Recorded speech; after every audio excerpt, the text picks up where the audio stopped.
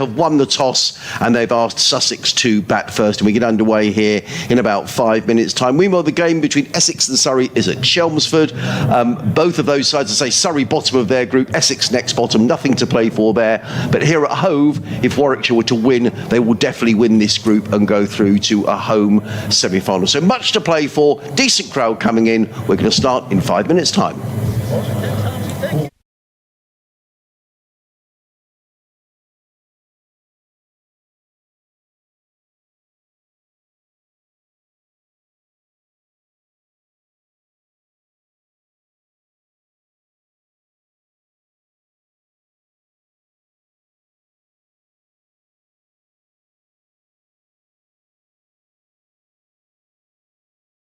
Over competition. I'm Adrian Harms, delighted to welcome Clive Eakin from BBC. Is it Coventry and Warwickshire or Warwickshire and BBC CWR and Radio WM. Lovely. Well, great to see Clive down Lots of initials. Just think initials. Yeah, okay. Before we do anything else, let's do a quick sound check around the ground. There we are. They're waving from the top tier of the Spen-Karma Pavilion. Thank you, gentlemen. So we do know, or gentlemen and ladies over there, so we do know that the commentary is going out around the ground, which is great news. We're working on the stream as well. I think we're just going to get the thumbs up from Jack, who's sitting next door to us. Oh, he isn't there, actually, but there he is. He's waving. Good old Jack. He's probably reading his Brighton and Hove Albion programme, I expect, from the last game. But anyway, he's all ready. So good news, everything is working. So a very warm welcome to Hove. And it is warm. It's very oppressive down here today. Plenty of cloud around. And maybe unsurprisingly, that Warwickshire have won the toss and decided to bowl first. Only right, as Clive is our guest, to run through the Warwickshire side, because it's been a terrific competition for Warwickshire. It has. They are definitely progressing. They should make it straight to the semi-finals, although I'm a bit cross with them, to be honest, Adrian, because for the sake of one flipping run, even one more run against Durham, which would have got them a tie, in which case I wouldn't have had to. And calculating net run rate is something that I need Mike Taylor here, because I struggle with it. But I did calculate last night, and it is still possible for Warwickshire to miss out. If they lose, they have to lose pretty heavily, but not completely absurdly. So I think, for example, if they were to, for the sake of argument, if Sussex would make 350 and Warwickshire would bowl out for 120, that would actually put them below Worcestershire.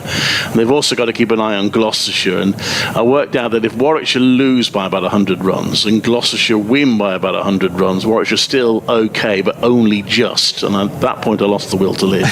So I'm surmising that if the margins are around 120 runs in both games, they could miss out. The simple equation, of course, for Warwickshire is make sure they win the game, and then they will not have to worry about net run rate. But yes, it has been a very good competition because they have a strong side. In theory, they lost 9 players to the 100. 2 of those were Chris Wokes and Moeen Ali, who barely count because you wouldn't expect them to play anyway. But they have had 4 of their 100 players back at various times, and in fact, they have got 4 of them playing today. So Danny Briggs, for the second time in the competition, has been released from his 100 squad to play for Warwickshire against his former county. Henry Brooks and Jacob Bethel both been released by Birmingham Phoenix. So they played in the last few games. And Alex Davis plays in his second match, having dropped out of the 100 due to injury, and he's recovered enough to play a couple of games. So compared to the team that lost so narrowly against Durham, they have decided to rest Michael Burgess, the wicketkeeper, no doubt with the 4 championship matches to come in mind. So Kai Smith comes back into the side and will keep wicket. And as I mentioned, Danny Briggs comes in and he replaces Craig Miles. So Warwickshire, Rob Yates, Ed Barnard, Will Rhodes the captain, Alex Davis, Jacob Bethel, Ethan Brooks, Kai Smith, Danny Briggs, Jake Lintott, Henry Brooks and Ollie Hallandorby. That pretty much, with the exception of Kai Smith, who hasn't played that much first team cricket, that is pretty much, or Ethan Brooks I suppose you could say as well. Other than that, that's pretty much a first team for Warwickshire. In terms of Sussex, have had a dreadful time in this competition, compounded by a really heavy defeat at Worcestershire on Sunday. There are 4 changes to the Sussex side. Chetishwar Pujara returns, as does Ollie Carter, who will keep wicket. They at the expense of Zach Leon Cachet, who made his debut on Sunday and batted very nicely, actually, and Charlie Tier, who hasn't had a great time in the competition when he's played, and Henry Crocombe and Ari Carvelos coming back into the side at the expense of Scott Curry and Jamie Atkins. The players making their way out to the middle. The umpires today are Ian Blackwell and Harris. Devon Malcolm, always good to see Devon, is the well, I don't think they call it the match referee, do they? But he's the whatever they call him. But always good to see Devon, and he is described on the scorecard as match referee. Oh, there we are. Well, we call it match referee. So Devon Malcolm is here as well. That's why I saw Devon was actually up at Derbyshire, and he was telling me about we played Derbyshire in the 50 over this year, and he was talking about a game where he hit 3 sixes in a row against Surrey in a limited risk game. It was a very funny story. So anyway, great to see Devon. And I think from a Sussex point of view, I mean, there's a decent crowd in, and the Sussex members and supporters will be hoping for something a lot better than we've seen in this competition. It's a competition where Sussex reached the semi-finals last year. They've lost 6 out of 7 matches, and it's been a dreadful campaign. So things can only get better from a Sussex perspective. Yeah, well, Warwickshire, remember last year, I mean, there's slightly different circumstances because, I mean, they're definitely through into something this year, but last year they needed to win their last game against Somerset to go through. And I think I'm right in saying Somerset had won no games at that point, but Warwickshire managed to contrive to lose that final game and miss out. Well, as you're our guest, you can get things underway, Clive. Harrison Ward's at will be taking strike. I can't tell the two umpires apart. They look similar in clothing and stature. Well, they're the umps, aren't they? I think they should have their names on their back umpires, but that's just me. I've heard other people say that as well. Ollie Handorby running away from us, comes into bowl. Good accurate delivery. He's been terrific, Ollie Handorby. He's by some distance the highest wicket taker in this competition. And Warwickshire actually now have the highest wicket taker and the highest run scorer in the competition. Ed Barnard's 160 odd against Durham lifted him to the top of the charts. So it's top of both individual tables there as he comes in, Alan Dolby, and that's pushed out to mid-off, and there is no run. From a Sussex perspective, there's now no cricket after today until a week on Sunday when they go to Durham when the championship resumes. So that is part of the problem with this format. Warwickshire sort of lamented that a little bit last season when they got knocked out. At least Warwickshire will have at least one more 50 over match to fit in. So in comes Hunter Dolby to Ward, who plays that onto the leg side, and that's a dash, but he will get the first run of the innings. He almost runs all the way into the commentary box here. Do you feel all right down? I'm slightly surprised that the ball doesn't roll all the way down to us. You just feel very down there. I don't remember it being like this, Adrian. I'm slightly surprised the players managed to stay on the field. Is that sloping here? Well, certainly if the ball beats the infield here, and funny enough, I was talking to Ben Gibson, the groundsman, and despite all the rain, he said, I mean, the outfield looks fantastic, but he said it is quite dry at the moment, so the outfield will be fast. And once it beats the infield here, it just races away for 4 runs. I'm wondering why Ollie Handorby's agreed to run uphill as well. The bowling, I thought he would have given that to Ed Barnard. Anyway, he's coming into bowl, 2 slips in place. And first ball to Haynes, again very accurate. Warwickshire's plan has been pretty simple in this competition, which is to try and bowl first if they win the toss.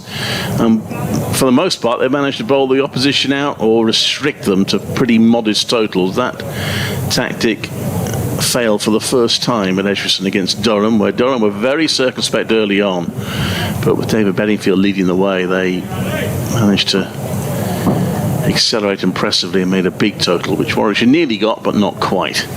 And Dolby into Hayne, right arm over, and Hayne again defensive to mid-off. There's no run. I felt so sorry for Tom Haynes on Sunday down at Worcestershire. He's skipper of the side. It's not great when you're skippering 6 defeats out of 7. And he was saying how he feels his confidence has suffered during this run. He doesn't feel he's batting particularly well. So I'm pleased for Tom Haynes that it's a stronger Sussex side today. But he will feel he wants to make some runs here. As I say, it's a little break now until they go to Durham in the championship. And he'll probably need some runs under his belt. Hannah Dolby blows into his hands. Little shuffle. Warwickshire in their navy blue tops and dark trousers. Comes into bowl and Hayne pushes out to mid-off. I think it is the sensible approach for the opposition, particularly Barnard and Hannah Dolby. They do well. They're really tight. And what Dunham did was not worry too much about scoring loads of runs in the power play, but just make sure they didn't lose wickets. And I dare say the Sharks will think along those lines. They are one without loss after the first over. And probably one of my favourite county cricketers. I always thought he was a terrific player when he was at Worcestershire. Ed Barnard is going to open the bowling from the Cromwell Road end of the ground as the sun makes an appearance here at home. The weather forecast is good for today. There's lots of heavy cloud at the moment, but it's forecast to be a really nice day and a decent crowd in, particularly considering how poor Sussex have been in this competition. Barnard's going to be bowling with a slip. The two fielders outside of the 30-yard circle are a third man and a deep square leg or deep mid-wicket over by the clock tower scoreboard. As in comes Barnard, right up over the wicket in and bowls to Harrison Ward, who's forward solidly. Defensively plays up to mid-off, and there is no run. There's a very cooling breeze on the front edge. I stayed overnight in a city centre hotel, and I could have gone a very direct route to the ground, but I walked down, despite being laden with baggage, so I could walk along the coast to get a longer route. It was very nice. A nice cooling breeze. Barnard down the hill bowls, and Ward plays that firmly but fielded in the covers, and there is no run. I love covering cricket here, so Adrian, if you could get Sussex into the first division. I mean, the alternative, of course, would be to Warwickshire to drop into the second division, which they nearly did last year. But there was that dramatic last game, wasn't it? I mean, I'd say get Sussex in the first division. The only thing about, of course, it doesn't guarantee that we come here because you don't play everybody twice in the first division, but still, it would be nice to do a championship game here again. Barnard. Bowls to Ward, who's beaten outside the off. That's a good delivery from Ed Barnard. And we've got a terrific view. We're probably 2 cut strips away from the wicket itself, so we've got a very good idea of LBWs, etc., etc. People like coming down to Hove. Perhaps we get a bit used to it, but it is a lovely ground and a nice part of the world. I think being so close to the coast as well is makes it nice. Barnard.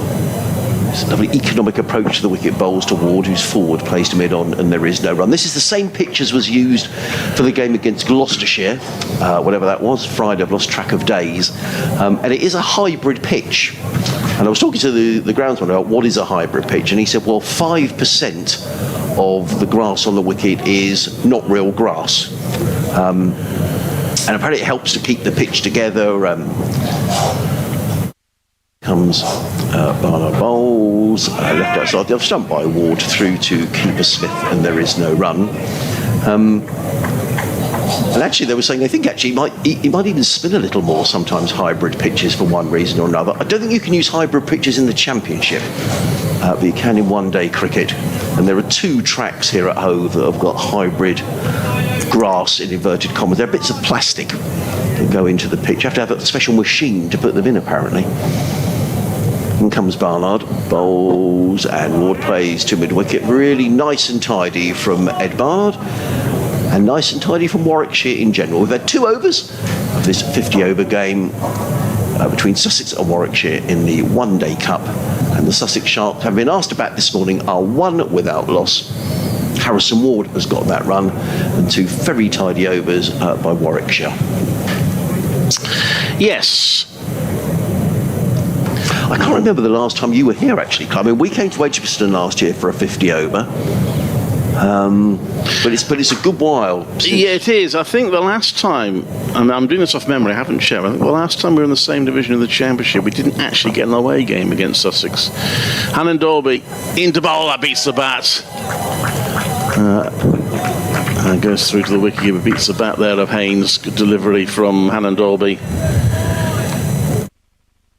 A tidy start from Warwickshire. It's just a shame, Clive, isn't it? Because in T20 we play the same teams every year. I mean, I know it's for lots of reasons it's regional. That's why this one that used to be the same, didn't it? It was regional for a while. So I'm pleased that this competition is no longer regional, and that, I mean, I'm not sure Durham felt that when they went to Neath for no play.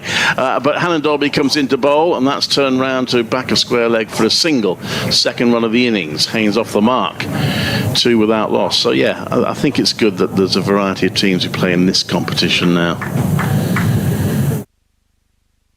And in terms of the Championship, Warwickshire having a better season this year than, like you say, they just escaped in the final game last year. Better this season? Yes, they've just slipped up a little bit in the last couple of games. I think realistically their hopes are that, they won't say it publicly, but I think their hopes of winning the title are pretty slim now. It does look like a straight fight between Surrey and Essex. As long as they don't completely implode in the last 4 games, they should be okay in terms of preserving their First Division status. Now, Kai Smith is standing up to the stumps here. To Haynes as that one. Oh, he's whipped at that one a little bit, Haynes, and it bounces in front of second slip and is fielded there.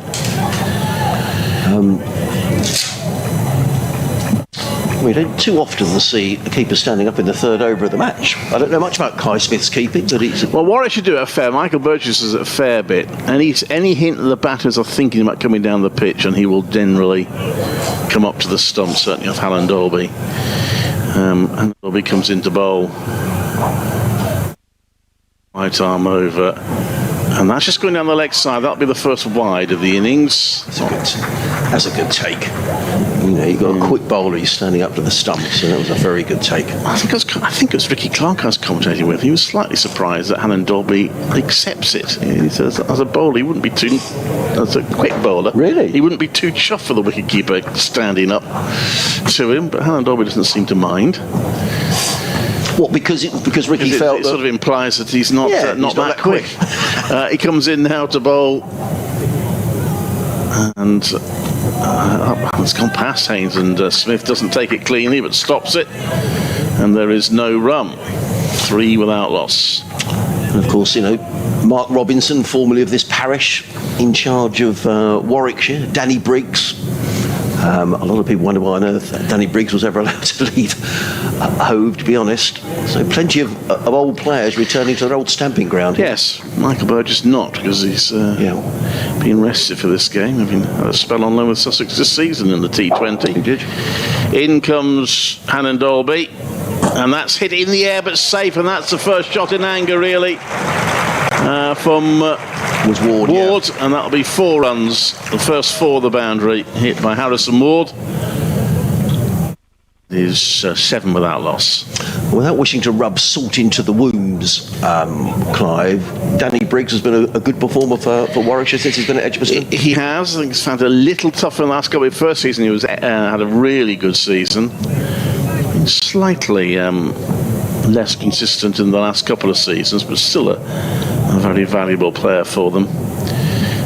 In comes Hannon Dolby, and that's defended out on the onside by Ward, but he got the 4 in that over, so that's the most productive over so far. 6 runs coming off it, including the wide, and Sussex, after 3 overs, having been put in by Warwickshire, are 7 without loss. Yeah, I think there was a feeling here that Danny Briggs didn't take a lot of red ball wickets, but he went to Warwickshire and you won the title, did you, that season? Yeah. The amount of runs in one-day cricket that Danny Briggs used to save here, fielding at backward point. I mean, it was just... Where's he? I think he's fielding at mid-on today, but terrific in the field. Good lower order runs as well. He makes... Anyway, Barnard running in, comes in a bowls to Tom Haynes, who flicks that away, another race away for 4 runs. Just a bit too much down the leg side there from Ed Barnard, and Tom Haynes just clipping the ball nicely down to find. That'll do Tom a world of good. He was really down in the interview that I conducted on Sunday down at Worcestershire, and he was skipper at the side. Very much been spoken about in England terms, you know, a year or so ago, and you know, he's a fine player, but his confidence is really taking a bashing in the last couple of weeks. In comes Barnard, bowls to Haynes, and that's another lovely shot, just wide of the off stump, and steers that one nicely away through the covers for 4. So 2 shots will give Tom Haynes a lot of confidence. He goes to 9. Well, Warwickshire have won, say, 2 or 3 of their games in the first sort of few overs of the match, really. And they had Gloucestershire 10 for 4. Wow. And they had inside 4 overs, and they had Worcestershire 4 down in about 8 overs, I think. So if if Sussex can get through this power play without any real damage, that might be well set. Barnard bowls to Haynes, who's done it again. He gets a single this time down to a wideish third man. They're going to come back for two. They'll need to get a bit of a shifty on Will Tom Haynes in the end. It was a comfortable couple of runs as Hannon Dolby needed to run to his left at third man to field, and Tom Haynes comes back for his 11th run, 17 without loss. Yeah, good running from Haynes. How wonderful to see another familiar face. I haven't seen you, Clive, for a year. Good to see you now. Brian Holford has come wandering into the box. A esteemed journalist from the Midlands. He comes, Barnard bowls to Haynes, and this time he beats Haynes outside the off stump. Ball goes through to be fair, esteemed usually means old. So does it? Right. Okay. What? Right. Okay. Decent bloke. Anyway, how about that? Good to see Brian. And Tom Haynes, that's a little bit the way Tom Haynes' season has gone. He plays a couple of lovely shots, and then he plays a poor shot, and that's something that Tom needs to eradicate from his game. And comes Barnard, bowls. Oh dear, oh dear. Well, and sort of makes the point, really. Big, thick inside edge, and the ball whizzes down to find leg for a boundary. So two good shots for four, then a scratchy shot outside the off stump and a big inside edge, and that could have gone anywhere. It's gone away for a boundary, and Haynes goes to 15, and the Sharks to 21 without loss. If Sussex make a big total, I'm going to have to try and calculate what Warwickshire need to ensure they get your calculator. Which is going to be really annoying, because it's not the easiest calculation to make. Comes Barnard again, bowls, and Haynes is struck right about the thigh pad. The ball bounces out in front of him, and there is no run. So end of the over, 21 without loss. Ward on 5. Haynes on 15. Live cricket here on the BBC. If you'd like to send us an email, sussexcricket@bbc.co.uk, sussexcricket@bbc.co.uk, or you can tweet us at BBC Sussex Sport, or what's your mode of communication, Clive? You can email me, clive.eakin@bbc.co.uk, or BBC CWR Sport on Twitter. That was the the first double figure over of the innings. 14 runs off it, 3 boundaries, albeit one of them was streaky, but nonetheless, very productive over from Sussex, and this is a decent start, and it's not quite Warwickshire's modus operandus this at the moment. The early wickets so far have eluded them. Ollie Hannon-Dolby will try and put that right as he comes in to bowl to Harrison, who whips at that one, and it rolls to the slip off his pads. There's no run. Several times in this competition, Harrison Ward has made a start and just hasn't gone on to play the big innings. Hasn't featured in the county championship this season. Very much regarded as a one-day player. I think by his own standards had a difficult season. Oh, I could do some interference. I don't know if that's our effects mic. I could have a play around with that in a moment. In comes Hannon-Dolby, and that is driven out to the offside, but straight to Jacob Bethel in the covers, so there's no run. Harrison Ward has played, this is his 4th match. He's made just 64 runs at an average of 21, a top score of 35. So not the best return.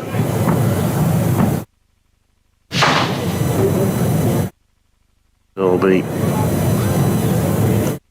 going to add to his impressive wicket tally.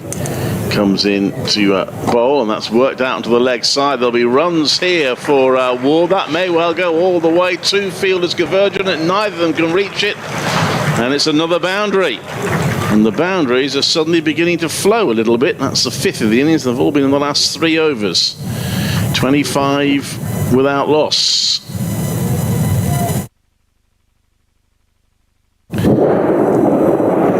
And just switch the effects off a little bit while Adrian tries to sort out the interference that we're getting. In comes Hannon-Dolby to bowl, and that's off a bit of an edge, but it's going to be a run just to backward point for Ward, who's on 10, Haynes on 15, 26 without loss. In the 5th over. So, decent stuff so far from Sussex in their vibrant pink shirts, black trousers, County ground at Hove, not full by any means, but well populated, as that one is played onto the onside by Haynes off and Derby, and there's no run. 26 without loss.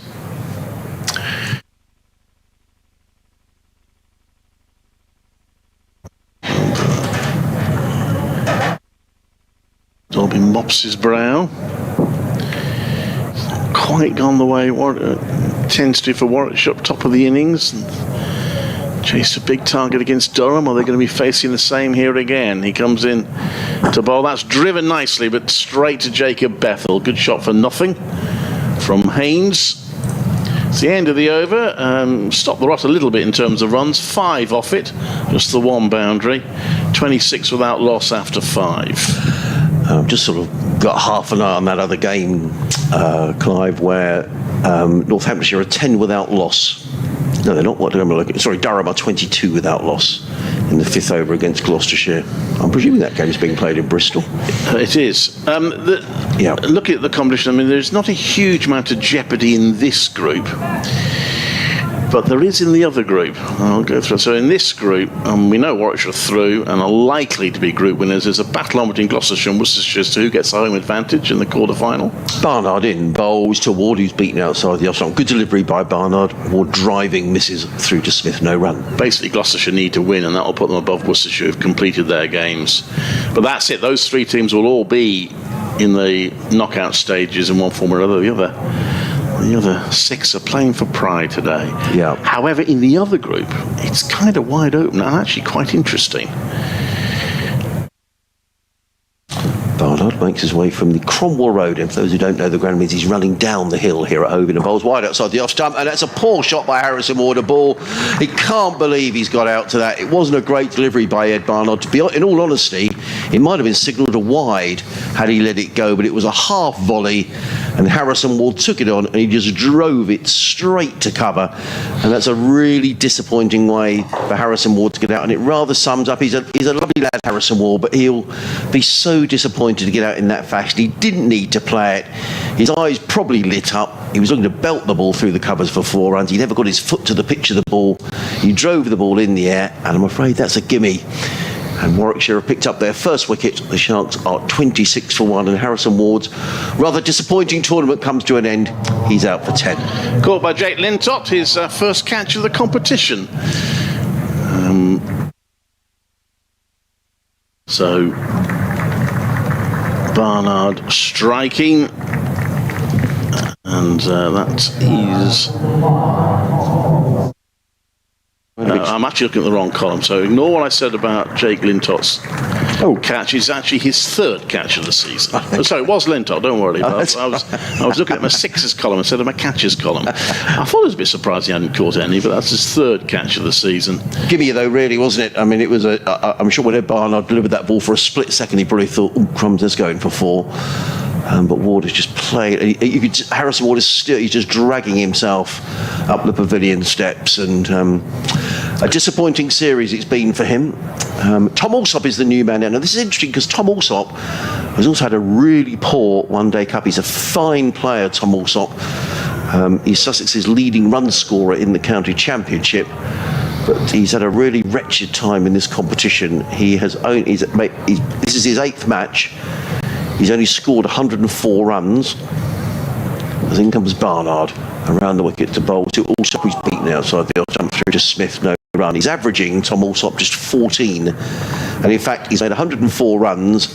He made 60 down at Taunton. So if you take the other 6 innings, he's only scored 42 runs. So he's a much better player than that. But he needs some runs.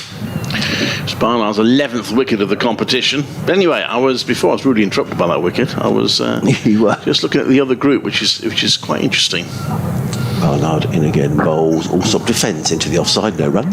So Leicestershire and Hampshire will both be through to the next stage, but Leicestershire have completed their games. Hampshire need a good win, not a completely unrealistic win. I'm certainly not going to calculate it, but they need a good win at Newport on the Isle of Wight against Kent to move to the top of the group and go straight through to the semi-finals. And then there are in theory 4 teams, in practice 3 in contention for the Barnard bowls again. Also beaten outside the off stump, no run. For the last knockout place. Yorkshire in theory have a chance, but they would need a very unlikely set of results. But Lancashire currently hold the 3rd place, so if they win their last game, they will get that. But they are playing Nottinghamshire, who also have a chance of qualifying. If Nottinghamshire beat Lancashire, then Notts would overtake them. Interesting. Barnard in bowls, also drives across the line. He was looking to play that through the offside. He plays it to mid-on. There is no end of a tidy over. In fact, a wicket maiden from Ed Barnard. And the Sharks are 26 for 1 at the end of the 6th. Haynes on 15, also up yet to score. The man at Harrison Ward, disappointingly driving to cover. He was out for 10. So, yeah, much to play for in that group. Yeah, well, also, if Notts beat Lancashire, Kent could actually usurp both those teams. Sorry, if Notts beat Lancashire, Kent could move into 3rd place with a win, but they're playing Hampshire, who need a win to try and top the group, so there's quite a lot of jeopardy in those games. That was Barnard's 2nd maiden of the innings, and as Alan Dolby comes in, our guys back at base, we'd like to know I'm counting maidens in this competition as well. For Warwickshire at least, that's played out on the offside, there's no run, and I can tell you he's now got 6 maidens for the competition. Only Alan Dolby's bowled 10, wow. Which I haven't absolutely checked it, but I think it's the most in the country. 26 for 1.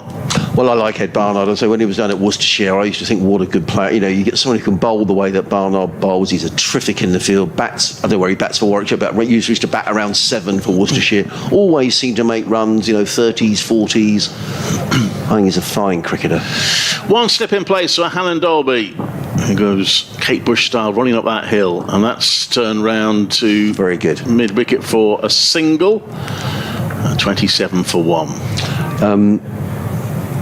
Yeah, and actually, Clive, I've noticed in the competition this year that players have come back from the 100, and counties have been keen to. We've seen some counties. They've had some good sides out in this competition this year. Yeah, well, it's a new rule this year. Last season, the first 2 seasons, and apparently the counties wanted it this way, which I don't really understand. But the rule was, if a player was at the 100, that's it.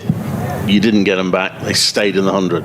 This season, there is that rule. If they don't play 2 games in a row, they can come back to their county side. Alan Dolby comes in round the wicket to bowl, and that's driven nicely by Alsop. And that gives him his first runs in the form of a boundary. Yeah. Through the covers, and despite the loss of 1 wicket, Sussex are progressing reasonably well here. That's 31 for 1. Well, Sussex have only lost 1 player who would have played in this competition to the 100, and that's George Garton. So that's why the expectation was really high that Sussex would do well in this. Hannon Dolby around the wicket bowls, and that's pushed out to the onside. They're going to go through for a well-called single. 32 for 1. Well, originally the thought was, the rule with the 100 was going to be that if a player missed 2 games, he could go back to his county, but that would be it. He would stay with his county and not return to the 100. Well, I thought at the time, I don't think the players are going to like that very much. So clearly that idea has been relaxed, because Danny Briggs has been back for a game, then gone back to his 100 squad, and now he's back for this game. So surely it's better that players are playing than not playing. Oh, definitely. Better for this competition, most definitely. Alan Dolby comes in to bowl to Haynes, and that beats him outside off stump. Not bowled. And it's a dot ball, 32 for 1. Well, that's a terrific delivery. He wasn't just moving away from Tom Haynes, who comes down and does a little bit of gardening. BT ball ends up. Yeah, I mean, George Garton is just, I was looking yesterday, he's only played 1 championship game for Sussex all season. Handful of games in the T20, but he's played a lot in the 100. Well, the player that Warwickshire didn't lose this year, which they did lose in the first 2 years, is Jake Lintott. He hasn't gone to the 100 this year. That one's pushed out to the offside. Jacob Bethel, who has been at the 100, but just not quite getting to the Birmingham Phoenix team at the moment. He throws in. There's only actually 3 players now, if you disregard Chris Wokes and Moeen Ali, who they haven't even played that many games in the 100. Certainly Chris Wokes hasn't. So he would unlikely to have played in this competition anyway. There's only 3 players that Warwickshire have missed for the entire competition, and they are Dan Mosley, Chris Benjamin and Sam Hain. Sam Haney is a big miss, I have to say. But yeah, so they felt right at the start of this competition that there might be an opportunity. The team looking a bit stronger than it has the last 2 years. Here comes Ed Barnard, comes in the bowl shot. Also, he's dropped. He's dropped at first slip. A life for Tom Alsop. It wasn't a routine catch, but I think it's a catch that they'll feel should have been taken at first slip by Rob Yates. He takes those every day of the week, Rob Yates. It's very unusual for him to put one down. He's taken a whole load of catches this season in the championship and in this competition. He'll be very disappointed that he's put that down, but catches do get dropped, even by the best. And Yates is one of the best, but didn't get that right. So Tom Alsop given a life on 5. It might just be the bit of luck that Tom Alsop needs. As I say, he's desperately short of runs.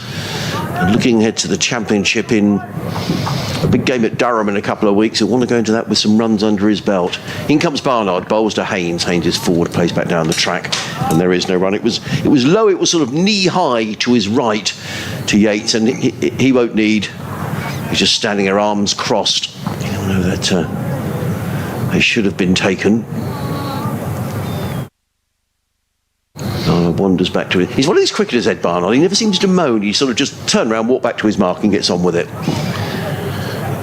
He's on his way again. He's picked up the 1 wicket to fall. Round the wicket bowls. 2. Oh, it's a super delivery. Well, that really was a good delivery. Pitched just outside off stump. Cut back to Tom Haynes. And went over the top of middle stump. And in fact, Kai Smith took the ball going down the leg side. It's been a funny spell from Barnard. He's bowled 2 maidens. This one's gone on for just 1 run so far, but his second over went for 14. Yeah. There were 3 boundaries in that. Admittedly, one of them was an inside edge, which was very unlucky. The other 2 were good shots.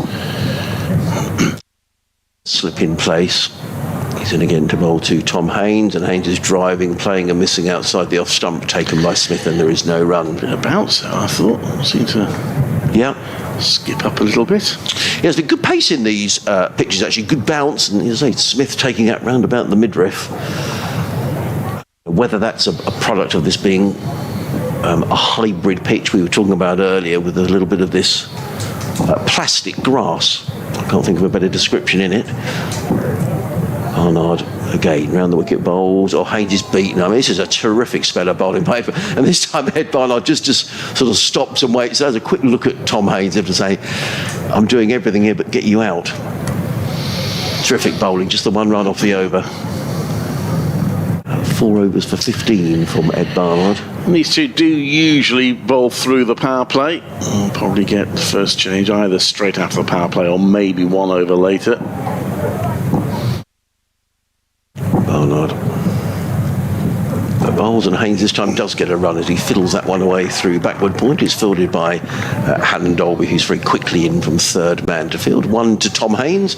That's the end of a very tidy over from Ed Barnard. He's now bowled 4 overs, 2 maidens. He's taken 1 for 16. The Sharks, having lost the toss, been asked to bat this morning, are 34 for 1. Tom Haynes on 17. Tom Alsop is on 6. Alsop was dropped when he was on 5. The man out, Harrison Ward, caught by Jake Lintott off the bowling of Ed Barnard, driving in a wide delivery and just carving the ball straight to cover. And the sun is coming out. I think the weather is sort of improving all the time. Bit of blue sky above the ground. Of course, just as I say, these bowlers usually bowl at the power play. They're not on this occasion because Hannon Dolby's opening spell of 4 overs for 18 runs comes to an end, and Henry Brooks, who usually takes wickets and goes for runs, so this could be interesting. He comes in to bowl again, having been released by Birmingham Phoenix from the 100. Not had the best of competitions as Phoenix, to be honest. He comes round the wicket. Oh, that's a low full toss, which they might have taken the pace off it a little bit, and Haynes mistimes it. Can only play it to mid-off. You'll feel he missed out there, the batter. Definitely. Yeah, particularly playing towards this shortish offside boundary for the left-hander. In terms of what I was saying about the other groups and the interests, it's looking good for Lancashire early on. They have Notts at 13 for 2. Win for Lancashire sees them almost certainly through. That's a hit upish, but it's going to go down to 3rd. It's going to go for 4. That wasn't exactly where Haynes intended it to go, but he's got 4. Yeah, and I just think that previous shot where he missed out on the full toss, it's just, he's just not quite in the groove, Tom Haines. He's played a couple of lovely shots, but as I said the other day, his confidence is just suffering a little. I'll just take over Clive to do this update, if that's okay, and then I'll be back with you. As in comes Brooks around the wicket, bowls, and Haines works this one down to third man, picks up a run, does Tom Haines. He goes to 22, and the Sharks to 39 for 1 in the 9th over. So just one more over, and then Warwickshire will be able to have 4 men deployed outside of the 30-yard circle. Sun out, a bit of heavy cloud up towards the downs in the distance, but the crowd in shirt sleeves and shorts, and a good crowd as well. As in comes Brooks, bowls and let go by Allsop outside of the off stump, taken by Kai Smith, and there is no run. Just the one slip in place, backward point, cover mid off, mid on, mid wicket, short fine leg. There's a deep square leg and a third man of the 2 men outside of the circle.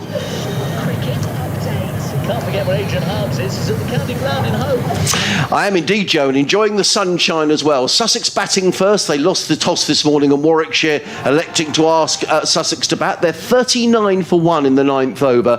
Tom Haines is on 22. Tom Allsop is on 6, although Allsop was dropped in the slips when he was on just 5. The man out, Harrison Ward, who drove a wide delivery from Ed Barnard to cover, he was out for 10. Meanwhile, Surrey playing their final game in the competition away at Chelmsford against Essex. Essex batting first are 54 for 1. A wicket there for Amir Verdi.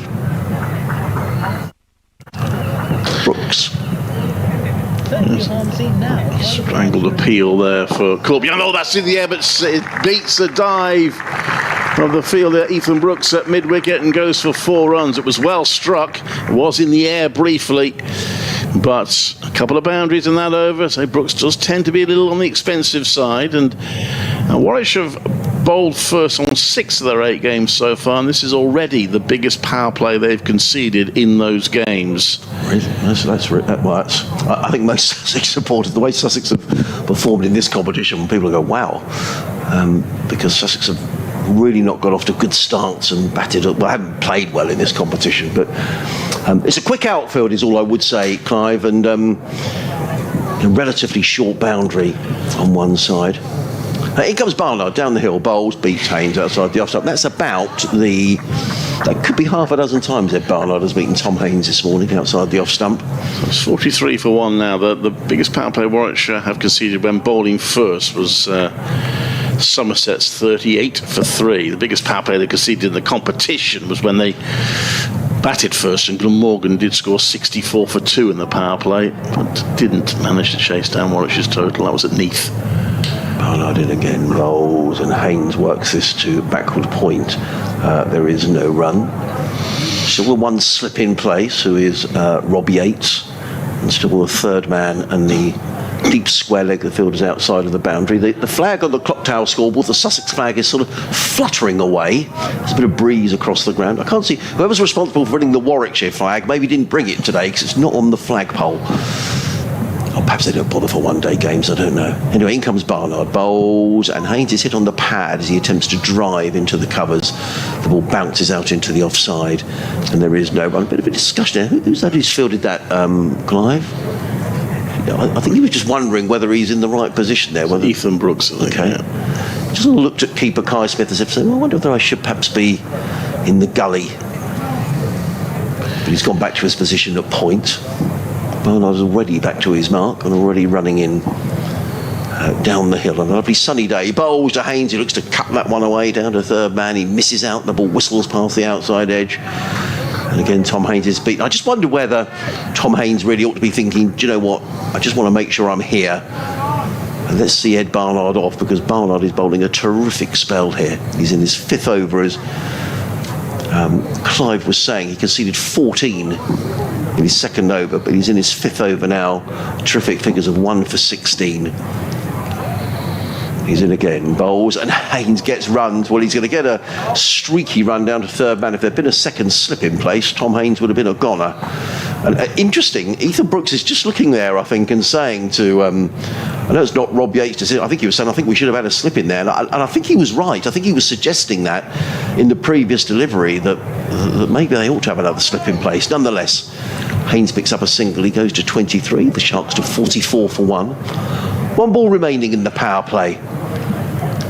As Barnard is in again, bowls, and Allsop is beat there. So I thought, well, it's been a wonderful spell of bowling this by Ed Barnard. I like him enormously as a cricketer, and I think that's been a terrific spell. 5 overs, 2 maidens, 1 for 17 for Ed Barnard, and it could have been a lot worse, and Sussex could easily have been 2 or 3 down here in this opening spell. Yeah, he's bowled well, but it's a decent start from Sussex. Teams don't tend to get too worked up about power plays in this form of cricket. But they've made a solid start at 44 for 1. Oh, we've got a few emails which I'll read out at the end of the over, Clive. Brooks then, his second over. Coming into bowl.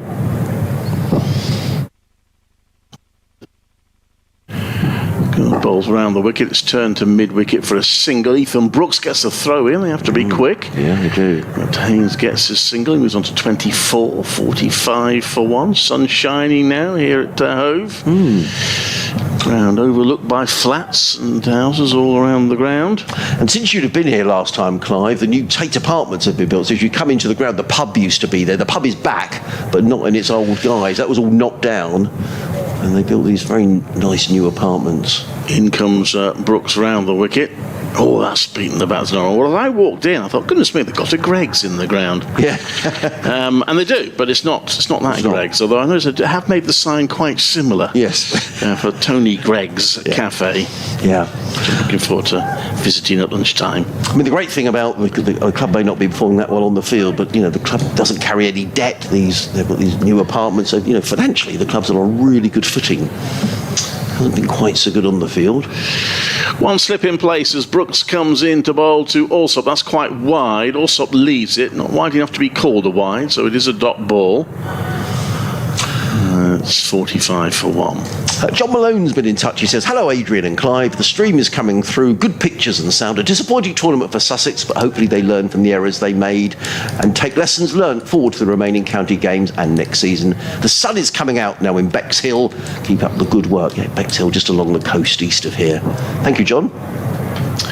Brooks bowls, and that's hit up a shoe, but down to third for a single by Allsop, who moves on to 11, and it's 46 for 1.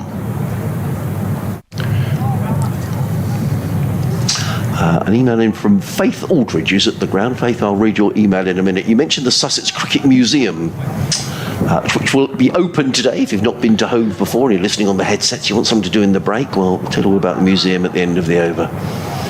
In comes Brooks. And that's play down to third for a single by Haynes, who moves on to 25. 47 for 1. Nice little buzz around the ground today, Clive. Sort of nattering away, absorbed in the cricket. It's been a decent enough start from Sussex. That's the makings, even this early stage, of a decent game. As Brooks comes into Allsop, it turns that round onto the leg side. They'll certainly get 1. They'll look at a second, but they don't risk it. That's fielded on the boundary. Let's check who that is over there, actually. But anyway, there was just 1 run. It's Jake Lintott who came in and got the throw in. And that's the end of that over. So a tidier over from Brooks, 4 runs off it. 48 for 1 after 11. And, unsurprisingly, Ed Barnard is going to carry on from the Cromwell Road end. He's got a really good spell here. 5 overs, 2 mains, 1 for 17, and he's going to come into bowl to Tom Alsop. He's in the bowls, and Alsop is hit on the pad. There's a loud appeal. Barnard appealing to umpire. I'm not sure which umpire it is, whether it's Ian Blackwell or Ant Harris, because they do look similar. Well, they've got exactly the same kit on, but also they're of similar stature as well. So apologies, I can't tell them apart. So Faith, thank you for your email, which I shall read in a mo. In comes Barnard. Around the wicket bowls, all sort of forward plays into the covers, no run. I'm usually listening to you whilst I'm at work, but today I'm actually in the ground. I managed to plan my annual leave when a match was happening here and the weather is looking good. I haven't been here in years and loving the look of the ground. Hoping to go to the museum during the break as per your recommendation. Yeah, it's a really good museum. They've even got things in there like QR codes. So if you've got your phone, you can read about the exhibits, but they're sort of old and new, and the volunteers do a great job. So I hope you enjoy it, Faith. In comes Barnard and Bowles, and also works this one down to third man, fielded by Hannon Dolby. Picks up a single, 49 for 1, Sussex. She also says, also very pleased that my Lord's radio is working, so I can listen to your excellent commentary. Oh, I shouldn't have read that. Listen to your commentary whilst in the ground. Well, thank you, Faith. It was in the ground, but comes from Horsham. And I'm glad that people have managed to get headsets and can listen around the ground. As I say, they are available at Lord's and some of the other test grounds as well, but you have to buy them in such quantities. There's no, Sussex aren't selling them. In comes Barnard Bowles. Haynes beaten outside the off stump, not for the first time. Total remains 49 for 1. So thank you, Faith. I hope you have a great day. And the ground's looking splendid. I think the outfield just looks magnificent here at Hove, and not that it got damaged at all. There was a concert here by The Who a few weeks ago, and the stage was at this end, but you wouldn't know it. So well done, Ben Gibson and his ground staff, who do a great job here.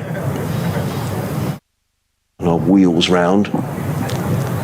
Comes in around the wicket, bowls. Haynes stretches forward, plays that into the offside, and there is no run. Julian's been in touch. Morning, Julian. Hope you're well, sitting up there in the top deck of the Spen car, where he says, good morning, gentlemen. Hopefully Sussex can finish a very disappointing campaign with a win. There have been too many one-sided matches. It's hard to believe Sussex have been so poor. What's gone wrong, Adrian, says Julian. One other question. I haven't seen Sarah Taylor for a while. Is she still with the club, or have I missed something? I'll try and address those two questions in a minute. I don't know the answer to the second one. As in comes Barnard Bowles. Again, he beat Haynes. That's at least half a dozen times that Tom Haynes has been beaten outside the off stump this morning. Another very tidy over from Ed Barnard. Just concedes the 1 run. His 6 overs have just cost 18 runs, and the Sharks 49 for 1. I don't know about Sarah Taylor, Julian. I don't know whether she's maybe away with the women's 100. But we'll certainly ask the question if she's not up at Durham in a couple of weeks' time. And what's gone wrong for Sussex in this competition? I mean, well, it's difficult to put your finger on it, Julian. Sussex should have been good because they've only lost George Garton. Henry Brooks comes in to bowl to Alsop. Still Warwickshire employing his slip as Alsop pushes out to the covers for no run. There are games in this. I mean, it all started to go wrong, really. I mean, the first game here against Durham, when Durham scored 427. I mean, I think one of the problems has been when you're chasing big totals, the bowling has been poor in the extreme. You just can't concede that amount of runs in a 50-over game. I mean, Gloucestershire here the other day, it was a 38-over game because of rain. They made 311. In comes Brooks to bowl. That's in the air, but just short of Ollie Hannon Dolby, who loses his glasses in stopping it. He did the right thing on Hal Dolby once he sort of lost the ball when trying to catch. He just made sure he got his body in the way and took the hit, which prevented any runs being scored. Just not a chance. It dropped just short of Hannon Dolby there. Yeah. Yes, it's been. I mean, there's been 4 totals of over 400 in the competition this season, which is fairly remarkable. Sussex incurred 1 of them against Durham, while Somerset have incurred 2 of them. In comes Brooks round the wicket to bowl, and that one with a bit of bounce. I don't think he played it in the end also, but it goes past his chest to Kai Smith behind the stumps. There's no run. So I think that's one of the major problems, Julian. The Sussex just haven't bowled well enough. They haven't looked like winning games. And when you're chasing big totals, you're always going to struggle. But the fielding's been poor. It's just been a disastrous competition, and Sussex needed to finish and sit down and reappraise what's gone wrong. Brooks round the wicket again, bowls, and that's going down the leg side. If that's missed everything, it's going to be a wide, and it is. Kai Smith took it well. Yeah, the one win Sussex have had was actually the second highest run chase in the competition so far this season. And that's a 50 up, by the way, hence the applause. But they wouldn't have won that game without Cheteshwar Pujara, who scored 100 and batted beautifully. It could easily have been 7 defeats in 7. A 50 coming in 63 balls. No, that's not right. Sorry, 75 balls. I'll get it right eventually. 75 balls of 50. That one is played down to third for a single by Alsop. So 51 for 1. Alsop on to 14. And I guess it's a question that I have raised to Paul Farbrace in questions after the game. When do you reach a stage? And Paul has never once used the excuse of young players. And Sussex do have a lot of young players, but he refuses to use that as an excuse. So you come to the question, about are the players good enough to play at this level? Brooks in again, and it's guided through the covers for a single. Sweeper comes in off the boundary. Jacob Bethel, it's one more run. 52 for 1. And that's something that Paul Farbrace has said, 100%. We need to look at performances, and that'll be questions I'm sure that will be asked at the end of the season. One thing I would say, Julian, is that Sussex have definitely missed Ali Orr at the top of the order. He's been a massive miss for Sussex in this. In comes Brooks, and that's down to fine leg for 4. Just a nice glance round his pads there from Alsop to the boundary for 4, which takes Sussex on to 56 for 1. 7 off the over. At some stage today, I'm going to get cross with the scoreboard, taking the score off so it can show a big number 4 on it, because then you don't know what the score is, but I'll try not to do it just yet. Just to finish that, because it's a fairly boring conversation for our Warwickshire listeners, I know, but Ali Orr, top of the order, has been a big miss for Sussex really since the end of May, when he injured himself up at the Oval in a T20, and since has dislocated a finger. In comes Barnard, bowls to Haynes, who plays forward down the offside of the track, and there is no run.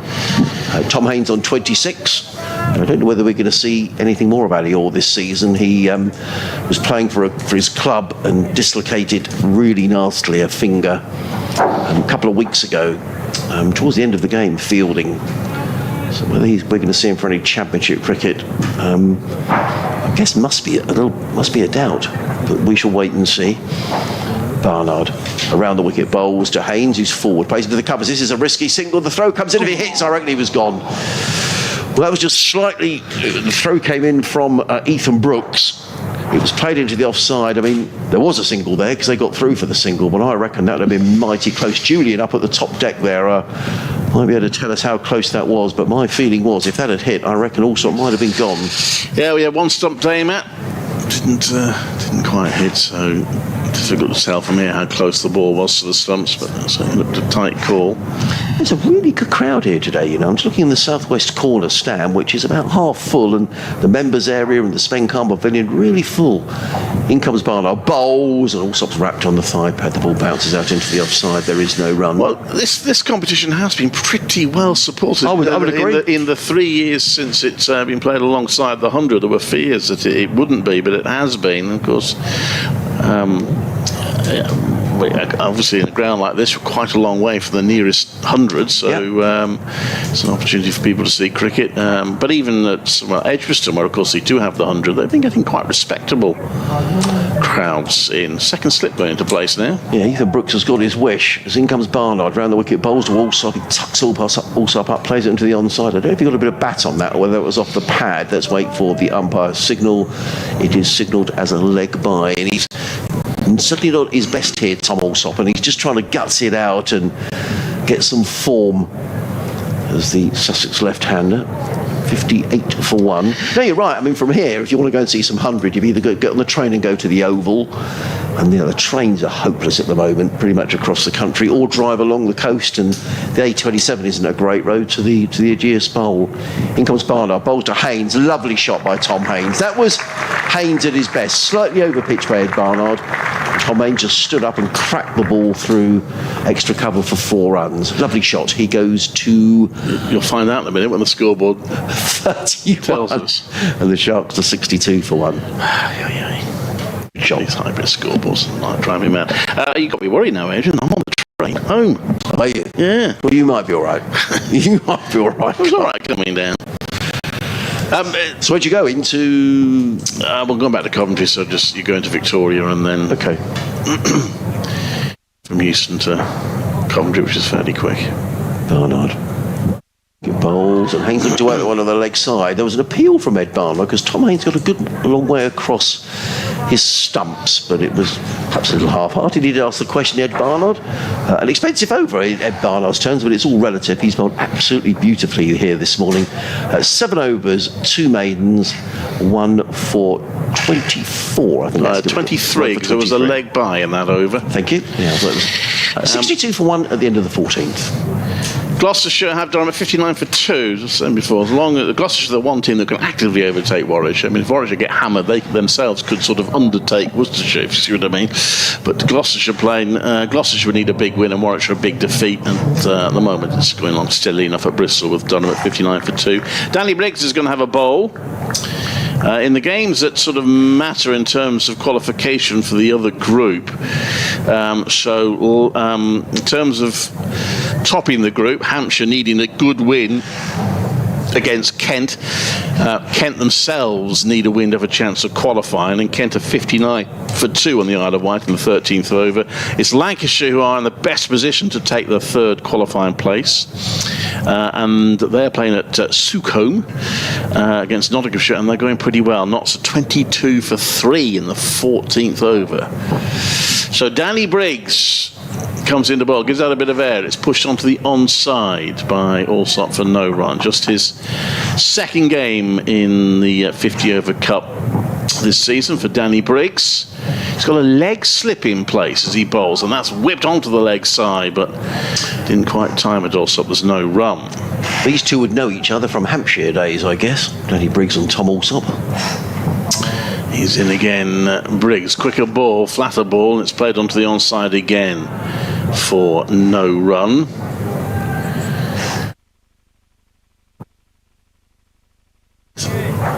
In he comes, bowls, it's pushed to backward point. It's another dot ball. It's a tight start from Briggs, who played in the game against Gloucestershire, took 1 for 26 in that match. Comes into bowl, he comes dancing down the pitch. Does Allsop, plays it long on for a single. Hasn't actually featured in the 100 this season, Briggs. He did have a bit of an injury going into it. It's been a frustrating 100 for him.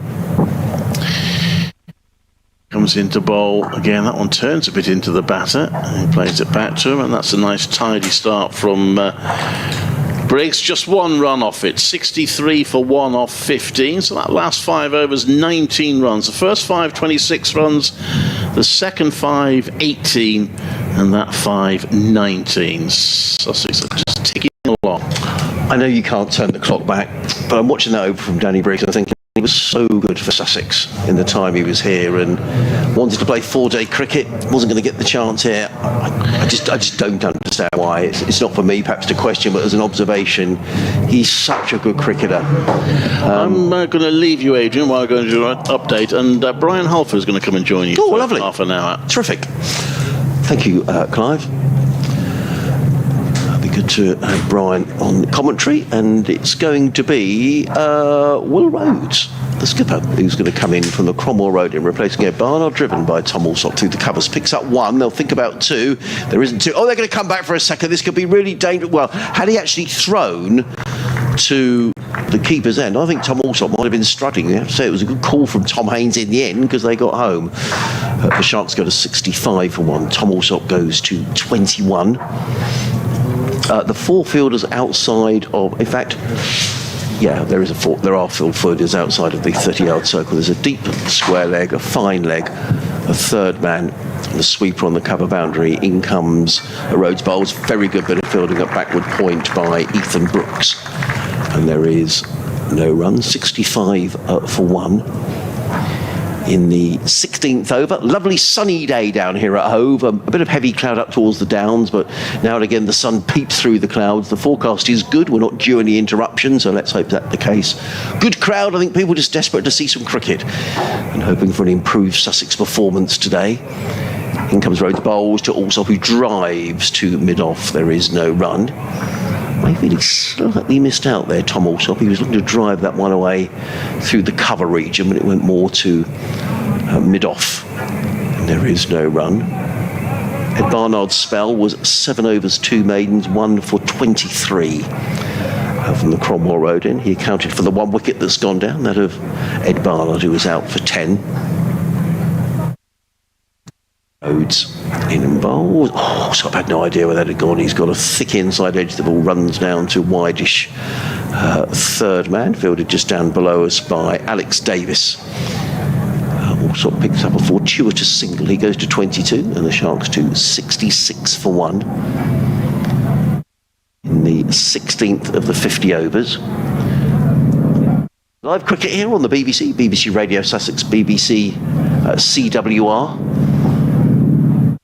To send us an email, sussexcricket@bbc.co.uk. As in comes Rhodes, Bowles and Haynes plays that into the covers, and there is no run. Having said it's a lovely sunny day, the sun has now disappeared and some rather more heavier cloud drifting across the ground. Sussex flag on the clock tower scoreboard is now billowing away, so the good news is there is a bit of breeze, so hopefully any cloud will drift away.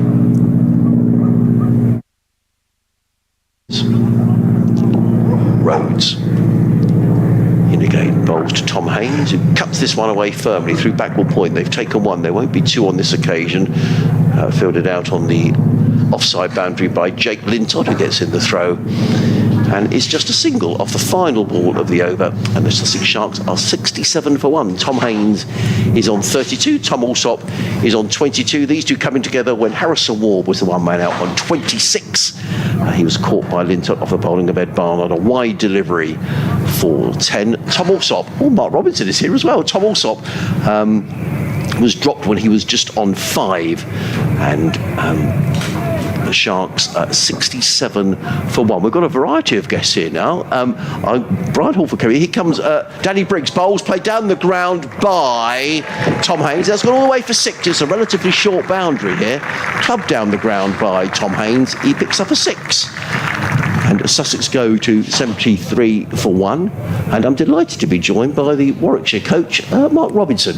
Oh, good to see you, Mark. Yeah, good morning. Brilliant to be back. Wonderful to see you. Lots of memories here for you of this cricket ground. Fantastic, yeah. And the ground looks in great nick as well. Sunshine always helps, but it looks in good nick. It's very good of you to come over and have a chat as Danny Briggs comes into bowl from the C end of the ground. Tom Haynes moves to 38. Haynes in bowls, and Haynes works this onto the onside, picks up his 39th run. I'm sure the Sussex public were delighted to hear from you, Mark. Warwickshire deciding to bowl first this morning. What was the thinking behind that?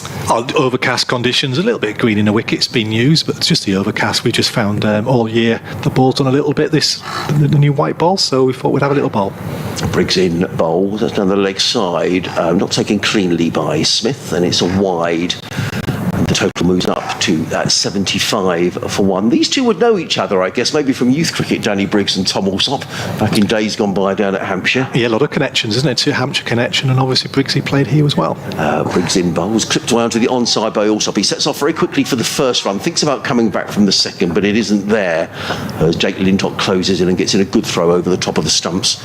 And it's just a single to Alsop. He goes on to 23, the total to 76 for one. Danny Briggs, who does rattle through his overs, the left arm spinner from the C end of the ground, which means he's bowling up the hill, comes in and bowls. The applause there for the 50 partnership, clipped around to the onside by Tom Haynes. He picks up another single, he goes to 40, and the Sharks to 77 for one. Tom Alsop just waits. one more ball to come in the over. We can have a decent chat to Mark Robinson. And comes Briggs, bowls, and also defends onto the onside, and there is no run. There is one more ball to come. I'm sorry, there was a wide, wasn't there, in the over? Yeah. 77 for 1, Allsop 123. Briggs waits. He's in again, bowls, and well bowled by Danny Briggs. Also looking to work that one backward for point, taken by Smith, who whipped off the bails. There is no run. End of the over, 77 for 1, Haynes on 40, Tom Allsop 123. Been a lot of playing and missing, hasn't it? Yes. I think we probably count ourselves a little bit unlucky, but then you lose the right to have a look when you drop 2 catches. Obviously, the one at slip and Oliver Dalby would like to catch that one at mid-off, and good players, and you give them lives, and then you can be hurt, because I think they'd be very happy, because it has done a bit to be in the position they're in. This is a I've forgotten the word for it. It's a hybrid wicket. A hybrid. Now, what do you think of hybrid pitches, Mark? Oh, look, they last longer and they give a bit more carry and bounce, so that's the advantage of them. Will Rhodes is coming in around the wicket, comes in and bowls to Tom Haynes, who drives to backward point, fielded by Brooks, and there is no run. It can only be 5%. Well, that's what they've got in this pitch, Mark. Anyway. Yeah. Well, I'm not quite sure the rules. I think it'd be really good if they could come into 4-day cricket, because, as I say, they do wear and they do spin a little bit as well. But it's just the longevity and the extra pace and bounce to give a wicket. And I think all around the country, speaking to Farby today, everybody's wanting that extra pace and bounce on day 3 and 4, not just on day 1 and 2. Rhodes in again, bowls to Haynes, who plays that very late and works the ball down to third man and picks up a single. The Sharks go to 78 for 1. So what will be the reason for them not being used in 4-day cricket? Clearly that's the rule at the moment. Is there a bit of a lobby to get that changed, Mark, do you think? There might be one start. I haven't really heard of one. I suppose it's artificial, and everybody likes the purity of grass and the natural wear and tear that hopefully it will give you, but it's the pace and bounce that we all know makes the best cricket matches. In comes Will Rhodes around the wicket, bowls to Tom Allsop, who's beaten outside the off stump. I reckon that probably Tom Haynes was probably beaten half a dozen times by Ed Barnard. Well, 1 over. Yes, indeed. And on this occasion, not just because you're sitting here, but I've watched Ed Barnard a lot during his days for Warwickshire. He just looks like a terrific... He always makes runs and he always takes wickets again. Oh, look, he's a good cricketer, and he's really revelled in his role up, at the top for us with the both ball and bat. And he's probably a little bit better than I thought, especially as a batsman. Technically very, very good, and he's got his best years in front of him. In comes Rhodes, bowls to Allsop, who works his backward square on the leg side. He picks up a single. Tom Allsop, he goes to 24. The Sharks to 79 for 1. Throw comes in, not the best throw coming in. And you look frustrated by that. Henry sometimes in the field frustrates me. But look, it's a great competition, this, because you've got different ages of players, and you've got different players in different stages of their careers, and it's been really exciting to watch. Majority of the time we've had 3 17-year-olds playing around an Ollie Dalby, which is great for their growth. Rhodes in again, bowls to Haynes, who cuts this one away down to third man and picks up a single fielded by Hannon Dalby. One more to Haynes. He goes to 42. Sussex to 80 for 1. And actually, the games have been well attended. I don't know about at Edgbaston, but this is a good crowd here at home today. No, definitely.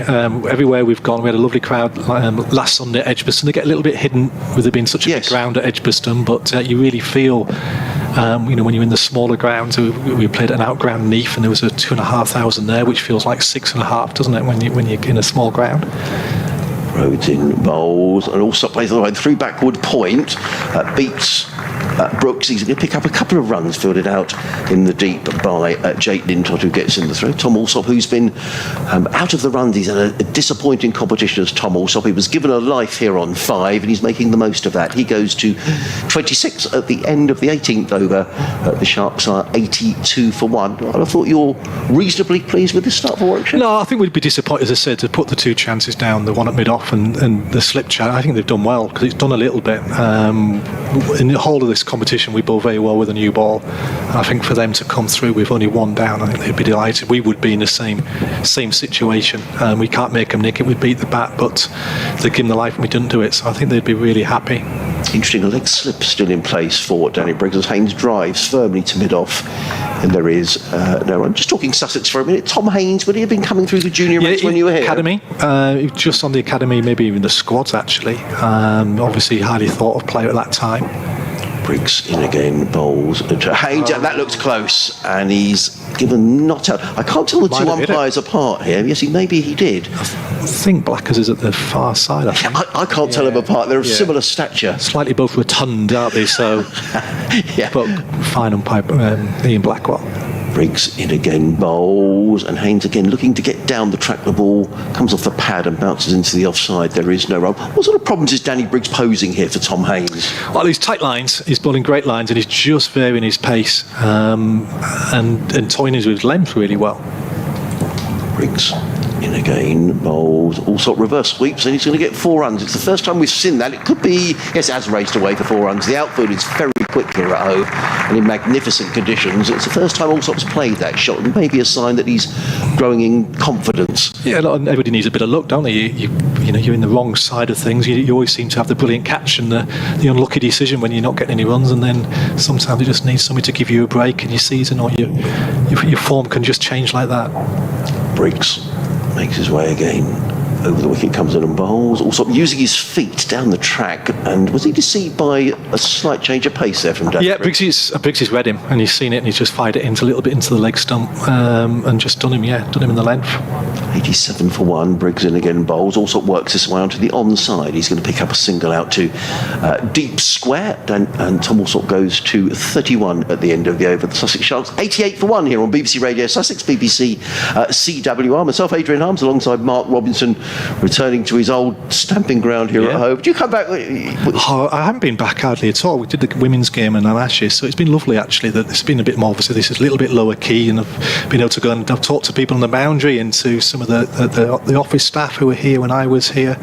Look, I'll always class that as my spiritual home. I spent such a long time, be it as a player and then as a coach, loving my time at Northampton, which in some ways has got similarities to Sussex, but I've got a lot of history here and a lot of friends, and it's just nice to catch up. There might be a few old players around as well, you never know today. As in comes Rhodes, bowls, and Allsop plays into the offside. There is no run. A lot of change here, Mark, since you were here. Sussex have gone down the youth track, and it's a bold move to go down the youth road, but it brings frustrations as well. Oh, yeah, and look, it's been hard watching from afar, like it has for a lot of people who love the club. You're on the circuit now, and there's you Phil Salts, Luke Wells, we've got Burgess and Briggsy, people who love the club and are no longer there. But we're far be in charge now. I think it'll sort itself out. In comes Rhodes, bowls, and he beats. Also, that's a terrific delivery, and always seems to go past the inside edge of Tom Allsop's bat through. Cut him in half. There is no run. Cut him in half. Yeah, look, Farbs is. I had Farbs at Warwickshire for a couple of years. He's a good man and he's a strong man, and he'll do the decisions that are necessary. And it's not an easy task, because to turn a ship round sometimes, and to just get that bit more experience and belief into what is obviously some very good players isn't. And there's never an easy answer, but he'll sort it out, I'm sure. Rhodes around the wicket, bowls, and also plays into the offside. It's the thigh pad, dribbles out into the offside, and there is no run. And I sometimes wonder with young players, Mark, they've had a difficult time in this competition, whether there almost comes a time, the Sussex were thrashed at New Road on Sunday, whether you reach a stage where it's perhaps not doing young players' confidence a lot of good when you're getting beaten by like that. No, look, they've got a relatively experienced team for what they can put out today, haven't they? They've got just about all their best players, which helps, and they need the best players to play well. They need Hainsey to play well, and Pajara to play well, and Allsop. Rhodes in bowls, and Allsop works this 2-point, and there is no run. So it's similar to us. So in the Championship, we play in. Rob Yates is 23 now. We're just captain, but he's still a relatively young player. Dan Mosley in his first year, we batted him at 5, and Jacob Bethel is a 19-year-old. So that's a 19, a 23-year-old, and a 20-year-old. You're trying to get into your top 6, but you need your senior players to carry the weight. The nature of a young player, they're going to be inconsistent. You have to accept that as they learn. Rhodes in bright sunshine now here at home. He's in and bowls, and Allsop cuts firmly away through the covers. Didn't quite time that, did Tom Allsop. Rhodes looked disappointed with the delivery. Nonetheless, it's just a single. First single coming off the over so far. 89 for 1 at the end. One more ball to go in this, the 20th over. When you talk about somebody like Tom Haynes as an opening bat, he was being spoken. He's gone away with the Lions last year to Sri Lanka. Was being spoken about in England terms a couple of years ago, and might well still be. Just wait for Rhodes to bowl this final ball of the 20th over. He's in and bowls to Haynes, who clips this one around the leg side and picks up his 44th run. End of the over. The Sharks are 90 for 1 at the end of the 20th. Where do you see the way that England are playing now, Mark, with Zach Crawley and Ben Duckett at the top of the order? Does that mean that as an opener you're thinking, I might just have to change the way that I play a little? Maybe. Look, it's sort of numbers game. You still got to score the runs, and obviously the things that if you're going to play international cricket, you're going to have to play spin well, and you're going to have to play the ball above your waist well, and you've got to be at the field. So if you can play the ball above your waist when there's that extra pace and play spin, you've got a chance. And then obviously if your style and is attractive to the selectors, you've got a very good chance. But you still have to play above 85 miles an hour bowlers and play spin well. And comes Danny Briggs over the wicket, comes in and bowls to Tom Haynes, who drives down the ground, picks up a single. He goes to 45, and the Sharks to 91 for 1. Sadly, we don't play Warwickshire very much these days. So no, it's first time. Well, we played you in the 50-over game last year. We had a fantastic great game, wasn't it? Pajava put on a masterclass, didn't he? In the heat. Briggs in and bowls and clipped away by Allsop down towards deep backward square. Will pick up 1, and that's all he get. 92 for 1. I think the challenge that you get is sometimes the over promotion of youngsters in terms of is this, is that. When they're only 19, 20, they haven't learnt their mistakes yet, and they've got to go through a lean spell, and it's always about how they come out of lean spells. Briggs bowls, Haynes plays down the ground, picks up a single. He goes to 46, 93 for 1. We've got Bethel, his first year out of school. This is his first year out of school. And he's touted in England Lions, and he's got all the promise in the world. Our challenge and where I earn my money with our coaches is how we nurture him through when to play and when not to. Briggs in again, bowls. Also works it down the ground. He picks up another single. He goes to 34, 94 for 1. And he's got a stress fracture of the back, so he can't bowl. And I'm always like you're like your dad with the young players. I'm watching him how he holds his back now. When he'd normally been able to key fielding spots. Briggs in bowls, worked onto the onside by Tom Haynes. A slip there at mid-wicket. No fault of the fielder there. Is that Ethan Brooks? Ethan Brooks, very good fielder, yeah. No, so with Beff, you're having to protect him in a little bit in the field now because he's, in the end of the day, he's got a stress fracture at the back and playing with a bit of discomfort. Briggs in bowls and worked by Tom Allsop through square leg. They take a 1, they'll look for 2 here. Allsop is very quick between the stumps. There's a good bit of running by Tom Allsop, who was very quickly back for the second run. He's gaining in confidence here, Tom Allsop. He's had a wretched series so far. Top score of 60, just over 100 runs. Sharks 97 for 1 at the end of the 21st over. Allsop on 36, Haynes on 47. Yeah, I think my last year, we just signed Harrison Ward onto the academy. So it's amazing. We gave Salty his debut in the last year. Obviously, Joffre, we were managing him because he had this back injury, and we were trying to find ways to keep him at the club because he was obviously going to be a gun, wasn't it? With Del Rey, we just signed on the academy. With Ollie Robinson's, we gave him that first year when he burst on the scene with Matt Hobden, who's unfortunately no longer with us. So there's always been a promise here, and that's your challenge as a team, as a club, is to how you get that from that promising bit into that producing and winning bit, which is we all want to do.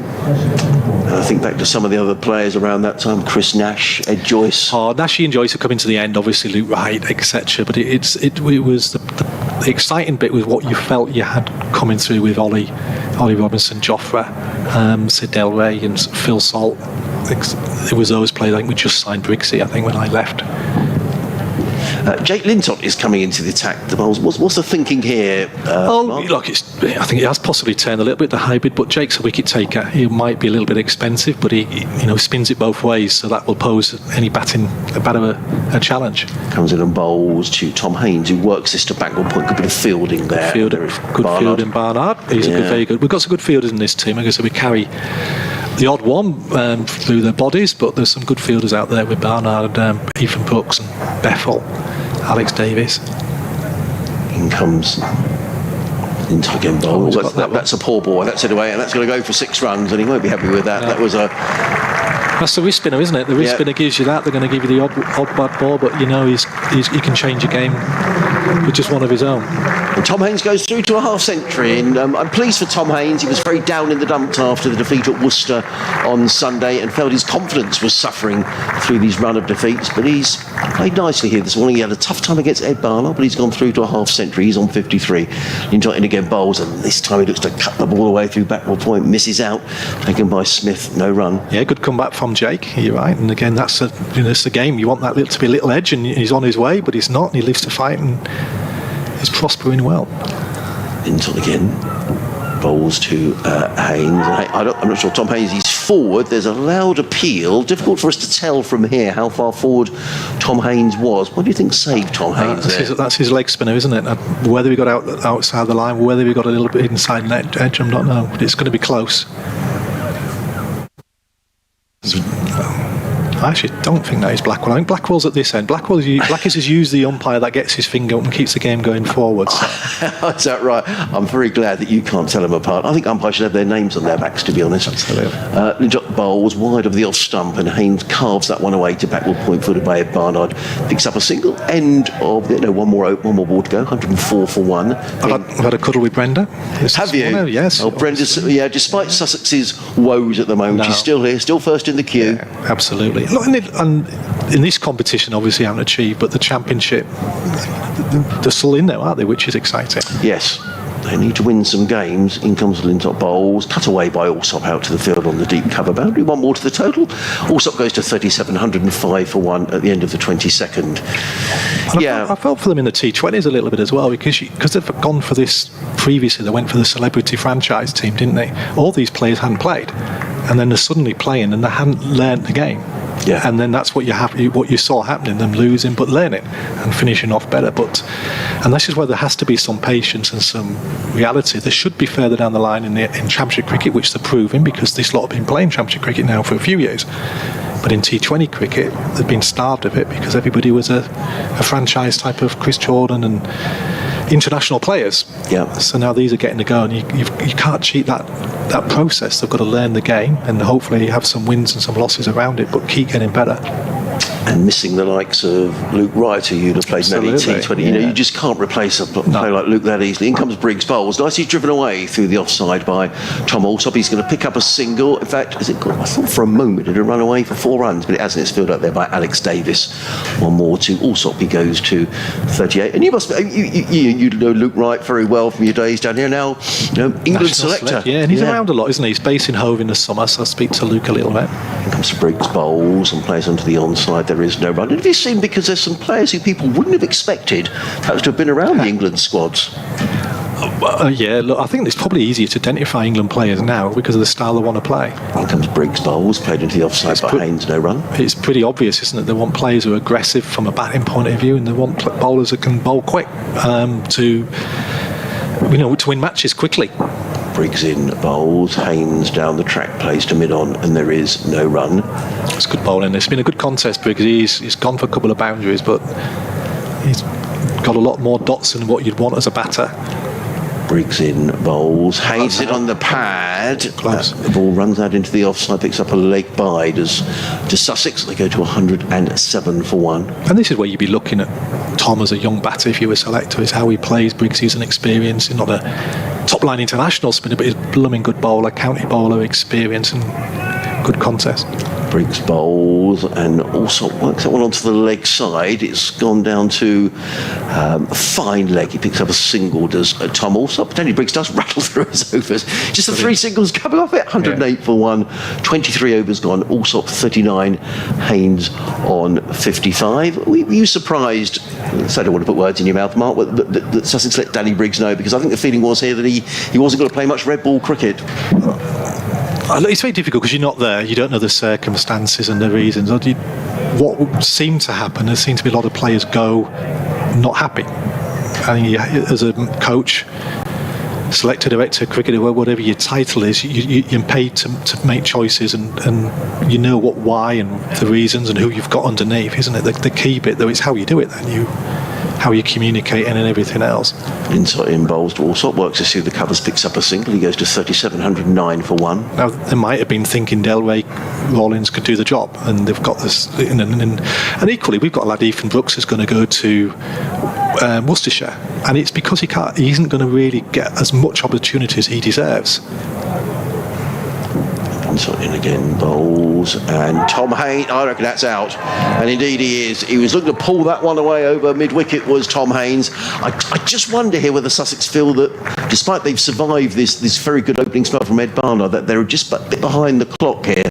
And Haynes looking to club that one away over mid-wicket. He's LBW. It looked very out, and Tom Haynes is on his way for 55. And there's nothing wrong with that from Tom's point of view. If I was his coach anyway, emotionally you don't want him to miss it. It's probably execution, not shot selection. He feels, as you just said, he wants a boundary early in the over. It's a good chance to do it. It's only a short boundary at the leg side. He's gone for the big lap slog, and he's missed it and he's out. The bit that will hurt you is if those dots he's taken against Briggsy, and that means you've got pressure mounted on you. If he's rotating the strike and the score's moving in that sense, you feel less likely to go for the big shot. But I think he's done well there, Tom. Like you say, he's been, from his point of view, looks like he's been short of runs, and he's back into his season, hopefully, and he can build on that and have a good finish. From my point of view, we've got a wicket, because I'm thinking actually we need one, because they're setting themselves up for 300 here, and we've got the daddy of all batters now in terms of playing spin bowling, which is Pujara, isn't it? So it'll be fascinating to see how Jake again especially goes against him. He's been magnificent for Pujara since he's been here. 300 in this competition last year, 2 this season. He makes his way out. What Sussex probably lack, I probably shouldn't give secrets away here, but they probably lack a Visa in the middle order. They lack a Visa. Bit of power, yeah. Yes. Yeah, that's probably where they miss a little bit. And we'll be the same. We were, if it was T20 game, we had you overseas. We're not playing in overseas. We had our overseas, and it would fill that role, that number 6, that extra bit of power for that last 10, 15 overs. But as I say, that's the beauty of the competition. It gives players who might not a chance to show I can do that. So Kai Smith, for us as a 17-year-old, 18-year-old, he can say, look, I can do that role. Keep a batter, bat at 7, and give you that oomph that an overseas play. And they need to play. And that's what I'm going back to. We've got a lovely lad, Ethan Brooks, really good cricketer, deserves a career. And if we hold on to him too long and he end up not making it at 26, he's wasted. So sometimes the fairest and the best thing is, if somebody's going to go and play them, is you have to let them go as much as you respect them and like them and know he's a good cricketer. And it might have been the same with Danny Briggs or whoever at that time. You make your decisions sometimes in the best interest of your club, but equally the player in himself. As a 21-year-old, 22-year-old, Ethan Brooks needs to play. Dintot haven't got that wicket, comes in and bowls to Pujara, who's on his way straight away, plays it out to the sweeper on the cover boundary, picks up a single to Pujara. Sussex go to 110 for 2. I learned at Yorkshire that you can't have them all. I was at big club Yorkshire, and they produce so many players, young players, and you can't have everybody. They all can't play. So obviously, we've got Yates, Mosley, Bethel, and Ethan Brooks trying to find his way into that. And it'd be the same at Sussex. You have young players not getting a game at the moment. Dintot bowls, forward comes Allsop, plays it down the track, no run. And the challenge will be at some point that they don't want to be stuck in a second team.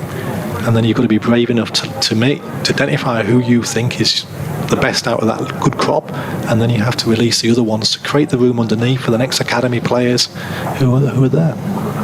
In lovely sunshine, comes in and bowls, pulled away by Tom Allsop through mid-wicket, just picks up a single, does Allsop. 111 for 2 are Sussex. We will be say 25.5 overs. I think it does, Mark. 23.5. 23.5. Sorry, Nelson, I'm keeping my feet firmly on the ground. I believe in all that, I tell you. Do you? Oh my word, yes. I'm horrendous as a coach, superstition. It's not involved. Pujara, who plays down the offside. Good on Nelson. And there is no run. 111 for 2, 24 overs gone. Pujara won, also on 41. It's also a time of the season. Sussex have got 4 games to play. They are unbeaten in the Championship. That's maybe slightly... I think they would have lost both games to Yorkshire had it not rained. But you'd have won a couple. We've won 1. No, you'd have won a couple. Yes, they would. Rain as well. They would. And you'd have probably swapped that, 2 defeats and 2 wins, wouldn't you? And that's where you have to, depends if your glass is half full, half empty. And I follow Sussex. I love Farby, and want them to win. And I'm watching when Worcester, when you're all over them and it rains. Yes. In the same way the Yorkshire game, you might get out of jail. But actually, you'd have been better off having those victories and the defeats from a table. You would, certainly, because apart from Durham, Worcestershire have now won 4 games in so they've got 3 to play. So it's really close, Yeah. but a big game, Sussex's net game coming up at Durham. Absolutely, and we've been the same. So we still think we've got a chance of winning the championship. And, we've got to go to the Oval and beat them. 4 games left, so both teams got a lot to play for in September. Helen Dolby is back into the attack from this. The CN comes in and bowls to Tom Alsop, who just works this. It's a backward point, picks up a single. He goes to 43, to 100 and it's gone up already. 42, 112 for 2. Off Nelson. Yeah. So this man bowling now is one of the best human beings you'll ever come across, and a great performer as well. And Helen Dolby, he's playing his best cricket of his career in his early 30s. And every team deserves an Ollie Dolby. He's like the moral compass of the team. Brilliant senior player. Everything that you want as a coach, you always want in your shop floor to be strong with senior players who can help pull you together, and this man does it all. And he's coming in, he's got a slip in place for Pujara. He's in bowls, and Pujara works this into the covers to backward point. There is no run. The reason for the slip here, Mark? Well, he's an aggressive captain, Will. So Sussex's best players come in. He's on 1 now, and he's brought Warwickshire's best bowler on to try and get him out. While the ball is still reasonably hard, and obviously we feel if we get Pujara out now, they're going to limit what Sussex might get. So it's an aggressive move. He's got his slip in, so if he does find the edge, hopefully he catches it. So it's from, and I know this now with Will for 2 or 3 years. He's an aggressive captain who's always on the front foot. Comes Helen Dolby over the wicket, bowls to Pujara, who plays it off the back foot down towards third man. They've taken one. He's deceptively quick between the wickets, is Pujara, but a very good bit of fielding, and they're an excellent throw right over the top of the stumps. Hamza Sheikh, he's 12th man today. He was meant to play, but Alex Davis is back a bit sore, so a bit of a change. Carrick Smith coming in. He's with England in the 19s. He leaves us today, and he'll go join up with the 19s. He would have played yesterday against Ireland, but the first team cricket trumps it, so I feel a little bit bad with what's happened with him missing out actually in the end. Helen Dolby runs away from us in the sunshine here at home. Bowls to Alsop, who plays across the line, plays to mid-wicket, and there is no run. He was looking to punch that away through extra cover. I don't know how much you know about Tom Alsop. I mean, he's done very well since he's a been good here player. He's always been something that was admired on the circuit at Hampshire. Obviously just lost a bit of, when he lost his way a little bit, but he was somebody that a lot of counties were looking at and would have fancied, and it's a good signing for Sussex. But again, still relatively young, isn't he? He's still, yes, you're 25, 26-year-old, is he?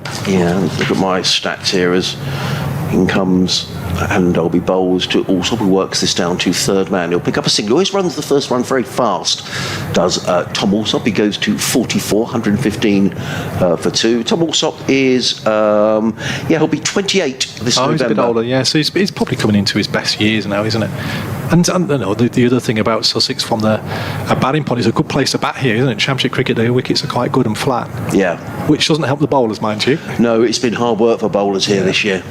Perhaps a bit too much hard work. Yeah, and that's. And I was speaking to the groundsman this morning. He's aware and trying to get this. Goes back to the hybrid point, doesn't it? Sorry, in comes Helen Dolby, bowls to Pujara, plays to the onside, no run. That comes back to the hybrid point, isn't it? It's a way of getting some more life and pace into the day 3 and 4. It always seems to be okay. 1 and 2. It's that 3 and 4. Generally around the country, end of the over, 114 for 2, 25 overs gone. If you just joined us listening to live cricket on the BBC Radio Sussex, BBC CWR, Adrian Harms and delighted Mark Robinson, formerly of Sussex. Now, do I call you head coach, Mark? Yeah, I think so. I think I am head coach. I don't quite know, really. Yeah, head coach. I never quite know what positions are these days. In football, you can't call them managers there. I don't know what they are half the time. But so delighted to have Mark on commentary. What's your view on wickets around the country, Mark? Are they generally a little too much in favour of the batter these days, or? Oh, it varies. It does vary. Overheads make such a difference. In comes an in-top bowls, clipped away by Alsop down to deep mid-wicket, picks up a single. I might wait for Clive Eakin, who's going to come in a minute, Mark. I don't know how long you've got. Yeah, I've got a couple more overs, and then I'll better go back. And lovely. I think overall they're okay. Most groundsmen are trying to do the right thing. Most teams, everybody wants pace and the nicks to carry, and trying to get the right amount of grass on so it doesn't go sideways is always the challenge. Tosses the ball from hand to hand and comes in over the wicket, bowls. And Pujara works it into the offside. There is no run. What did he do there? That's just his googly. So it's whether Pujara's picked it, but that's just fraction short to actually find the nick. But it looked like it did him and stayed in the wicket and created a bit of doubt, which you want, to one of the best players in the world. And comes in inside again.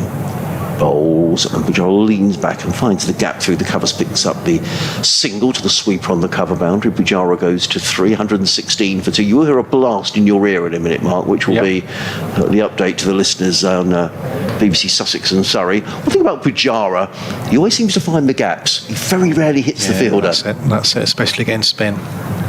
In again, but that's a horrible ball, and Allsop plays a rather horrible looking shot, to be honest. He works the ball away through wideish mid-wicket, but it really should have gone through extra cover, and it's just a single, and Lindop rather got away with that. Yes, with spinners again though, isn't it? How many wickets do they get with full tosses? Well, that's true. It isn't it? It's the beauty of having them in. You know, at times it can be expensive, but they can just find you that one bit with a full toss or Jaffo, anything.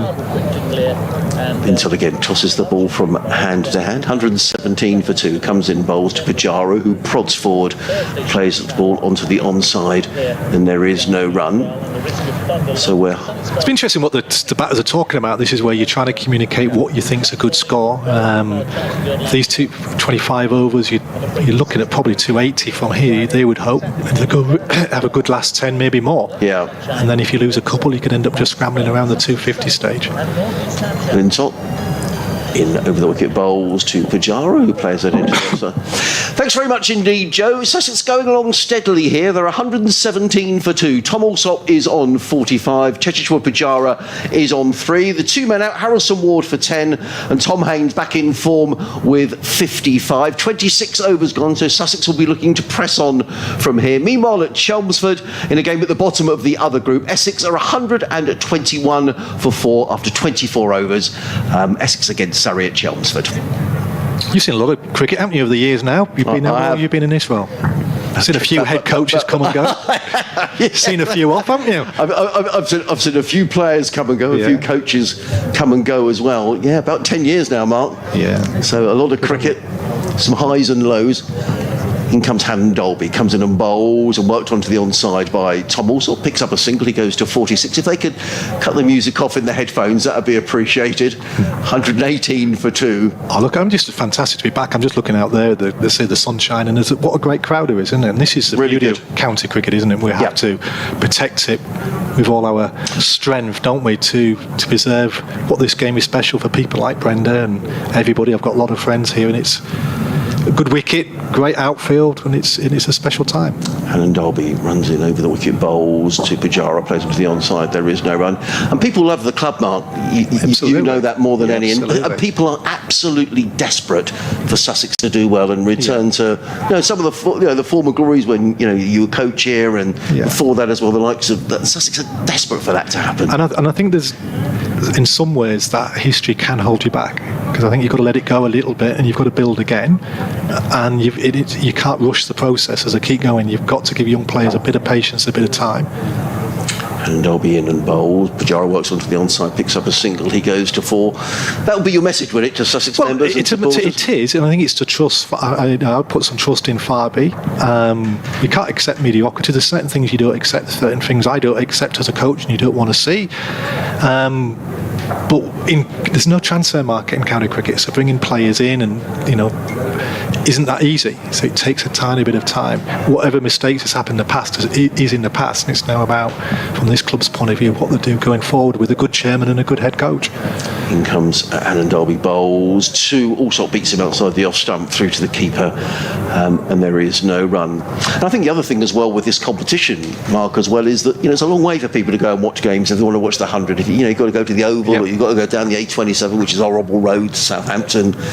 People are desperate to watch cricket. Oh, definitely. As I say, even a club like Birmingham, there was a really good crowd on Sunday, and it's the same with our members. There's county cricket is a special place, and it connects people, and it gives people from different walks of life a safe place as well. And Dolby in around the wicket bowls, and forward comes Tom Allsop, plays onto the onside, and there is no run. And we see a lot of ex-players around the ground. Lewis Hatchett was here the other day, came enjoying commentary. Chris Nash was here, so there's lots of ex-players around the club as well. And Grizzly, keep in touch with a lot of people, Yards, Grizzly, etc. Ed Joyce. We all have a love for the club because we're bonded by a special time, and the one thing that this club should never try and lose, or make sure they never lose, is a culture, and that ability to make Sam the Gateman and Rob Body and everybody is as special as any player. And that's what's special about this club, or was at least. In comes Helen Dobby Bowles, Walsall, who plays the ball down the track. There is no run. End of the over. I guess I need to let you go, Mark. Yeah, no, it's fantastic. 119 to 46 to Walsall. Game into balance, I would say, as well. Would you? I would do. I mean, the 2 down, etc. If they play well from here, they should be thinking 280, 320. Yeah. For us, can we keep them at that 250 place? Well, it's great to see you, Thank you. And thank you for your time, Mark. Really good to see you, and I'm sure all Sussex supporters who are listening delighted to hear Mark Robinson having a chat away to us, giving up his time today. So thank you, Mark. I'll bring in Clive. I'll say goodbye quickly to Mark and bring Clive back in on comms. So we are, Mark Robinson, Warwickshire head coach. Great to see him here. Former Sussex man, of course. And there we are, Sussex fans. Be patient. In comes Lintop, bowls to Pujara, works it onto the leg side, picks up a single, does Chetish for Pujara, 120 for 2. Good to see Mark. He looks very well and in good form. Yeah, it's gone pretty well for him at Warwickshire. Obviously last season was a tough season in the Championship, but they got away with that. Lintott in again, bowls to... Oh, is he going to be stumped? Has he gone? No, he hasn't.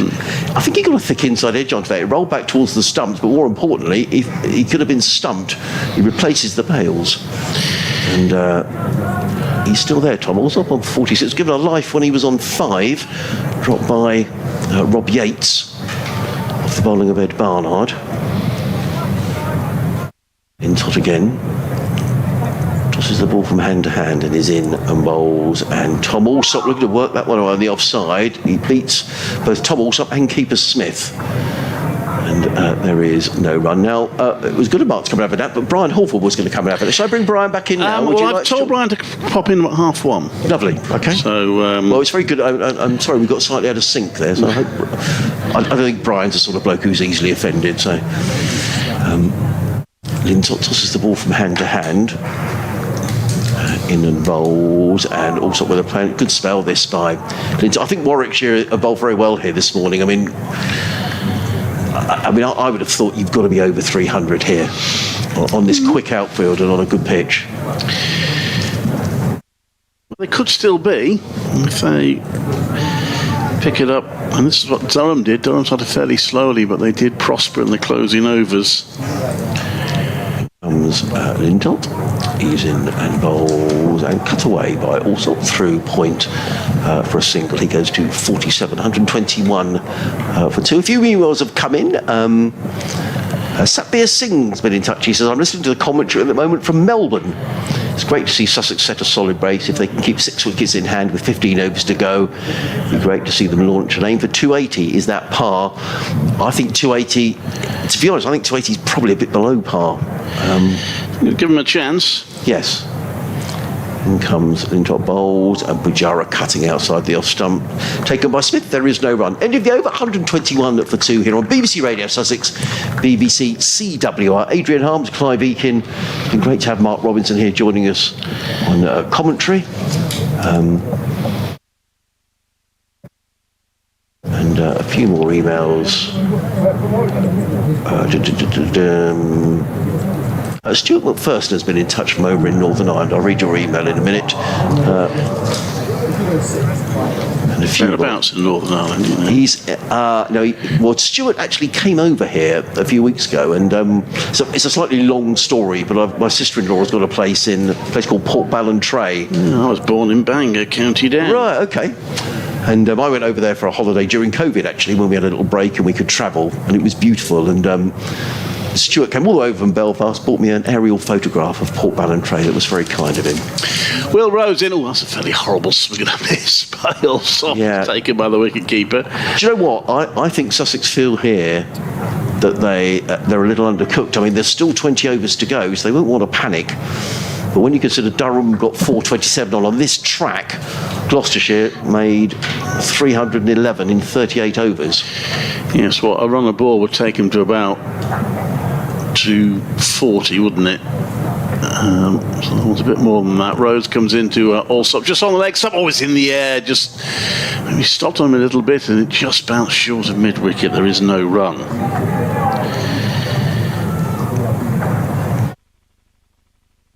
Thank you, Judy, for your email, which I'll read out in a minute. Sussex Cricket at bbc.co.uk.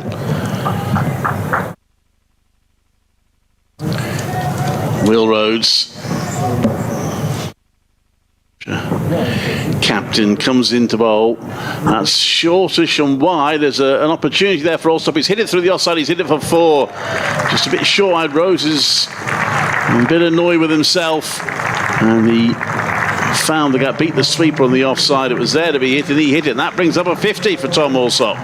Yeah, I'm delighted for Tom Allsop because he's had a dreadful time in this competition so far, very short of runs. This hasn't been Tom Allsop at his fluent best, but he's gutsed it out. And this augurs well, perhaps, for the championship matches when they resume in September. He needed a score, really. In comes Rhodes to bowl. That's a good accurate delivery. It's chopped down on by Allsop and goes behind him. It's taken by wicketkeeper Kai Smith. There's no run.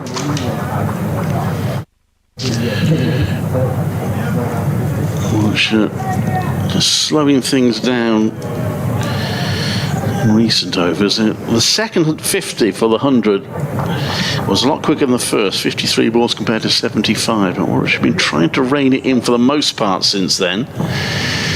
And Rhodes comes into bowl, and that's hit into the ground. Rhodes feels it one-handed, and there is no run. Just perhaps they're an example of the fact that although he's not quite in top form here, Tom Allsop, he was looking to play that one through the offside. He played it to mid-on. He's just not quite towing the ball as he would like. Now, it could be. Perhaps the ball isn't coming on, but I still think this will prove a decent surface. His last ball of the over has gone for 1-4, but it's not too damaging if you can avoid a boundary off the last ball. That's hit into the offside. Ethan Brooks fields it well, and it's come a long way down looking for the run there, and has to scamper back. Does also be just about gets there. But the 4 was the only scoring shot off the over. So, I mean, the last 7 overs, 6, 9, 12, 14, 16, have only produced 20 runs. So Warwickshire have reined it in pretty well. So Judy says, I think the problems in this competition and the elephant in the room is the captaincy. Last year the same squad flew under Pujara's leadership. An experienced eye proactively makes things happen and doesn't let the game drift and let the opposition in. A young side may not know how to win, but the captain needs to and instill confidence in those around him. Best wishes, Judy. Well, everyone's entitled to their view, Judy, so thank you for getting in touch on Sussex Cricket at bbc.co.uk. I think, in fairness to Tom Haynes, one of the problems in this competition, if you've got bowlers who aren't bowling to their fields, it's very, very difficult to set field and stem flows of runs, and that has really been a problem for Sussex. In comes Jake Lintott. In and bowls to Pujara, who works his backward square on the offside, picks up a single. He goes to 6 of 14 deliveries, 126 for 2. And I was saying to Mark Robinson, one of the problems Sussex also have, there's no one really in the middle order. There's not a David Visa type who can come in and smash sort of 50 or 60 very quickly, which perhaps you need in this form of cricket. Lintott tosses the ball from hand to hand. Allsop waits and plays this into the covers. There is no run. So thank you, Stuart, who says, it's just kind. He says, I want to let you know how much I enjoyed my first visit to Hove last Sunday week, even though we lost to Glamorgan, and I didn't get home to 11:45 in the evening. In comes the top bowls, and Allsop with her looking to hoik. And that's the same shot that Tom Haynes played when he was LBW. It was a mind the windows moment, wasn't it? Yeah, coming from Belfast to Hove for a day's cricket is very impressive. So thank you, Stuart. In comes Lintott bowls, and Allsop works this one away through the covers, picks up a single. He goes to 52, 127 for 2. He says, I just hope the batting and bowling pick up for the remaining 4 championship games in September, as the 50-over comment's been very disappointing. And that Ali will be fully fit, because I think we've missed him. Well, I agree with that, Stuart, and it was really good to meet you, and thank you again for the beautiful photograph that you brought over of Port Ballantrae in Northern Ireland. Lintott comes in, bowls to Pujara, who cuts this to backward point. That's a rare misfield by Warwickshire. It doesn't cost a run. It was misfielded by Oliver Halland Dolby. But racing around the boundary was Alex Davies to prevent any additional runs. Pujara would have always got one there. He goes to 7 off 15, 128 for 2. Getting used to Warwishire's Gloucestershire at the moment. Aren't putting any trees out at Bristol. Lintott in bowls, and Allsop works this one to deep mid-wicket. Picks up another single, so 4 singles off the over. 130 for 2, I think that's. No, 129 for 2. I do apologise. At the end of 30 overs, so Sussex only going along here at 4.3 and over. They're going to need to up the ante here. Allsop 53, Pujara on 7. The game at Bristol is not too dissimilar here. Durham a little bit ahead of where Sussex are. They're 132 for 2 after 25. Remember, it would need a heavy defeat. Well, a very heavy defeat for Warwickshire could put them below Worcestershire, but more realistically, a heavy defeat matched by a big victory for Gloucestershire could put them into trouble. Will Rhodes comes into bowl to Allsop. It's a bouncer, which Allsop has played well. He's pulled it out, but there is a sweeper there on the leg side, so he only gets 1 run for that effort. But the third, let's have a look, the third 10 overs produced 37 runs for 1 wicket. And that's actually the least productive of the 10 over spell so far. The first 10, 44 for 1, the second 10, 48 without loss. So they will need to pick it up in these last 2 batches of 10 overs, if you look at it that way. Rose again bounces that one in short, and it's played out to mid-wicket. Ethan Brooks, he runs past the ball, but it doesn't cost him anything. There was always a run there. Should be mindful that Pujara is still there. He's got licence to go for it. It could be a big threat.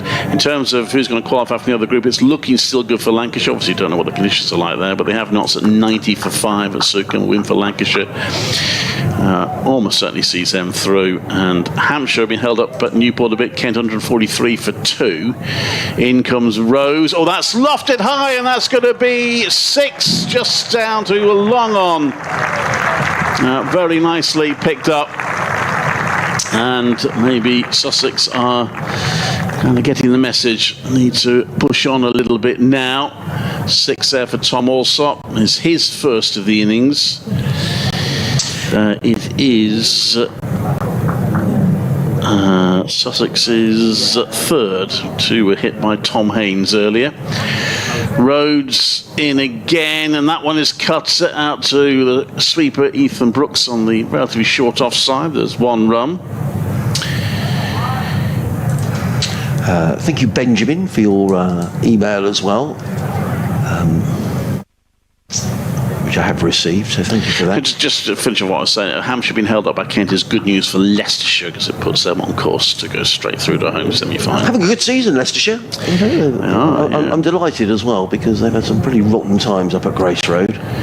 Will Rhodes into bowl to Pujara, and that's gone past them and to the wicket-keeper. Took the pace off that one. Will Rhodes taken low by wicket-keeper Kai Smith. In terms of people get excited about getting a home semi-final, don't just make the point. And Warwickshire were desperate to get a home quarter-final T20. Home advantage statistically does not exist in county cricket. So in the one-day cup so far this season, there have been 25 home wins and 34 away wins. It's a good stat. Rose comes into bowl, and that's off the inside of the bat from Pujara. Not timing that. Not yet got going Chet Pujara. And at the end of the over, the 6 did the damage in that over. There were 9 off it in total, 138 for 2. Yeah, and as you say, 8 off 18 deliveries for Checheshwar Pujara, and I just sometimes wonder, he's such a fine player, it's wrong to be, it's just an observation as to whether it maybe brings a bit of pressure to the batter at the other end. Tom Allsop 61 off 83, and I think we saw with Tom Haynes' dismissal, hitting across the line to Lintott, and also a couple of shots that Tom Allsop has played that my feeling is here that Sussex are under par. And you've got to be getting up around 300, I think, on this ground to give yourself any sort of chance. Lintott coming in from the Cromwell Road end of the ground. Left arm over the wicket bowls, and Tom Allsop looking to drive through the offside. Misses out, and the ball very nearly seems to drill back onto his stumps. And there is no run. It's going well, Lintott. He had a slightly difficult T20 blast compared to recent years, until the last couple of games when he began to look like his old self again. Linsott in again, bowls, and Allsop swings that away for 6 runs. The ball goes over the clock tower scoreboard. And a lovely shot by Tom Allsop, who's made the most of that life. He was dropped on 5 when the score was 32. He's been horribly out of form, Tom Allsop, but he's just showing signs of a return to form, and that was a good shot. Swept away over on the leg side for 6 runs. He goes to 67 off 85, and the Sharks to 144 for 2. That was well timed by me. William Knight's been in touch, who enjoyed the conversation that we had with Mark Robinson. Thank you for that. He says, Sussex have a good coach and chairman. The past is the past, and don't lose the Sussex ethos. In comes Linsott again, wide outside the off-stump, sort of drives to the sweeper on the cover boundary. He picks up a single. He goes on to say, William, rebuilding takes time, but it will be done. A great message. Thank you, William. Great to hear from you. And it was really good to have Mark Robinson giving up an hour of his time here today to come and natter away about the past. And just good to catch up with him. In comes Linsott, bowls, swept by Pujara down towards fine leg. They'll think about coming back for 2, but I don't think it's there. No, a very good bit of fielding down below us by Ethan Brooks, who gets in the throw. He's covered a lot of ground there, Brooks, to prevent the second. That 6 in the over was the second that Lintott's conceded in this game. You can see there's 6 sixes in the competition there. Linsott again in bright sunshine over the wicket bowl. Short, and also pulls away, and he's going to be caught. Oh, he'll be so disappointed, Tom Allsop. That was a long hop, really, from Jake Linsott. It should have gone out the ground. And Tom Allsop, having just said how well he was getting himself back into form, he's picked out the fielder on the leg side, backward and square. He's holed out, and he will be desperately disappointed. He's on his way for 68, and Sussex are 146 for 3. And as Mark Robinson was saying when he was here on commentary, sometimes leg spinners or wrist spinners get wickets with balls that you wouldn't normally expect to get wickets, and that was certainly the case. Yeah, it was there to be hit, but he just didn't quite get hold of it. And Alex Davis on the boundary took it very calmly, making sure he was well inside the ropes. Still more Oceanida than that. He was beginning to get going there, Tom Allsop. His 68 in the end came off 87 balls, 5 fours. That really should have been his 3rd 6. We ended up with 2 sixes, and he goes for 68. And 37 added for that 3rd wicket. And it just means now that Sussex just need to reset. I mean, James Cole's coming in, he's a fine young player, but he'll know there is time, there's another 18 overs, but there's not a lot of time to play yourself in here. You need to, probably hit the ground reasonably running. And he's talking away, and you'd have thought from here that probably Pujara is the man who needs to take on the mantle of pushing this score along while James Coles gets himself in.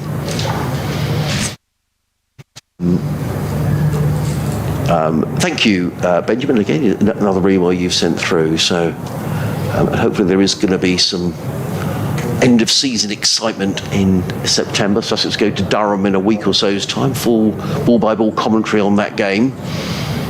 Again, we feel that I think Sussex probably need to win that game, to be honest, because Derby is their other away game, and it's quite a difficult place to get results at Derby. The wicket has been quite flat. And then home games here against Leicestershire, who are having a terrific season, and final game against Gloucestershire. So hopefully lots of exciting cricket. Mark Robinson said in commentary that Warwickshire haven't given up all hope of winning the championship. No, I wouldn't expect them to. Linton in Linsott bowls, and Coles works out to backward point, and there is no run. But don't tell Mark. I have. I think realistically, yeah, of course. They've got to go to the Oval, he was saying. Yeah, they have, and that's obviously an opportunity if they could win that, which is a big if, but if they could win that, it would kind of put them back in it, but they've got a lot to do. Realistically, got an update to do at 1, so 146 for 3. Yeah, so I mean they're currently 4th, but they are 56 points behind Surrey, so if they could beat them, that would get it down to near a 40. That's still quite a gap. Will Rhodes comes into bowl to Pujara, who plays that to mid-off. There is no run. James Cole's the new batter, 19-year-old. But for a 19-year-old, actually pretty experienced, 46 senior games This is his 47th and his 20th List A match. Made his first class debut at the age of 16 in the Bob Willis Trophy. He's been ever present in this competition this season. He's at the non-striker's end as Will Rhodes comes into Bajara, who plays out into the offside for no run.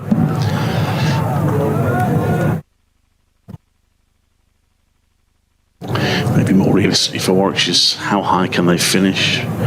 Prize money, of course. The higher you finish, I mean, they're only 8 points behind Hampshire in third with a game in hand. They do have that game in hand, of course, as well, to be fair. So beat Surrey, gets within 40 points, win the game in hand, and you're within maybe 30 points.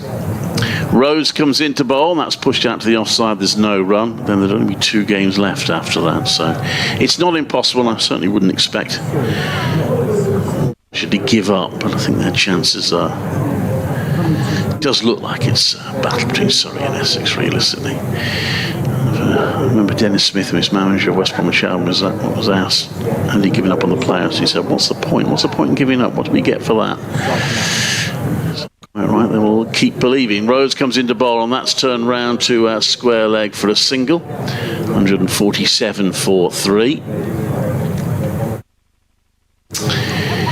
So ticking along, still got wickets in hand. Sussex could have a good last 10 overs, get 80 to 100 runs in the last 10 overs, and that could lift them to a decent score. Warwickshire trying to keep them reined in. In comes Rhodes, right arm over, and that's gone past the outside edge. It'll nudge it from Coles. He doesn't connect. Smith keeping wicket as Michael Burgess is rested for this game. Smith, who's from the United Arab Emirates, I believe class as an overseas player.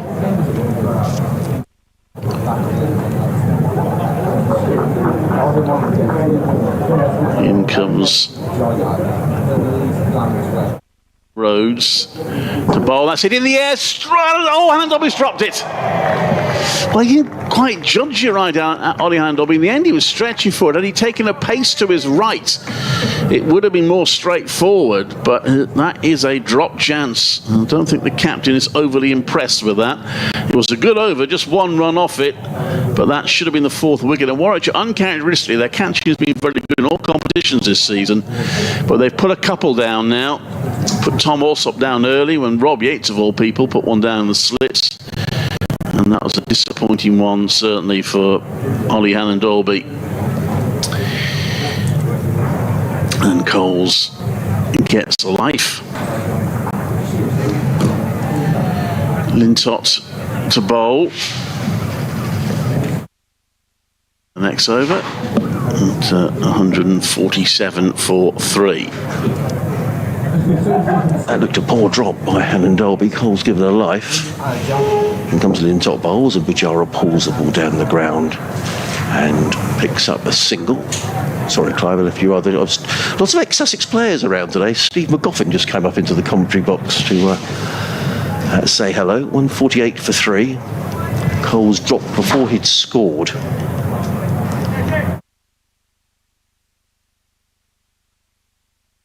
Hannon-Dolby. Top balls, Coles plays it away to the offside and gets his first run.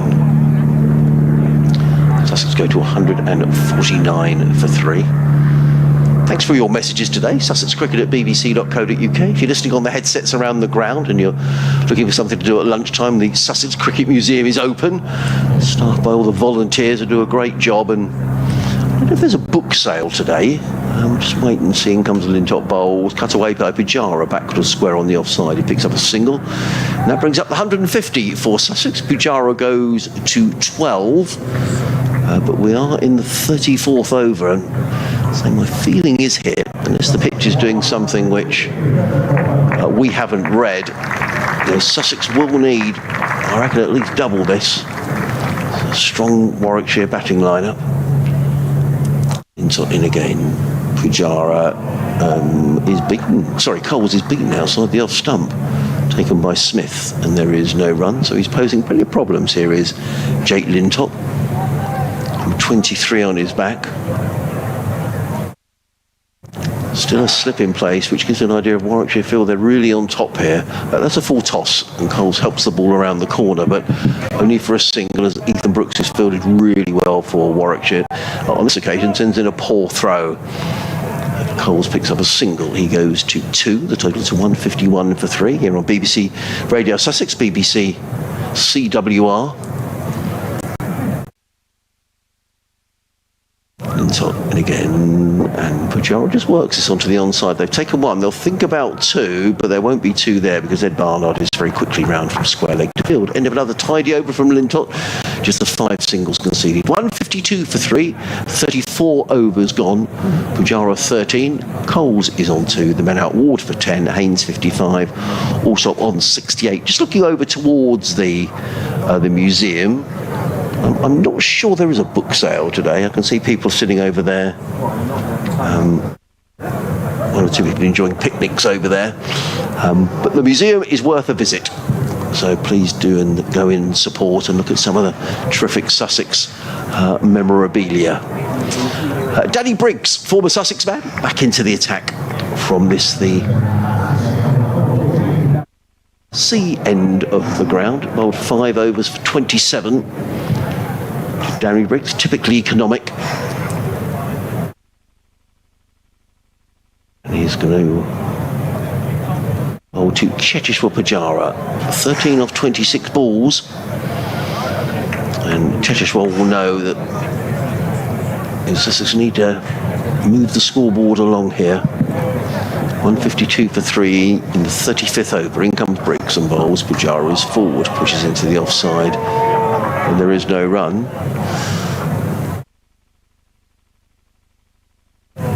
One shouts, get on with it. Briggs in again, bowls, and Pujara clips this through mid-wicket.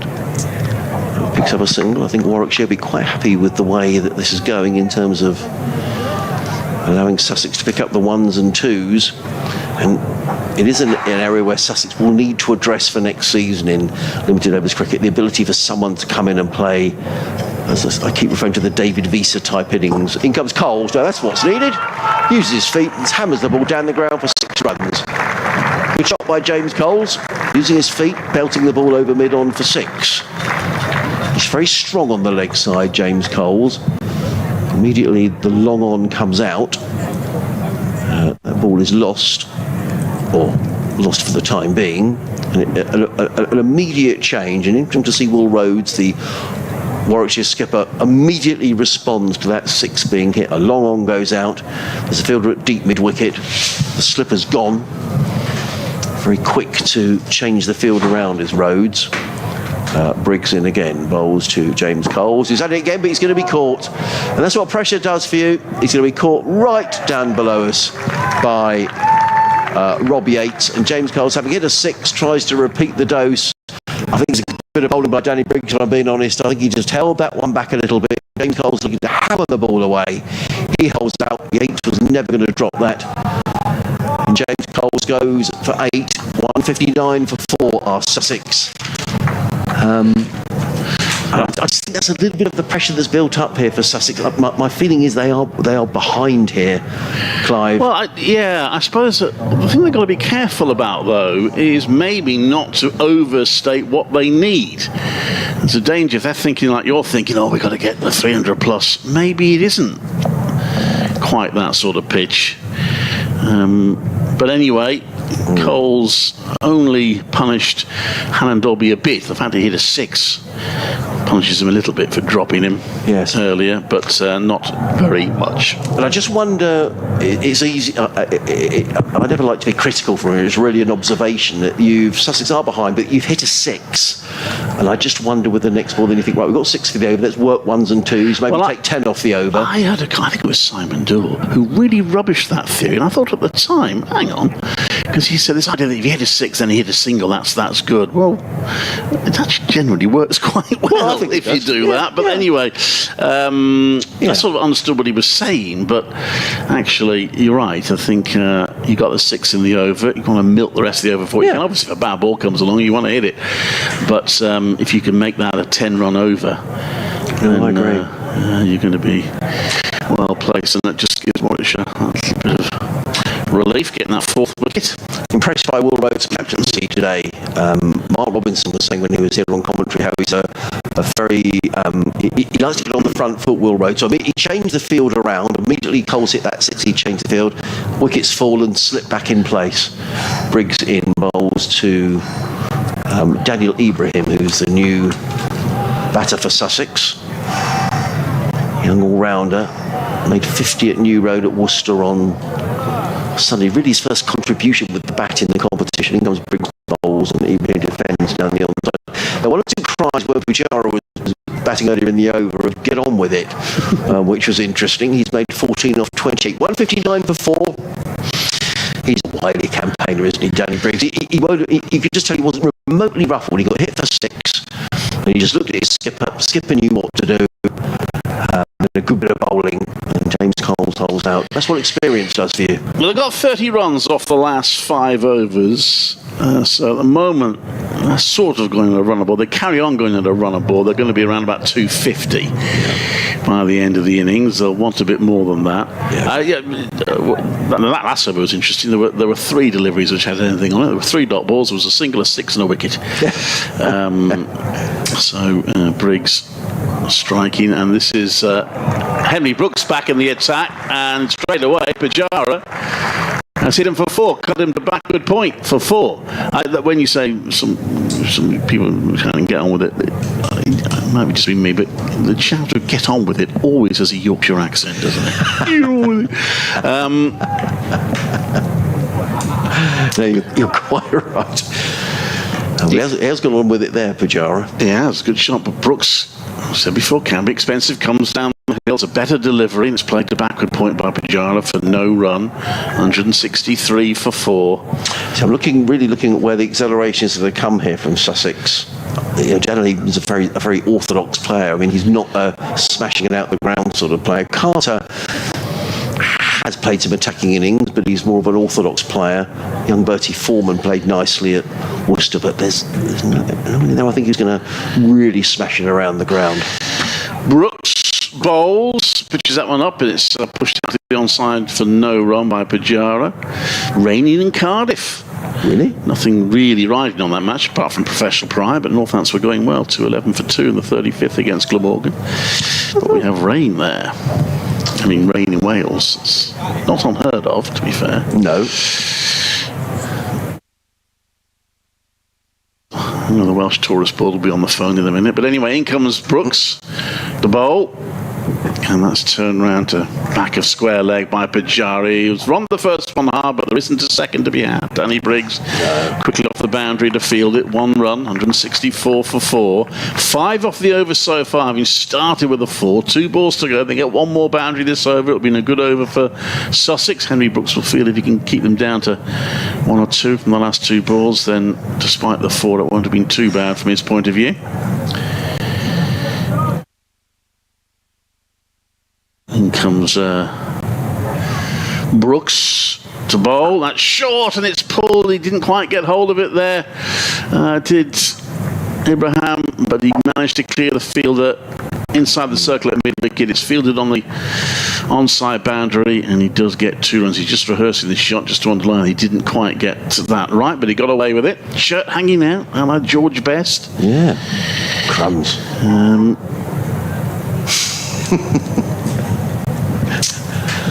Daniel Ibrahim. That's his first scoring shot. This next one's drived again. That was a bit uppish. Oh, it's a run out at the non-striker's end. Is it? Yes. Was it? No. I thought Pujara was going then. And it did deflect Brooks' hands onto the stones, but Pujara must have been back in his crease. So 7 runs off the over, which is sort of neutral, I guess. I think anything 6 or below is a victory for Warwickshire, really. Anything 8 or above is a victory for Sussex. So that one is somewhere in between. 164 for 4 after 36 overs. Satmir has been back in touch listening from over him, or watching over in Melbourne, as in comes Danny Briggs, bowls to Pujara, who flicks this through mid-wicket, picks up a single. He goes to 20 off 33 balls. That's to 167 for 4 in the 37th. He says the strategies now will be interesting. If you were Pujara, how would you play the situation? Is it time to say aim for 6 and over from the next 6 overs in singles with little risk? I think if 7 overs to go hard. Well, we'll see. Briggs in bowls to Ibrahim, plays him to the offside. He picks up 1. There isn't 2 here. The Warwickshire ground fielding, I think, has been very good. They have put down a couple of catches, actually. That drop by Hannon Dolby was a poor drop, but it didn't cost anything. Well, it cost a bit because he did a 6. He did a 6 later, so I'm not letting Ollie off hook completely. Tom Allsop was the one. He was dropped on 5. Briggs bowls to Pujara, plays into the offside. They're taking a single. It's a slightly risky single, but nonetheless, he just gets home, just Daniel Ibrahim running to the danger end. And the Warwickshire fielder might have hurt himself there, actually, diving in to prevent the single. Steve has been in touch, Sussex Cricket at bbc.co.uk. Bit of praise for the club here, which I'll read in a moment. Ethan Brooks just hurt his hand a bit. That's all right, he's playing for Worcestershire next season. Brooks plays, helped onto the onside by Ibrahim. He goes to 470 for 4. Is that a big local derby, Warwickshire, Worcestershire? Yeah, it is, but there's been quite a changeover of players in recent years, and Ethan Brooks may not be the last that will make the move from Warwickshire to Worcestershire even this season, or at the end of this season. Brooks in, bowls to Pujara, plays it to backward point, picks out the fielder. It's very un-Pujara-like to hit the fielder, just 4 singles off the over. Ashley Giles up with when we were there, and said, taking all these players from Warwickshire. He said, a bit slightly tongue-in-cheek, he said, yeah, I haven't taken a few more yet, but he may well do. Briggs in bowls to Pujara, who eases that through the infield, picks up another single. Does Pujara, just 5 off the over. Good over from Danny Briggs, who goes at about 5 and over. 171 for 4, 37 overs gone. Pujara 22, Ibrahim on 4. Steve says the live stream seems to be much improved from earlier in the season. Commentary and pictures perfectly in sync, and the picture quality is excellent. Well done to all involved, and how wonderful to see such a good crowd. Many thanks for the entertaining commentary, says Steve. Well, thank you, Steve, for that email, and credit to the lads here. Some clubs have a lot of people on sort of media duties, etc., etc. It's a pretty small team here at Sussex, and they've done a really good job. So well done to Jack and the lads. Henry Brooks in, and that's a push down the outside. There's a slight hesitation then from Pujara as Ibrahim calls him through. It was Ibrahim was going to the danger end, and he got there. It was Ed Barnard fielded and ended up falling flat on his back. I think he's okay. He's getting up gingerly. It's 1 more run. 172 for 4. It's been only 2 double-figure overs in the entire innings so far. A 14, that was the 4th over, and a 10. But I need a few, you'd think, in these last 13 overs. Ed Barnard's just crouching down. That might have hurt him a little bit, that piece of fielding. That one, I don't want him injured. He's pretty important to them. Yeah. Pretty important to them in this competition. He'll open the batting, and his country's top run scorer. Well, Brooks was coming in there. The umpire had his hand out for no apparent reason. Brooks, I'll start running in because I'm sure the hand will go down. And he was about 2/3 of the way through the run-up when he had to stop because the arm hadn't gone down. I don't quite know why the umpire wasn't ready, but everyone else was. Anyway, Brooks will try again. Come thundering down to bowl Ibrahim, who hits that hard into the ground onto the offside. That might go all the way. It does for 4 runs. Nicely timed shot from Daniel Ibrahim. Every 4 being enthusiastically applauded. Sussex 176 for 4. It's sort of time of day when we start to talk about lunch, Clive, and I think we'll have to organise our rota because once we break for innings, there'll be a massive queue for lunch. So we'll have to see if we can nip round there before that occurs. We'll sort that out. This next one is hit in the air, but safely by Ibrahim. We only get a single for it this time on the leg side. 177 for 4.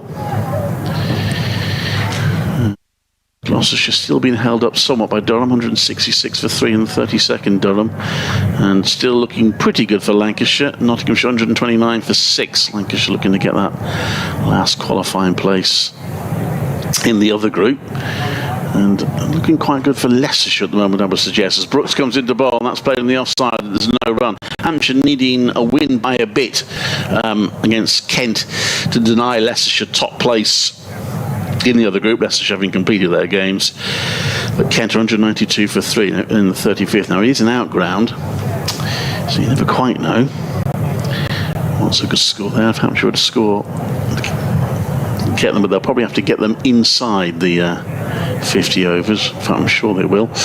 This next one from Brooks is just whipped onto the leg side. But I had a good look to it, that shot, but it didn't manage to beat the fielder at mid-wicket. And there's no run. Is that Craig Miles on the field? I think it is. Yes, so we've got a substitute fielder on. Ed Barnard still, I wonder whether Ed Barnard hurt himself. He's still on the field. It might be Ethan Brooks. There's an appeal for LBW, which is answered in the affirmative. I'm not sure Pujara entirely agrees, but it doesn't really matter. It's the umpire's call. He's raised his finger, and Pujara's torturous would be a little harsh, but difficult innings, shall we say, has ended. He's gone for 23, 177 for 5. Yeah, and he's always carefully here because he's such a fine player, Joshua Pujara, and he's done really well in this competition for Sussex. But there has been one or two people feeling he's chewing up quite a lot of balls, and 23 or 40 deliveries.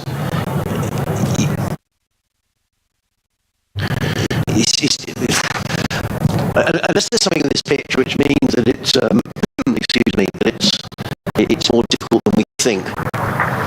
He gets a smattering of applause as he makes his way off, but there's real pressure on this Sussex middle order now because there's only 12 overs remaining, and I have to say, unless this pitch is some, here Gloucestershire made 311 in 38 overs. And I'm not sure the pitch is a whole pile different. We may be proven wrong, but I think Sussex are undercooked here. We shall see. No, it could depend how those last 10 overs go. So that was the end of the 38th over, so 12 overs to go. So let's say what? 6 carry 190. So if they got 8 and over from here, that would take him to 270 odd. Yes, I mean, the problem Sussex have got here, you look, I mean, 9, 10, 11, I don't think you're going to get a lot of runs there with all fairness to Hunt, Croker and Carvalho. So they're now looking at these two, and young Bertie Foreman, who's only played one match in this competition, did look a very good player at Worcester, I have to say, but immediately these players are coming in, you've got to hit the ground running here. There's not a lot of time, and against a good bowling attack.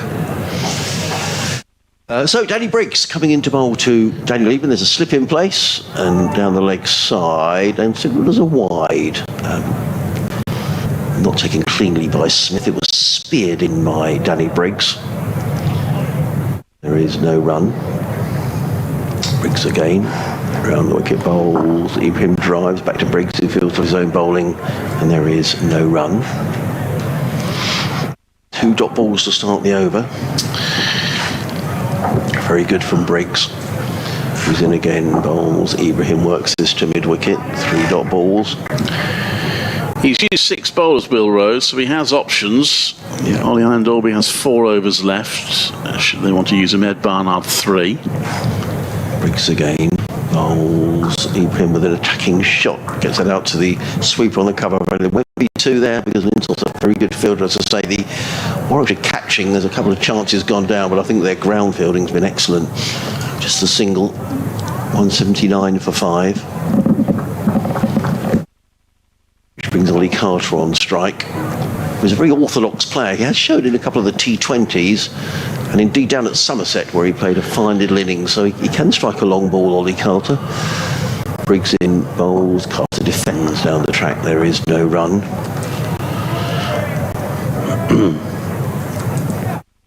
Danny Briggs is metronomic, isn't he, in his the way he approaches things. He's got his mid-on and mid-off up, which is interesting tactics. And he comes and bowls, clipped away by Carter through point. They've taken 1, there won't be 2 here. Lintott again very quickly picks up one-handed throw on the bounce right over the top of the stumps. Carter on his way, 180 for 5. And now for the Daniel Ibrahim, who's been in slightly longer. The field does move back. There's a long off and a long on, still the slip. Briggs is in, bowls. Ibrahim defends into the offside. There is no run. Canny bowling from Danny Briggs. End of another over. 180 for 5. Ibrahim is on 10. Carter is on 1. Just 3 off it. Yeah. Good over from Briggs, who's got 2 left. Yeah, 1 for 42, Danny Briggs. He's, 5 and over. You settle for that. in this format. Two bats have a little natter. And I'm sure that's going to be... Well, I mean, I take your point entirely, Clive. Sussex could collapse in a heap here with, quite a lot of inexperience. So that, if they could, off 11 overs, if they could pick up 60, 70, that gives them something 250, 260. I don't think that's enough, but at least it gives them something to bowl at. So that's Brooks in again. That's short and it's pulled. There's a bit of a chase for the sweeper on the onside, which means 2 runs there for Carter. He gets 3. Deciding to bounce it in short. Has been the most expensive bowler so far. 35 now, 5.1 overs. Most expensive in terms of runs per over. Tightest has been Ed Barnard, followed by Leon Dolby. This next one is pushed onto the onside for no run. Carter. 182 for 5.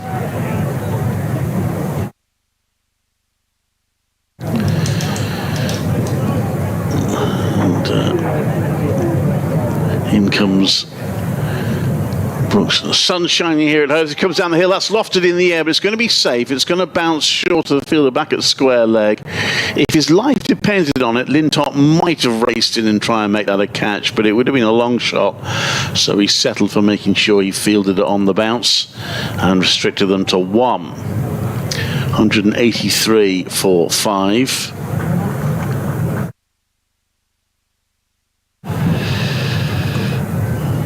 Breeze blowing across the ground. Sussex flag blowing fairly keenly. Slower ball is driven to mid-off for no run by Ibrahim. And 183 for 5. One thing I do enjoy in this competition is the over rate, because it drives me mad when counties can't bowl 16 overs an hour in championship cricket, but they do in 50 over, don't they, comfortably? Yeah. So 3 off the over so far. There'll be 1 more there to square leg for Ibrahim. Brooks can get away with 5 off the over. He's got 1 more ball to go, so anything less than a boundary, and that's not been a bad over. No, I agree. Henry Brooks.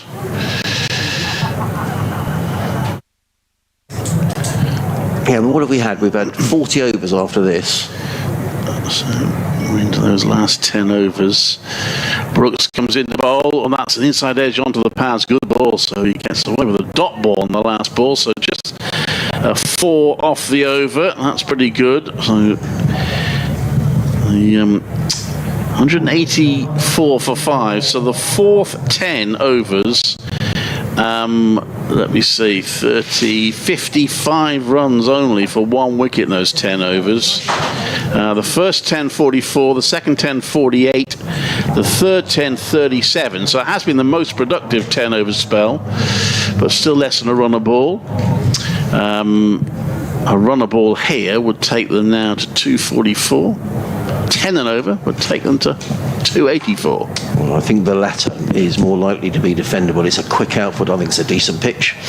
Danny Briggs around the wicket comes in and bowls to Daniel Ibrahim, who works it onto the leg side. They pick up a single, which gets Ollie Carter back on strike. Ibrahim goes to 12, 185 for 5 in the 41st over, being bowled by the former Sussex man Danny Briggs.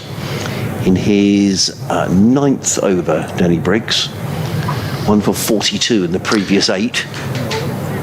Just be pedantic, I think it was 1 for 41. Briggs pulled away by Ollie Carter. That's a good shot by Ollie Carter, and an innovative shot. We haven't seen too much of that from Sussex today. There's a good reverse from Ollie Carter. The ball disappears for 4 runs down to what would have been backward point, but it becomes sort of backward square leg with the reverse. Yes, good improvised shot.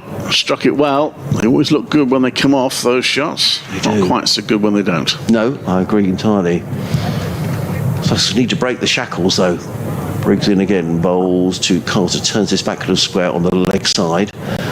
Picks up a single, does Ollie Carter. He goes to 990 for 5 in the 41st over.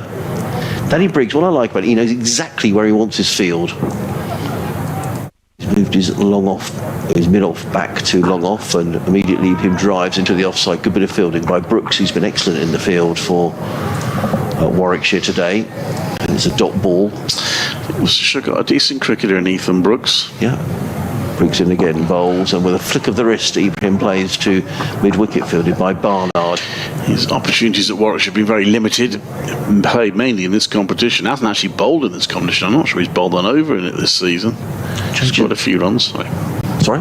Briggs in, bowls. Ibrahim flicks this through mid-wicket, and Barnard had moved to a short fine leg because Warwickshire moved another fielder around the boundary for that delivery. But it's just a single to Ibrahim, and let's settle for that. Warwickshire 190.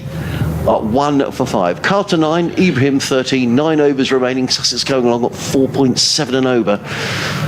And my feeling is that's probably not enough. Well, time will tell, but 7 and over from here would take them to just over 250. Yeah.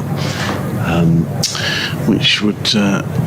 Warwickshire, the only really big score they had to try and chase down was the one against Durham, where they were set 339 to win and fell just 2 runs short. The next highest they had to chase was 248 to beat Derbyshire at Edgbaston, which they did. Mark Robinson's enjoying being back at home, isn't he? He's walking around the outfield now. Yes, although he does tend to do that. He's a bit of a wanderer. Yeah, but yes. Lots of people saying hello, old friend. It's been a long time here. He's very popular. Lintott. Is it me or you? Sorry. I think it's me, but I may be wrong.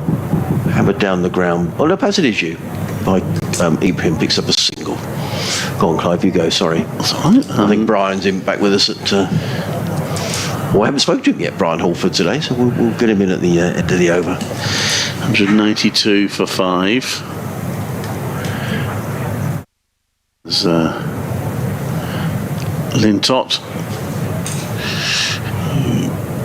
It's been, for the most part, pretty tight. He's replaced Henry Brooks in the attacker's attempted sweep. He's appealing for a BW, I think, because I think that hit the arm of the batter as he crouched down, tried to sweep it, but he was quite low, so that's why the appeal came in, but it was not out.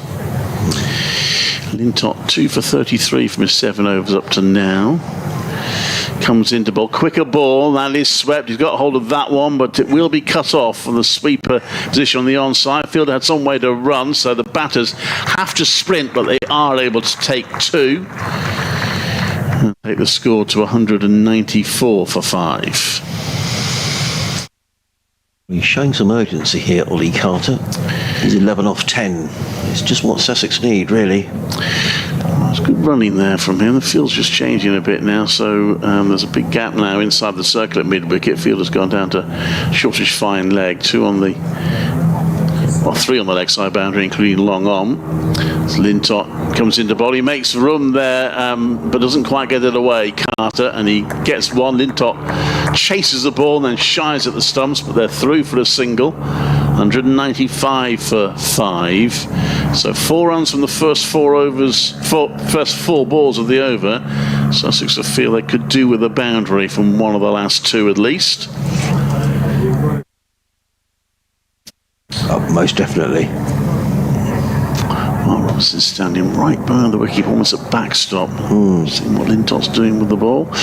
Lintott bowls. That's a wide delivery, which has almost another case of a spinner getting one with what didn't look a great delivery. It might have turned a bit away from the batter, but it's quite wide. But it bounced agonisingly short of Ollie Hannon-Dolby, who's put one down earlier, but he didn't have a chance. So he might have jarred his hand slightly, fielding it on the bounce. But it is a dot ball, so this last one will decide really whose over this is. Lintott tosses the ball from one hand to the other, comes into bowl. And Ibrahim hits that to long on, but it will only be a single, so 6-5 off the over. I think Warwickshire will certainly take that. But still 5 wickets in hand, still time for Sussex to try and push the score up. 196 for 5. You got an update? I've got an update to do, then I'll bring Brian's coming for me. Yeah, fine. Yeah. It'd be good to hear from Brian Halford. So, Danny Briggs with 1 over left to bowl, 9 overs, 1 for 49 for the former Hampshire and the Sussex player, who's done such a good job since he's been at Edgbaston. Briggs.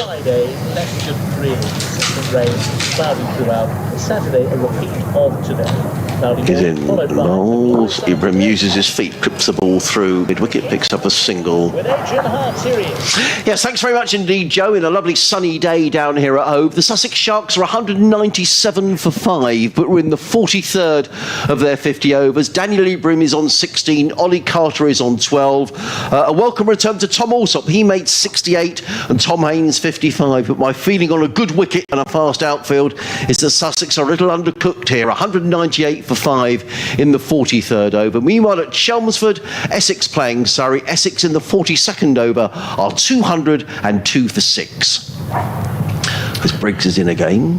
Oh, I don't know if that turned. But, looking to work that one away through the offside was Daniel Ibrahim. The ball goes through to Smith behind the stumps and there is no run. 2 singles off the over, that's all.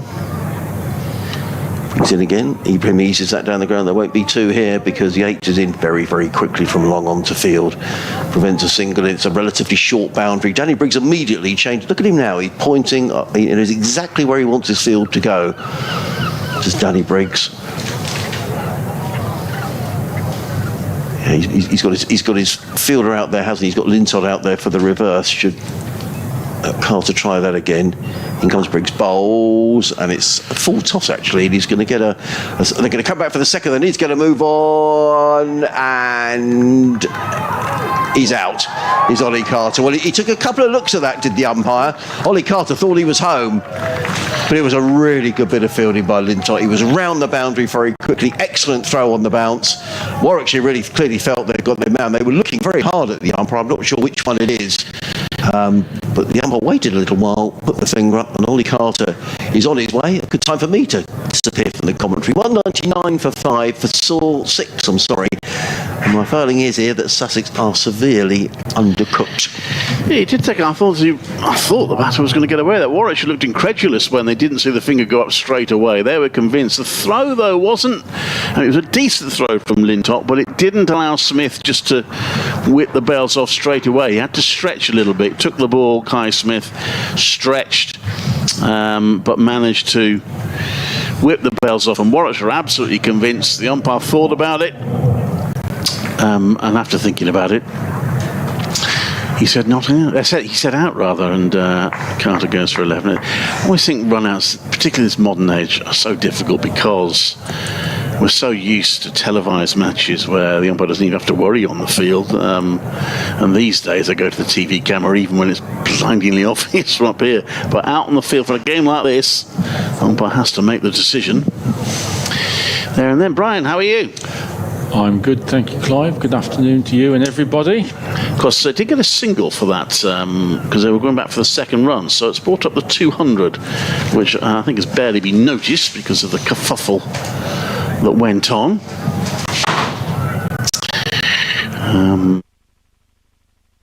So I will try and look at that in a minute, but Danny Briggs bowling, so let's have a look. Last ball of the over, and that's driven back to him, and there's no run. So I would say that's 257 balls for the 200, which means the first 100 took 128 balls, the second 127. So they've been, I suppose, slightly one pace in the innings, you might say, from that. The third 50 took 56 balls, so that was one of their quicker 50s. In fact, that was the second 50 took 53, so yeah, they speeded up a little bit for the fourth 50, but they've got a bit of work to do from here, and we're just 4 runs off that last over.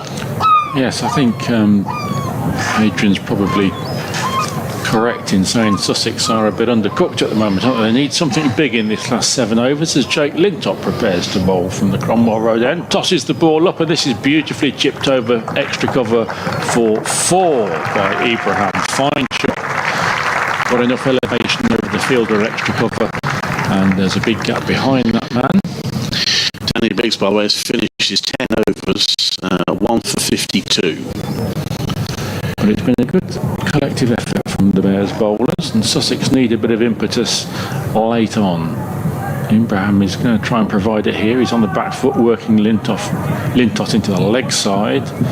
And they will scamper for 2 there as Bethel just fumbles first time. 6 off the first 2 balls. This is a bit more what Sussex need.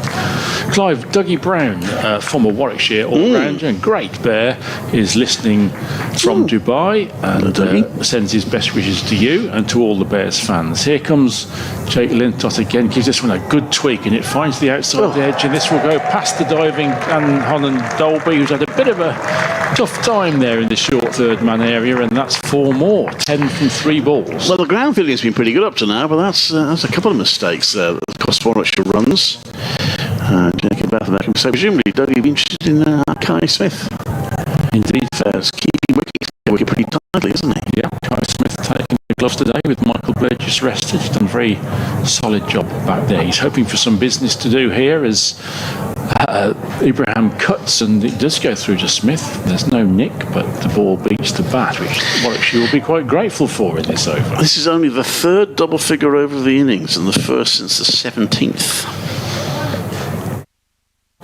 Ibrahim keen to beef up this over even more from a Sussex perspective. This is a good straight delivery from Lintott though, and all the batsman can do is work it up to deep point for a single. It was a strange innings from Pujara, wasn't it, Clive? Very slow, and I think we were all waiting. He's got to start unloading at some stage, but he never did, and just 23 from 40 deliveries with just 1 boundary from the great Indian batsman. It's part of the reason why this innings really has never taken flight, has it? It's been steady, but there's been no real charge from Sussex at the moment as Lintott comes in, and this is outside off stump and chopped away straight to Bethel at point, and there's no run. 211 for 6 with 6 overs to go, and I think it's advantage Warwickshire at the moment, Clive. Yeah, but 11 off that over. If they could get double figures, if they get 10 and over from here, it takes them to 270.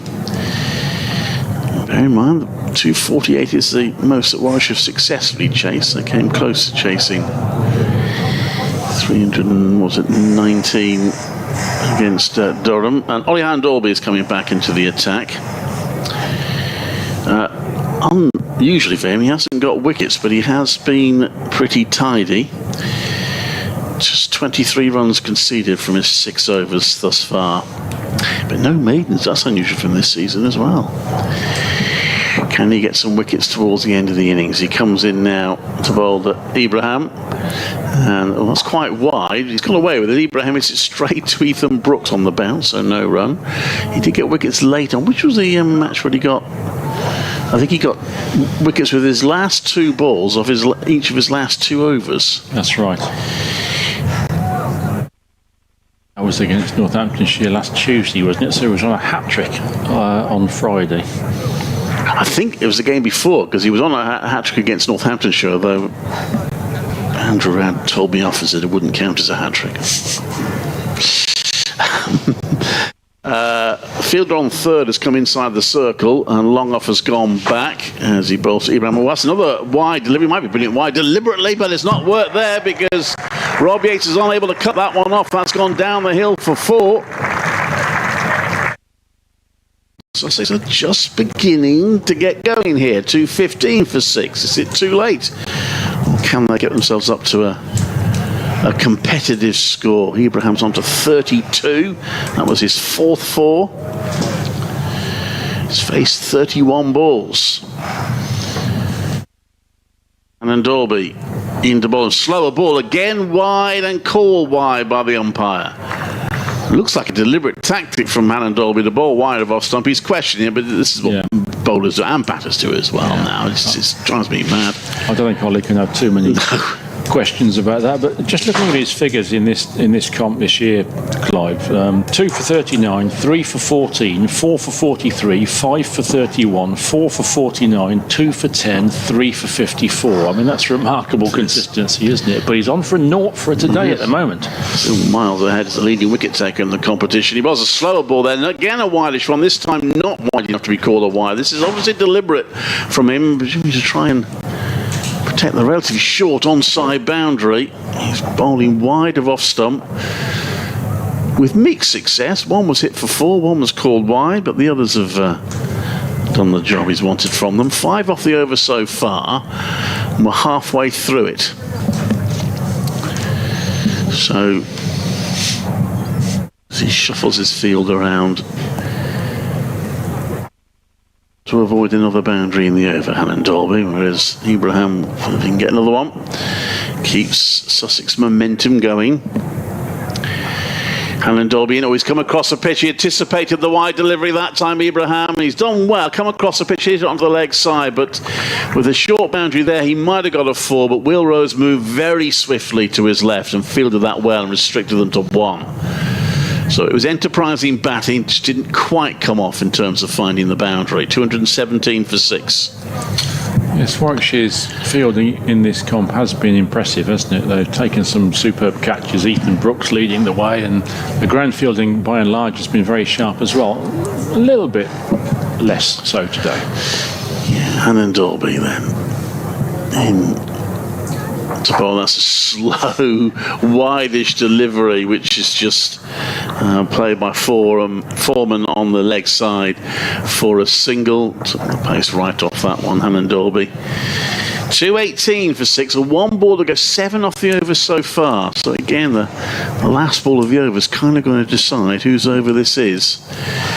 A dot or a single, and Warwickshire will be reasonably happy, but a boundary for Ibrahim, and that's a good over for Sussex. A wicket, of course, to make it an even better over for Warwickshire. Cover's coming a little bit closer here. There's Ethan Brooks there. Hammond Dolby into bowl again. He's come across something. It was a full toss, bowl wide of off stump. Batter knew that was going to happen, moved across his stumps, tried to work it on the leg side, or did work it on the leg side, but only for 1 run. So a bit of cat and mouse that over, but 8 runs off it. So I suppose not disastrous for either side, really. 219 for 6, 5 overs to go. I mean, they've got 8 and over from here. That takes them, set a target of 260. Which I think would be a little under par, but it would give Sussex a chance, wouldn't it, especially if they can knock over for some early wickets. But Ibrahim's playing a good innings for his side here, 34 not out, and at least he's elevated that total over 200. And Sussex will hope, as you say, Clive, it gets towards 260. Tom Walsop 68, Tom Haynes 54, the main scorers for Sussex so far. But they need a little bit more impetus still as Lintott comes in to begin another over from the Cromwell road end, and that is pulled away firmly to Ibrahim, but straight to the man at deep mid wicket, and just a single Lintott into his final over. One thing that, in terms of qualifying, the Warwickshire needed, qualifying for a semi-final, I should say, the Warwickshire needed to avoid a heavy defeat. I'm really confident at least doing that. Lintott is reverse swept. That's a fine shot from Foreman, and it's beaten the fielder at short fine leg, and it's a boundary, the first boundary to Bertie Foreman of his innings. And only his second List A game, 19-year-old. It was a shot for a precocious teenager, wasn't it? Very nicely played. Very crisp shot. He scored 35 in his first List A game, so evidently a talented young player. He waits again as Lintott comes in, and Freeman lashes in for 6 over deep mid-wicket. What a fine Foreman lashes in for 6 over deep mid-wicket. There was a man right on the boundary there, but he had the confidence to go for it. I don't think Lintott felt that man was in the right place. He looked a bit annoyed there. That's a bit harsh on the fielder, I think, but... I think he's wondering whether the fielder was positioned correctly. Oh, I see. Lintott is in again, and this is a good delivery on the block hole, and Foreman forces it up to long on for a single. 231 for 6. The scoreboard's incredibly quick here, almost up before the runs. That's 2 double-figure overs in a row that Jake Lintot's conceded, and there is a little bit of momentum here from Sussex now. 35, Foreman on 12. Ibrahim it is who's facing as Lintott drops a little bit short outside off stump, but Ibrahim just socks it straight to extra cover, and there's no run. It is Lintot's last over. Here comes his last ball. No ball or wide notwithstanding. Here he comes from the Cromwell Road end. It's a good straight delivery, which is just nurdled down to short third man. Ollie Hannon Dolby's throw is way over the wicket keeper said. They take a single, and Lintot's stint with the ball is over for the day. He has figures of 2 for 63, I believe. 2 for 62 from his 10 overs. And Sussex are 232 for 6 with 4 overs remaining. Well, 24 off his last 2, slightly damaged his figures. He's now 32 off the last 3 from Sussex. So they're doing a little bit better than 10 and over in these closing overs. So they'll still have hopes of getting up towards a 280 mark. Hannon Dolby, the little shuffle, comes into bowl to Ibrahim, who again moves across the pitch and anticipates that and plays it through mid-wicket for 4. Well, maybe Hannon Dolby's just been a little bit predictable here. Bowling wide of off stump. Ibrahim's moving across the stumps. He's played that well. 4 more runs.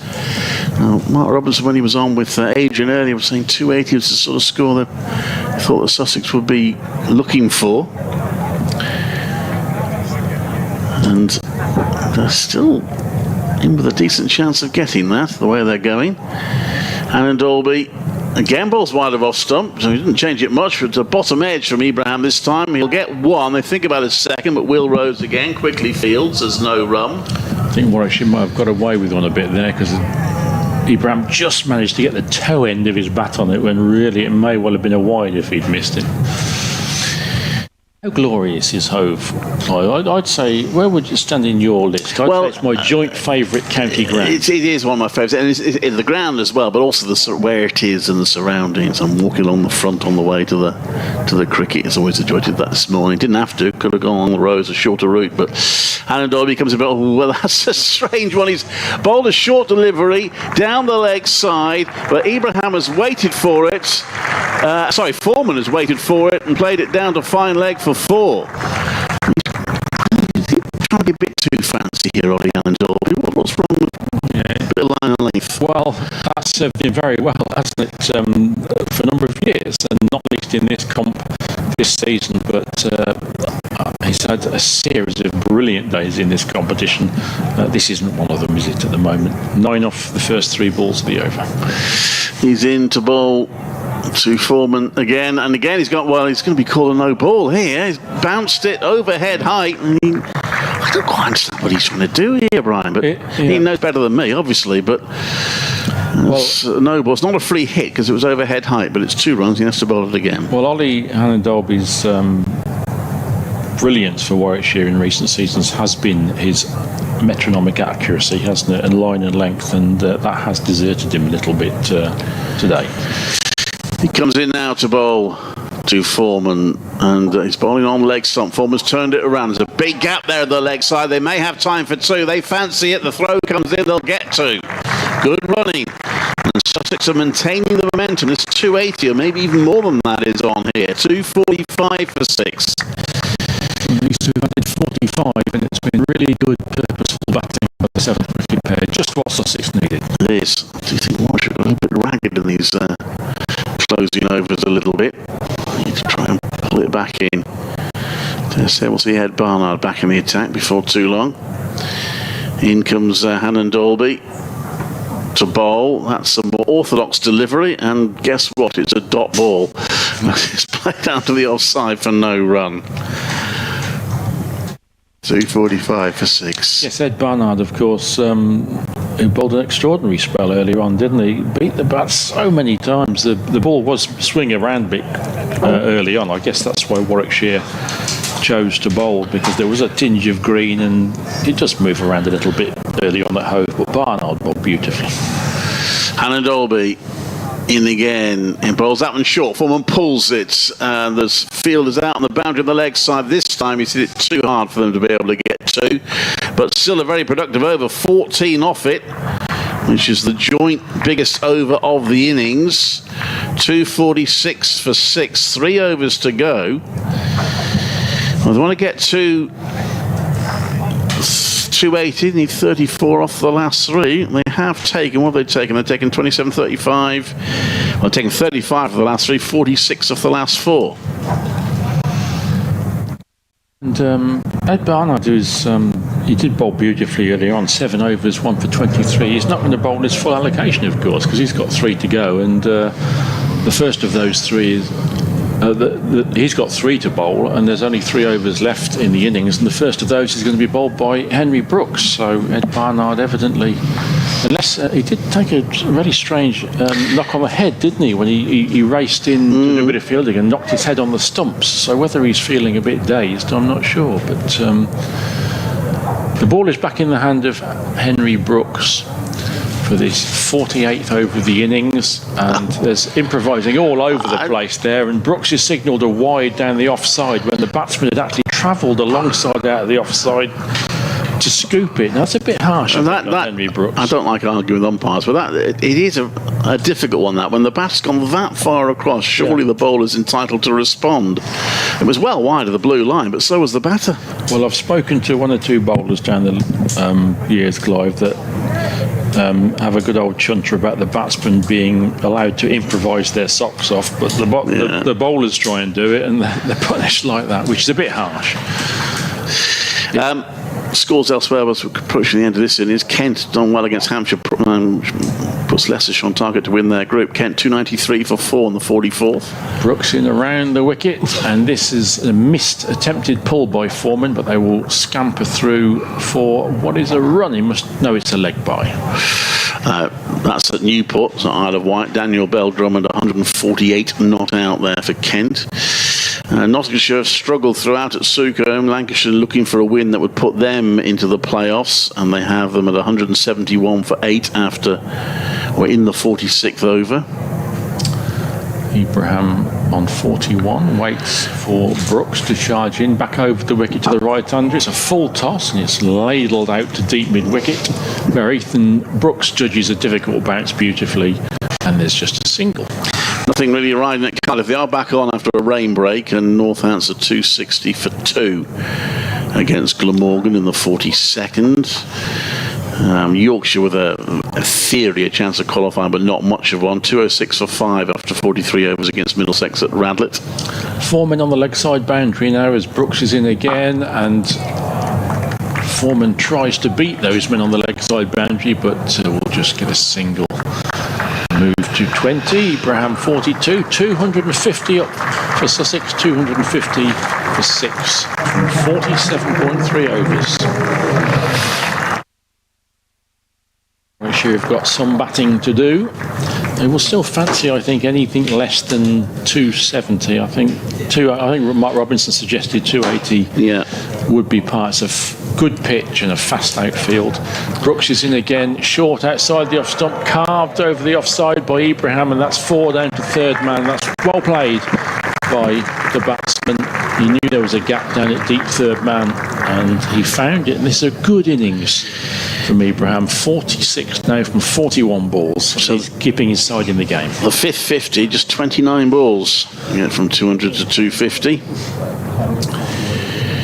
It's what the home side needed, and it's given the sun-soaked home fans something to cheer. In comes Brooks again. This is swished away down to the long leg boundary for 4 more by Ibrahim, and that's a half century for the batter, and a well-deserved round of applause. Successive 4s take Ibrahim to 50 from 42 balls, 7 4s, and he's put his side right back in the match here.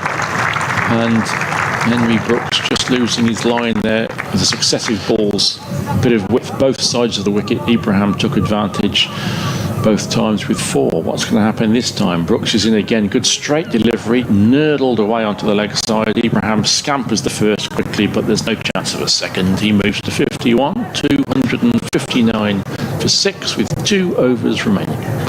So 13 off that one again. So the last 3 overs have all been double figure overs. 4 of the last 5 have. And this is good stuff from Sussex. Warwickshire for me have got somewhat ragged. Nothing riding at Chelmsford, where Essex are 236 for 8 against Surrey. Nothing also at Derby, but Somerset are having a bit of fun. Andrew Umi, I think, has become the first batter to make 3 centuries in the competition this season. The former Warwickshire batter, briefly. He's 159 not out, with Somerset 311 for 3 in the 48th at Derby. Here comes Ollie Hannon-Dolby to bowl to Ibrahim. Again, he bowls wide of off stump. Again, Ibrahim anticipates that, takes a small step across and wallops it through long on for 4. Terrific stuff from Daniel Ibrahim. And just to complete the scores, Durham 217 for 5. This is one where Warwickshire needs a hope that Gloucestershire don't win by a country mile, because if they do, Warwickshire could be under pressure if they lose badly here. Durham 217 for 5 in the 41st. They have slowed down somewhat there at Bristol. Ollie Hannon-Dolby into bowl to Ibrahim. He's bowled a full looping full toss, which Ibrahim hasn't got hold of, and has played it to long for a single. You mentioned Andy Umeed there, 3 centuries in the competition. I think I'm right in saying he scored the slowest first-class century ever for Warwickshire. It was the slowest in county championship history. Now, admittedly, that's on balls faced, and they haven't been counting balls faced all that long. However, it was a record. It has since been broken. You know why? Have a guess. Who might have broken it? Sam Hain? No. Ollie Hannon-Dolby comes into bowl, and that's a slow bouncer, which is hoiked in the air safely onto the leg side for a single. Dom Sibley has since broken it. I think Andy Umeed's masterpiece was that with the pink ball as well. It was one of those. I think it was against Lancashire in the first pink ball fixture, and they came and went quite quickly in the championship, didn't they? They did. Pink ball cricket, but I think Andy Umeed had a long old session. A whole day against James Anderson. Made me laugh, that pink ball. Ollie Hannon-Dolby comes into bowl. Ibrahim swings. Did he get an edge? Yes, he did. Warwickshire thought he did. The umpire thought he did. I think it's fair to say Ibrahim's not so convinced, but he has to go for 56. Well, so bowling wide of off stump did work there for Ollie Hannon-Dolby. 265 for 7. I would suggest it was a tactic which had mixed results, but there we are. They got the 7th wicket, and that's an important wicket. That might, or Warwickshire will hope that will slow Sussex down, because it's been a brilliant innings from Daniel Ibrahim. 56 off 46 balls, 8 fours, and he's richly and deservedly applauded. Yes, a very fine knock from Ibrahim. It's been a slightly bitty team effort from Sussex. Haynes 54. Allsop 68 at the top, and they needed that from Ibrahim for 56. Fair play to Ollie Carter as well, 14 from 13, which got the innings going again, and Bertie Foreman playing a really nice hand here, 21 not out from 14. Ollie Hannon-Dolby has just snuck in with a wicket there, with the 2 balls from the end of his spell. Again, it hasn't been. It's been Sussex's last half an hour. They've really come back well. But I think Warwickshire still will be pretty happy if they can just avoid any mayhem with these last 8 balls. If they can keep Sussex in the 270s, I think the Bears would fancy that. 24th wicket of the competition for Ollie Hannon-Dolby, which puts him miles ahead of anyone else in the country. I was saying at the start, I don't know if this is still the case, I haven't looked up all the scores. Andrew might have changed it actually, but Warwickshire did go into this match with the highest run score and highest wicket taker in the competition, because Ed Barnard was at the top of the charts of runs. That is a full toss from Hannon-Dolby, but one of those ones that's, at least it was accurate and not that easy to get away, so it is 1 run for the new batter, who is Carvallis, the South African-born Greek, won T20 international for Greece.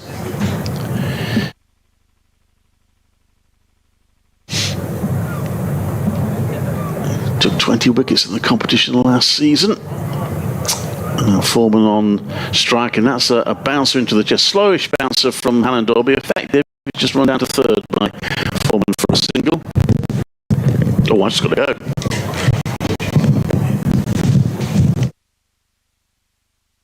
And Sussex 267 for 7. 1 over left, and I've got the great honour being joined by Adrian Holmes for the last day after this is what I travelled down for. Yeah, right. I've known you too long, Brian. That's great. Yeah, it's lovely to see you. And actually, you're seeing Hove, and it is a lovely cricket ground, but it's in all its glory today, isn't it? I mean, beautiful sunshine. And I did see the weather forecast coming down the track, and I thought that Hove is sparkling at any time, but in this sort of weather, particularly so. But such a shame we don't see you more, Brian, really. It's a shame we don't play Warwickshire very often. It would be lovely if Sussex could get themselves back in Div 1 at some point. There's still a chance this year, isn't there? There is. I mean, they've played 10 games. They've only won 1, Brian. They've drawn 9, and I reckon they've got to win at least 2. I mean, Worcestershire could well get promoted. They've won 4. But, you know, they've given themselves an outside chance. It's going to be Rhodes to bowl the final over, coming into Bolton Young. And Bertie Foreman, who hammers it down the ground too long on and picks up a single. I like Bertie Foreman. He's a busy young cricketer. England under-19s. Made his List A debut down at Worcestershire the other day. Made 30-odd. Bowled that well at Worcester, but then nobody did, in fairness. And is it Cashier Ali? Smashed the ball out the ground. He was extraordinary for Worcestershire. What a talent he is. Yes, it would be lovely if Worcestershire can get through in this tournament and also they're in the promotion races. They are in the championship. They've had a good season, actually. Yes, Alan Richardson's done a terrific job there since he took over as director of cricket, former Bear. Rhodes in again, bowls, and Carvelis with the attempted ram. I'm not sure that's a very good shot by Harry Carvelis. I mean, there's plenty of room. I just think he ought to get Foreman on strike here. I think also, I mean, Clive touched on the business sometimes of over-improvisation. I mean, that's quite a difficult. He's just tried to a reverse, was it a lap or he's a new batsman straight to the crease. I mean, that's not an easy shot at the best of times, is it? As you say, perhaps just a simple single up to long off might have been a good choice. I mean, there's plenty of runs on the leg side. I mean, there's a single anywhere on the leg side. Take the single, get Foreman on strike. 267 for 7. Rhodes on his way from the Cromwell Road end in lovely sunshine, in and bowls.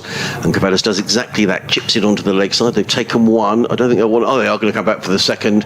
Throw comes in, and it's the subs, that's out. And the trouble with that is, it means that Foreman is now marooned at the far end. It was a terrific bit. Was that Danny Briggs? Well, yeah. I mean, what a. I think, was it Bethel? No, it was Bethel, was it? Yeah, Bethel come right from. Warwickshire are blessed with 2 exceptional outfielders in Jacob Bethel and Ethan Brooks. But to be fair to the batsman, you're not bargaining on a direct hit from. No, but I just feel. I mean, again, it's just an observation. I don't mean to be critical, but you got Foreman in. He showed he can hit a long ball. He's 23 off 17. Get him on strike. Just take the single and leave Foreman to face the final 3 balls. As it is now, he's marooned at the far end. One of you guys needs to go and get your lunch, because there will be a massive queue down in Greg's. And when I went down there a little earlier on, there wasn't a huge selection left. So, and there's a big crowd here today as well. My friend and colleague Joe Chapman has just gone down to get his, and I'm going to bite the bullet, take one for the team and stay here for the remaining 4 balls. That's very good. So that Clive can go and get his as well. Now you go, mate. Well, that is good. I'll just suffer. Well, the new man in is Henry Crocombe, 268 for 8. My feeling here, Brian, and I'm here to be proved wrong, is that Sussex are undercooked here. I think this is I think Mark Robson, I think 280 is under par, to be honest. I mean, it's a fast outfield, there's a shortish boundary on one side. I think this is a good track. It looks like a good pitch, doesn't it? Sussex will need wickets early on. Here comes Rhodes running in the scoreboards, gone awry, bowls to Crocombe, who plays that down the ground. Oh, what did that hit? Did that hit the umpire? I think so. I think it did. It was played straight down the ground by Henry Crocombe. It would have run away for a couple of runs, but it hit the umpire and bounced in the air. much to the annoyance of the Sussex public. A few shouts of, "Get out of the way!" I'm sure he couldn't help it. Now, Borty Furman is going to be on strike. It's just the last ball of the innings. No, 2 more to go. Bertie Foreman surveys that leg side boundary. He showed he can hit a long ball. And he just waits. He looks like a batsman to me, Bertie Foreman. He bowls off spin. He batted very nicely at Worcester the other day before chopping a ball. In fact, he tried to reverse as well and got himself out. In comes Rhodes. Around the wicket, bowls to Foreman, who hammers that down the ground. That's going to be 4 runs. That's a good player. Play authentically. And that's why Sussex needed him on strike. And that's absolutely dead straight, isn't it? Over the stumps at the far end. Really fine shot. He does got, and with a 60 hit over mid-wicket, it was beautifully struck, wasn't it? Clearly a talented player. The first time I seen him bat on Sunday, the way he sort of twiddles his bat, he adjusts his gloves, and he just looks like he fancies it, Bertie Foreman. Anyway, 27 off 18, nice little cameo from the 19-year-old. He just his second List A game, and he waits as Rhodes is running in. Around the wicket bowls to Foreman, good bit of bowling by Will Rhodes, who shies at the stumps. Was there going to be an overthrow? No, there isn't. Well backed up, in fairness. And, it's just a single to Bertie Foreman. Well, I think he was rather annoyed there, Will Rhodes. He was trying to hurl the ball at the stumps. I'm not sure that did he hit? I don't think so. Anyway, Sussex innings is over, and they finish. I think that's going to be 270.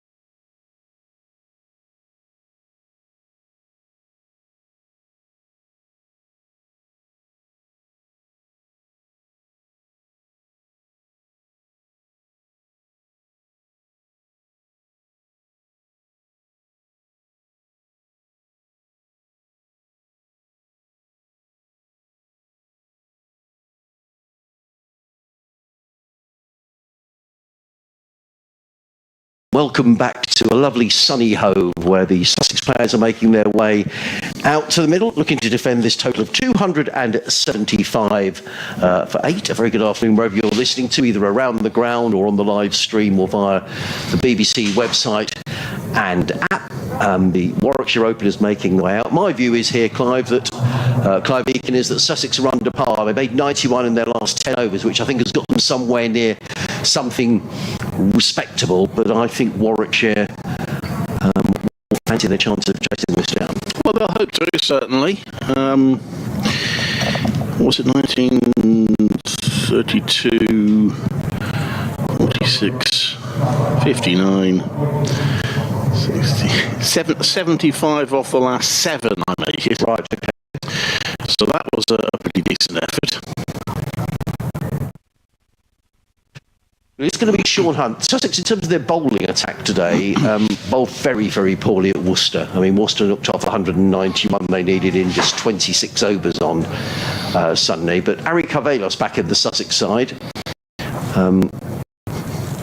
And Henry Crocombe in the side. So I think the Sussex bowling attack is stronger than it has been, certainly in the last couple of games. But it's going to be Sean Hunt, the left-arm seamer, who's going to get things underway, coming into bowl to Rob Yates. And Yates, looking to play that one on the leg side, is struck round about the thigh pad. The ball bounces out into the offside, and there is no run. Young Bertie Foreman comes running into field. 2 slips in place. Sussex needing early wickets. I can see Ari Carvelos warming up down at third man, so I'd imagine he's going to open the bowling from the Cromwell Road end. There's a backward point, cover mid-off, mid-on, mid-wicket, and a fine leg all the way down at the far end of the ground as Sean Hunt is on his way. Bowls, and it's a good delivery by Sean Hunt that Yates plays with suspicion onto the leg side, fielded by Harrison Ward, and there is no run. I mean, I've been sort of saying, I think this is a good pitch. The only mitigating factor there is that Cheteshwar Pujara took 40 balls to score 23. Now, whether that means that there's a little bit more in this pitch than we think, or perhaps he was just tied down by some very good bowling. But certainly then you could say the way that Foreman and Ibrahim batted at the end, the pitch really didn't have any demons. Hunt up the hill, bowls to Yates, who clubs that one. A good stop by Foreman at backward point. I like Bertie Foreman, only 19 years of age, plays his club cricket this season at Horsham. England under 19s. He's an off-spinner, who I thought batted very nicely as well down at Worcester on Sunday, when he made, how many did he make? 35, and followed it up with 28 not out today. So Warwickshire still to score in this pursuit of 276 to win. Hunt is in bowls and driven away and again straight to Bertie Foreman, who fields, and there is no run. Tom Alsop top scorer with 68, Tom Haynes 55, Danny Prim 56. If you'd like to join our conversations, it's cricket at bbc.co.uk. Be lovely to hear from you wherever you're listening.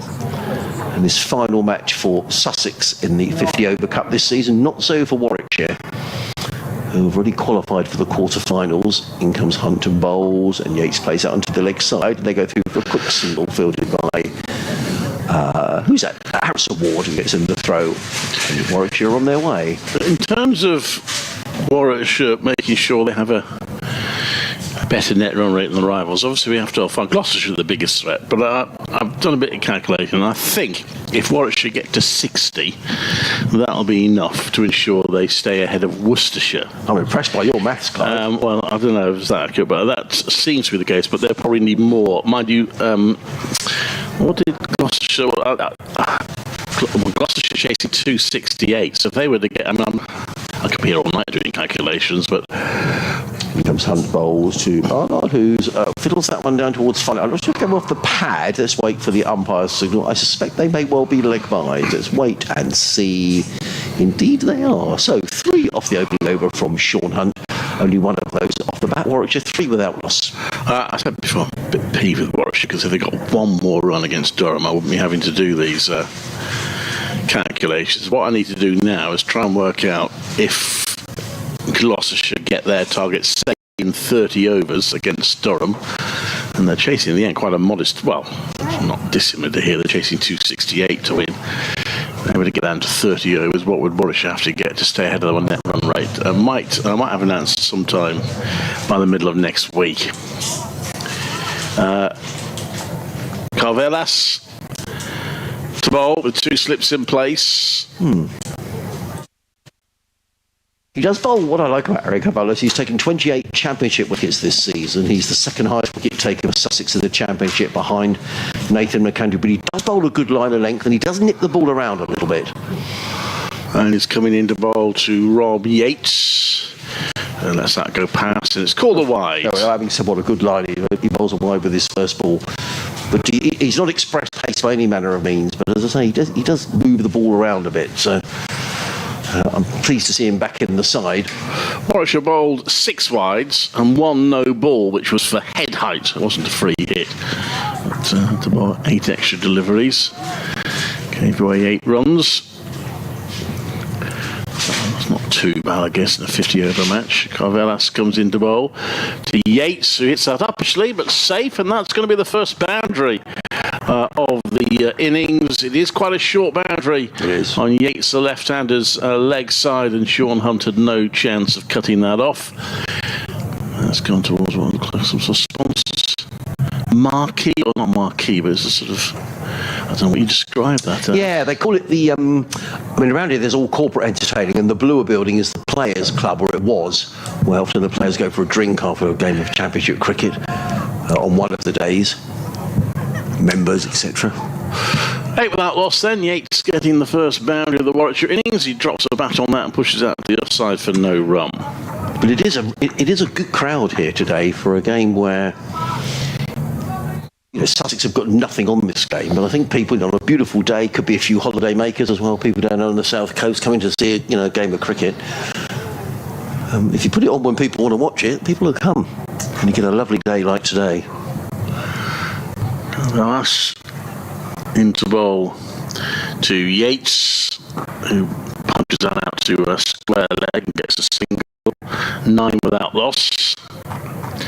Second over, target 270, 6 to win. It will be, if they get it, Warwickshire's biggest successful run chase of the season so far. Generally, haven't had to chase much. They've had teams in trouble early on. They chased down 248 to beat Derbyshire, and then the only time they've set anything really substantial, they missed out narrowly against Durham after being set 338 to win.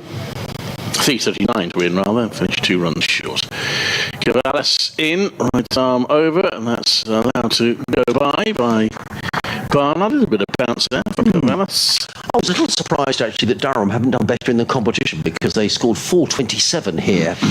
Their bowling attack had been decimated a bit by 100 call-ups, but batting-wise, with the likes of Lees and Beddingham, they look really strong. So I was a little surprised that they haven't made it through to the latter stages. In now to bowl. It's punched out to the onside. They're going to go through for a quick single. It's well run. Barnard gets a single. I also played that T20 International for Greece against Italy. How many were there watching that? And whether they understood what was going on.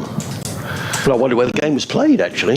I imagine it was... I probably ought to find out. Well, no, I imagine it would have been in a sort of qualifying tournament, would be my guess. But he comes in now to bowl, and Yates turns around his pads and goes through for a neat single.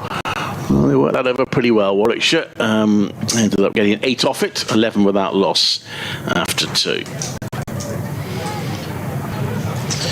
So a steady start by Warwickshire. A little surprised actually that Ed Barnard didn't bowl all his overs. He only bowled 7. Perhaps there was a good reason behind him not doing so. I did wonder whether, because he had that little injury when he slid in fielding, I think he hit his head on the stumps. Whether that was a part of the reason for it, I don't know.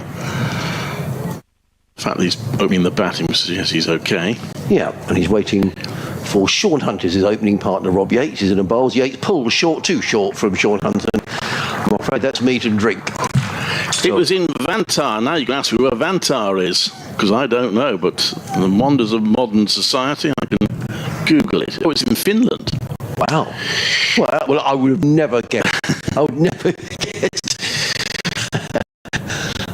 If you'd have said Athens or somewhere, I might have said, oh, right, okay. There were two Corvallis players. They were related, I wonder then. Good question. Don't know. There was Alexander as well. I'll have to ask Gary when I get a chance. Sean Hunt runs away from us. 15 without loss to Warwickshire. Hunted in bowls. Better delivery on the off stump. And forward comes Yates. Placed to mid on. Filled by Haynes. There is no run. It was a thriller. Aries Corvallis made 10 out of a score of 67 for 6 in 20 overs for Greece. Crumbs. Italy got there in the 12th over, and Corvallis got 3 overs for 10 runs. Is economic? Yeah. That suggests perhaps Greece quite got the idea of 2020 cricket there. It was a World Cup sub-regional Europe qualified Group A. Hunting in bowls and worked by Rob Yates, who goes to 12, a total to 16 without loss.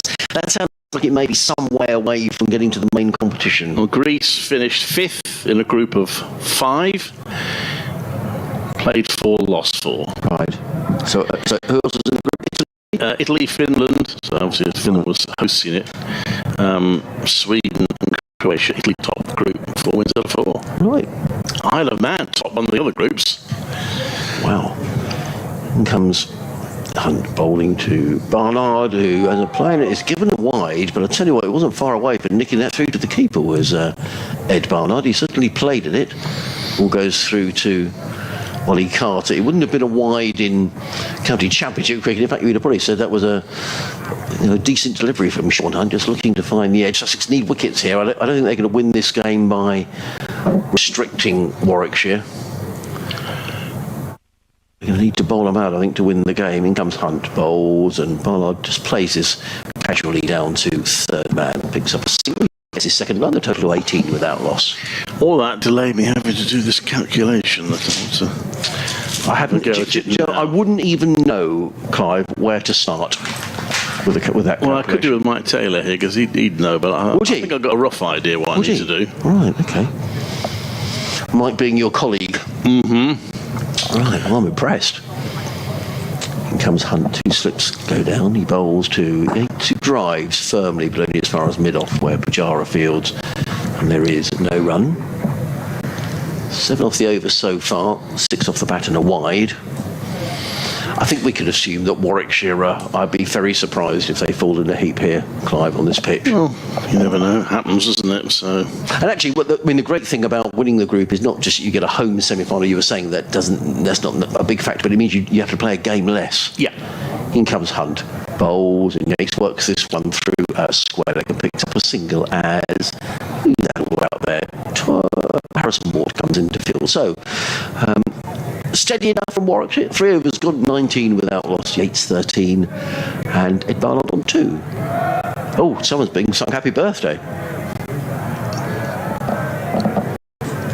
Oh, I wonder who that is. Someone's being sung happy birthday to somewhere in the crowd. It is a good crowd, isn't it? I mean, it's sort of difficult to tell at grounds that, there's got to be I thought 2,500, 3,000 in here today. I mean, I'll try and get some confirmation from the lads who are listening to the stream. It does look a really good attendance. So Corvallis into Yates, who turns that round his pads, and the ball going down the hill towards that corner is cut off. They'll get 2 runs. 21 without loss. Yeah, because I thought for a moment that was going to go for 4. You don't need much of a little tickle on balls as the ball rolls towards the CN for it to go to a boundary. But this is the last cricket we've got here now, home until the next championship match against Leicester, which I think is the 12th of September. Next one is in the air, but safe. It goes down to third for a single there. Yates just got a little early on that. Yeah, a bit of gully, that might have been interesting. I guess with the 100 being on, and all the test match cricket that's been at Edgbaston, do Warwickshire play away from Edgbaston quite a bit during the season? Or? Sadly not. No, they've opted to play all the games at Edgbaston. Ground staff have to work very, very hard, producing a whole load of pitches. Barnard plays that one very nicely, and that does beat the dive of the field at backward point. And that is a 4. No, they play all the games at Edgbaston. Personally, I think it's a shame. I know it's easy for me to say that because I don't do the accounts, but it would be nice if they could get out and about in Warwickshire a little bit, but sadly not. Where do they used to play at? Oh, well, they used to years ago play in Coventry, playing Nuneaton. This next one is back of square leg. Barnard gets one, he comes back for the second. In recent years, they've very rarely gone out. 2 years in a row, they went out to Stratford. That was the early noughties. It was, yeah. And then in more recent years, they played a couple of white ball games at Rugby School. But haven't since. They have developed this sort of second team ground at Portland Road, and there has been talk of them potentially taking a first team game out there. As Corvallis comes into bowl, right arm over, and it's pushed out to the onside for a single by Barnard. But I refuse to call that going out because it's over there. I mean, it's within a couple of miles of Edgbaston, so that's not taking it out. That's just playing on a different home ground. They haven't done that yet anyway. The women's team play there, and the second 11 play all their games there now. I said sadly because they used to go out and about around the county. Don't anymore. Corvallis has come round the wicket to the left-handed Yates, who's pushed that through the offside. That's a really good shot from Rob Yates. Two fielders chasing it. The ball is going to win. And that was a very nicely timed and placed shot by Rob Yates. And Warwickshire are off to a start here. They are 33 without loss.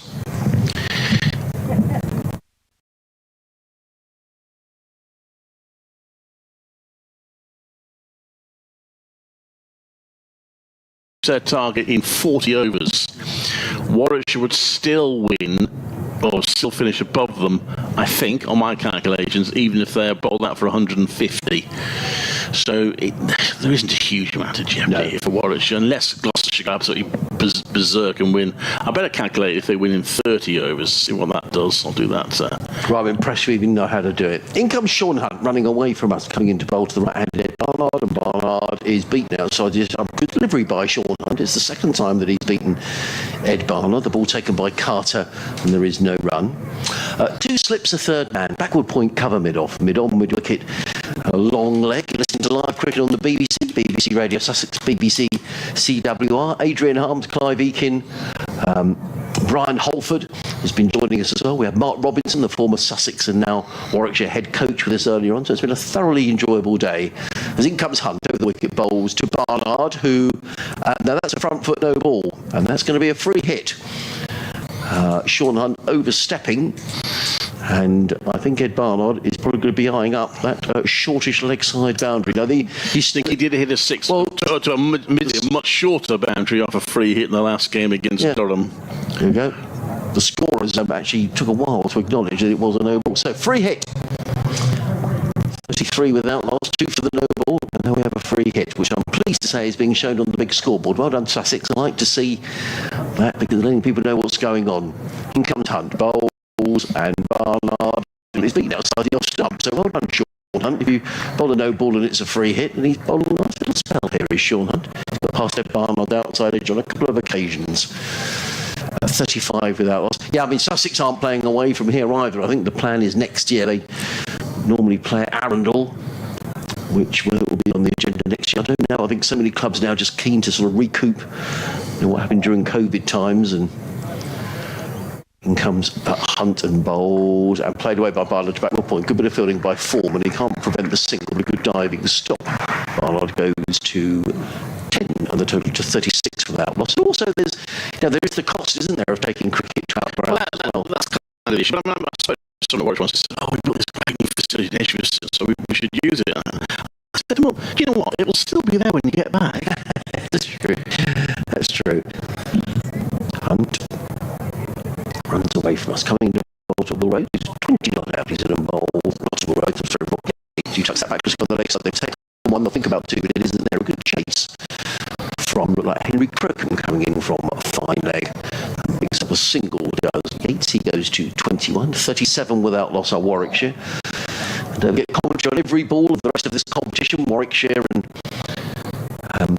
the county County Championship matches coming up in September, both Sussex and Warwickshire having 4 games to play. Let's hope the weather plays ball. We could get an exciting end to the season.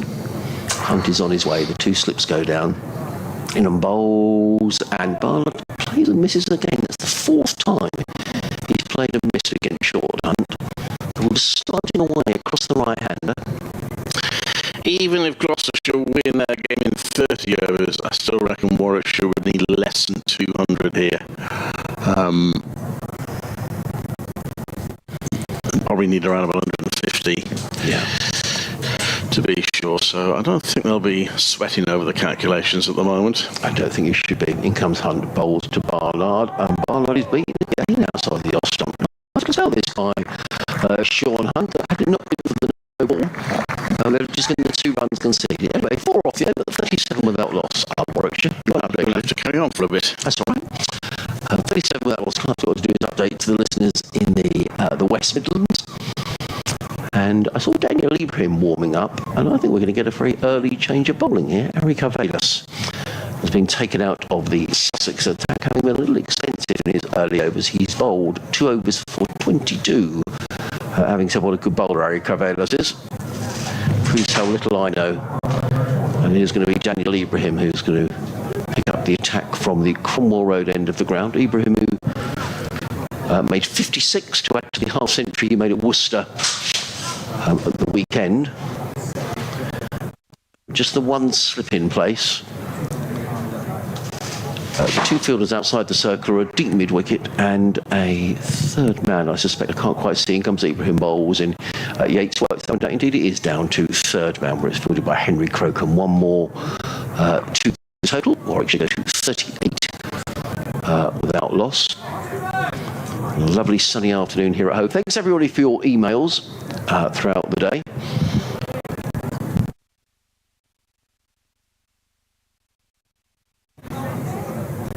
Can Sussex salvage something from what's been a very disappointing campaign? For Warwickshire, make sure they comfortably win this group.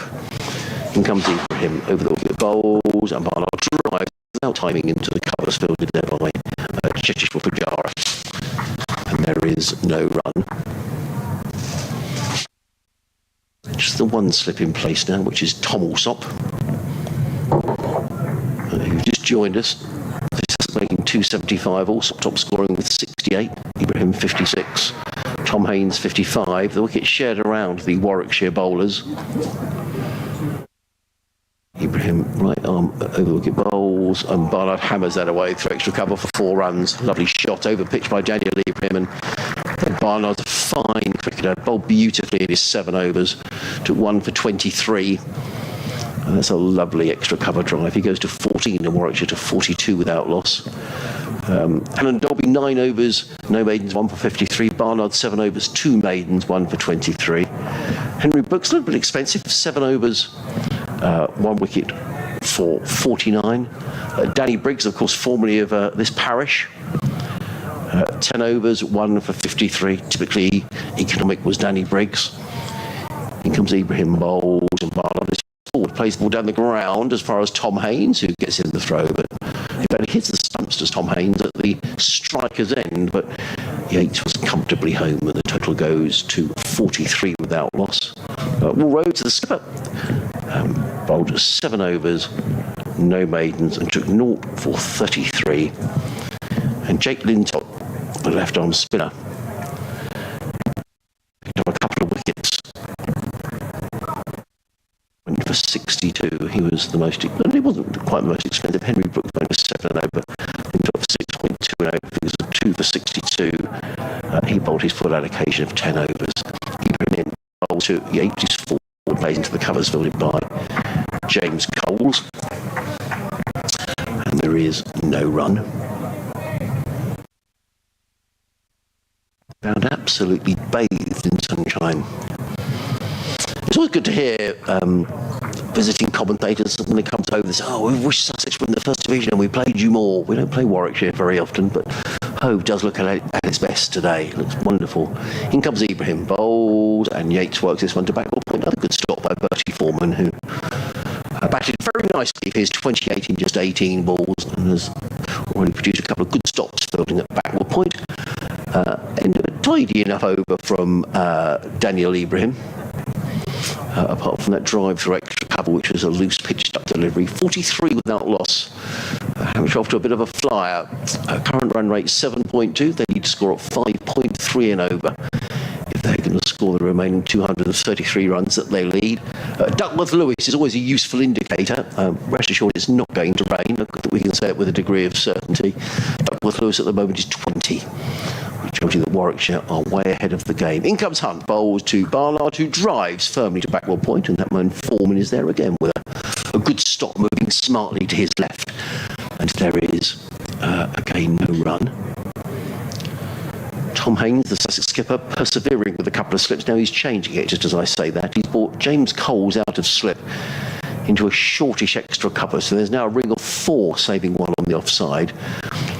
From backward point to cover point to short extra to mid off, then a mid on and a mid wicket, and 2 fielders outside of the circle. In comes Hunt and bowls, defended by Barnard down the onside of the track, and there is no run. Tom Alsop at first claps his hands. 2 fielders outside the circle are a third man. Looks like Henry Croker way down in the distance by the nets. I saw Joffer Archer was down there at lunchtime doing a bit of running around and fielding practice. To see that Jofra's out and about, and let's hope he's back in action before too much longer. In comes Hunt. Over the wicket bowls. Barnard forces this to backward point, but again it's fielded by Bertie Foreman. And again there is no run. Such an important position, that backward point position in one-day cricket, one that Danny Briggs has filled so admirably for Sussex down the years here that he was here. The other deep fielder is Ari Carvelos, who's way down at fine leg. Hunt, number 21 at the back of his pink shirt. 3 dot balls in the over so far. Nice and tidy from short. Hunt in and bowls. And just as I say that, he bowls a wide delivery. He's having away through the covers of 4 runs. Bertie Foreman is chasing the ball down like Usain Bolt, racing across the outfield, but he can't get there. He's very fast, is Bertie Foreman. But that was even too fast for him, and Barnard picks up a boundary. He goes to 15, and Warwickshire to 43 without loss. Good job. I don't believe in commentary curse. Commentators curse, because I'm too rational for that. Yeah, I've done it 2 or 3 times this season. But he's got nice and tidily, Sean Hunt, then just a loose delivery, and that'll frustrate him. You've built the pressure, then you suddenly let the batsman off the hook with a wideish delivery. Hunt in again, bowls. That's a better delivery, and clipped by Barnard to mid-on. Good tumbling save by Cheshwar Pujara, but not before Barnard goes through for a single. He goes to 20, and Warwickshire to 48 without loss. Has Barnard opened right through this competition? Yes, he volunteered for the role. He put himself forward for the role right at the start of the competition. He indicated that he thought that he could do a job opening the batting. No Alex Davis initially, because he was with 100. In comes Hunt and bowls, cut away by Yates, just third man. It's another single. So the coach started saying, he said, yeah, okay, give it a go, and it's worked brilliantly for him. So he's opened the batting and bowling throughout the competition. He's going to have to make a fairly big score here to get back on top of the run scorers, because he started this round of matches as the highest run scorer in the competition with 490 runs. So, sorry, is it me? Yes, that's right. That one, Yates turns around a square leg, and that could be tight. Well, a direct hit might be interesting there. It was Sean Hunt, but Barnard is safely through for his single. So that's the 50 up for Warwickshire. Which has come in 43 balls, which is somewhat quicker. Sussex took 75 balls for their first 50. That's played into the offside, there's no run. And But a very solid start for Warwickshire. Ibrahim, the bowler, he was the batter who put Warwickshire to the sword a bit late in the innings. So yes, 490 he started this match with, but Andrew Umeed, with his big score today, has moved up to 613, so he's actually going to have to get 124 here, Barnard, to get back on top. He turns that one round to a square leg for a single, so he might just lose that. On the hand, will be still safely on the top. Only got one wicket, but he's still 7 wickets clear of his nearest rival. That's top wicket taker. Should just ticking along here, really, aren't they? They are. It's a good start. I think they've got they're just trying to get the pace of this pitch up. As I say, I think the Sussex ball was under par, Clive.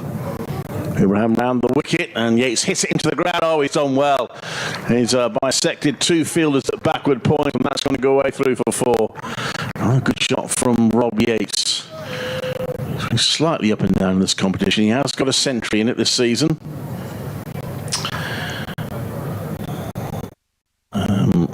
Scored that against Glamorgan. These 2 batters are the only batters who got centuries for Warwickshire in the competition. Ed Barnard having done it against Durham in the last match.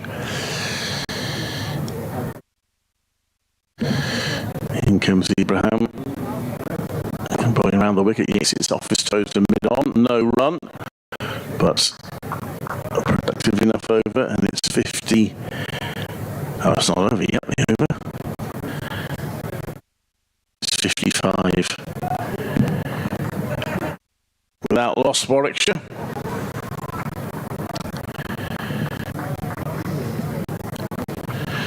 One slip still there for Ibrahim. Sussex in need of breaking up this partnership. And Yates guides that to backward point. No run there, but the boundary meant they got 6 off the over, and that's absolutely fine for Warwickshire, whose required rate at the moment is a little over 5 and over. So along pretty comfortably at the moment at 55 without loss after 8. Yes, and a change in bowling. This is interesting. I think this is good captaincy by Tom Haynes. He's got the young off spinner in his side in Bertie Foreman. There's no point leaving it too long before you bring the spinner in. I mean, it's obviously a little bit of a risk bringing the spinner in during the power play, but I think that's good captaincy. Get him in, give him an opportunity to bowl.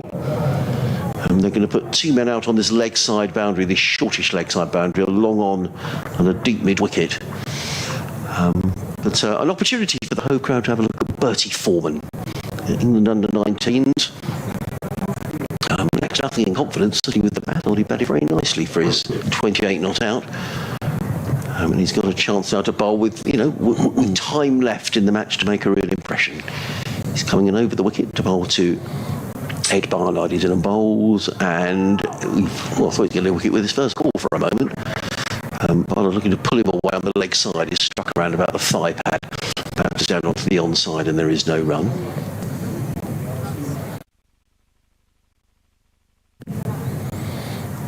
Foreman in again, and he's helped away for 6 runs. Well, he's just helped with the spin there, did Ed Barnard. Well, it was an experiment, and that's welcome to List A cricket against a strong side. He's the off spinner, so but the way that he turns the ball, the way he spins the ball, Barnard just helped it with the spin away over backward square leg for 6 runs. Goes to 27. He's Warwickshire's top 6 hitter in this competition, Ed Barnard. That's his 10th. Right, good shot, wasn't it? Foreman again, this is a test. In and bowls, and Barnard defends onto the onside, but he gets a single nonetheless as James Coles comes trotting in off the mid-wicket boundary to field. It's got a fair way to go to be top of that chart, though. Kashif Ali of Worcestershire is the top 6 hitter in the competition this season. He was amazing on Sunday. 21 sixes Wow. he's hit. I think he hit 5 on Sunday from memory. The ball just sent all past. Well, I think he made 6 against Warwickshire off 1 shot. I think it was 6 off 2 balls or something, 2 or 3. In comes Foreman again, bowls driven into the offside. And there is no run. Oh, hang on. The commentary keeps cutting out, I'm being told. Oh. A battery issue, perhaps? Or... How's that, Jack? Got a run there, Yates. Thank you. That's the wire comes slightly detached. If you could let us know, Jack, if that's okay.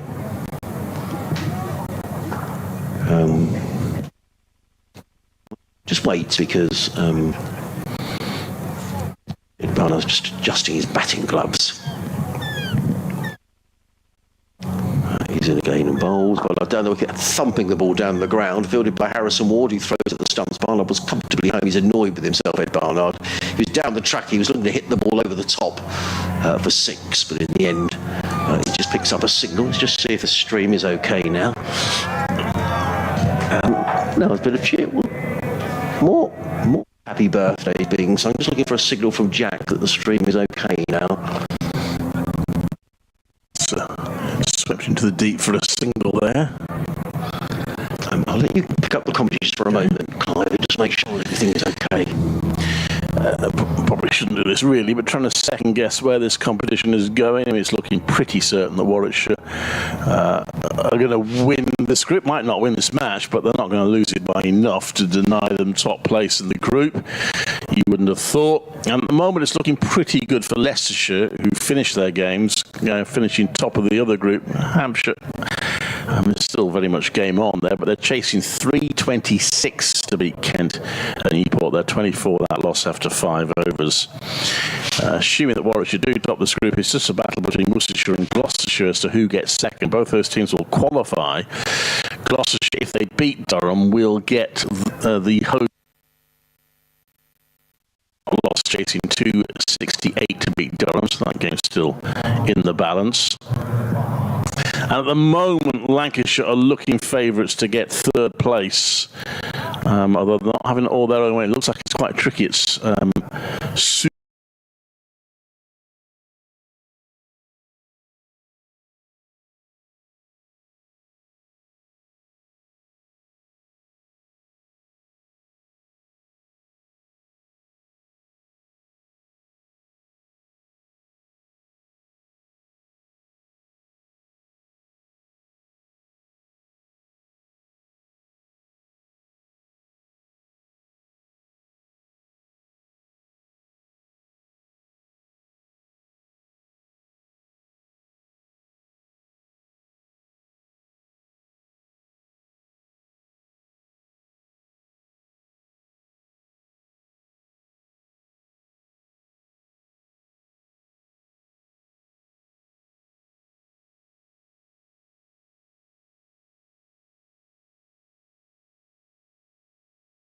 whatever you called it. Yeah. And just short of the flats. Big shot there from Robbie. It's a short boundary there, but that's 6, I think, on most boundaries. Well, lovely shot, wasn't it? Just too short from Henry Crocombe. It's a short leg side boundary, and Yates wasn't going to miss out. And at the moment, these Warwickshire openers are putting this Sussex score on the pitch in some sort of perspective. His 6th 6 of the competition, Rob Yates. Warwickshire have out-6 their opposition across the competition, despite going for a few against Durham. David Bedingham hit them for 6 sixes there. But they came into this game with a 35 to 26 6 credit. This next one, Yates drives into the offside. Oh, there we go. We talked about that earlier. Score a 6 and then get a single off the next ball. Always works a treat. 72 without loss. Yep.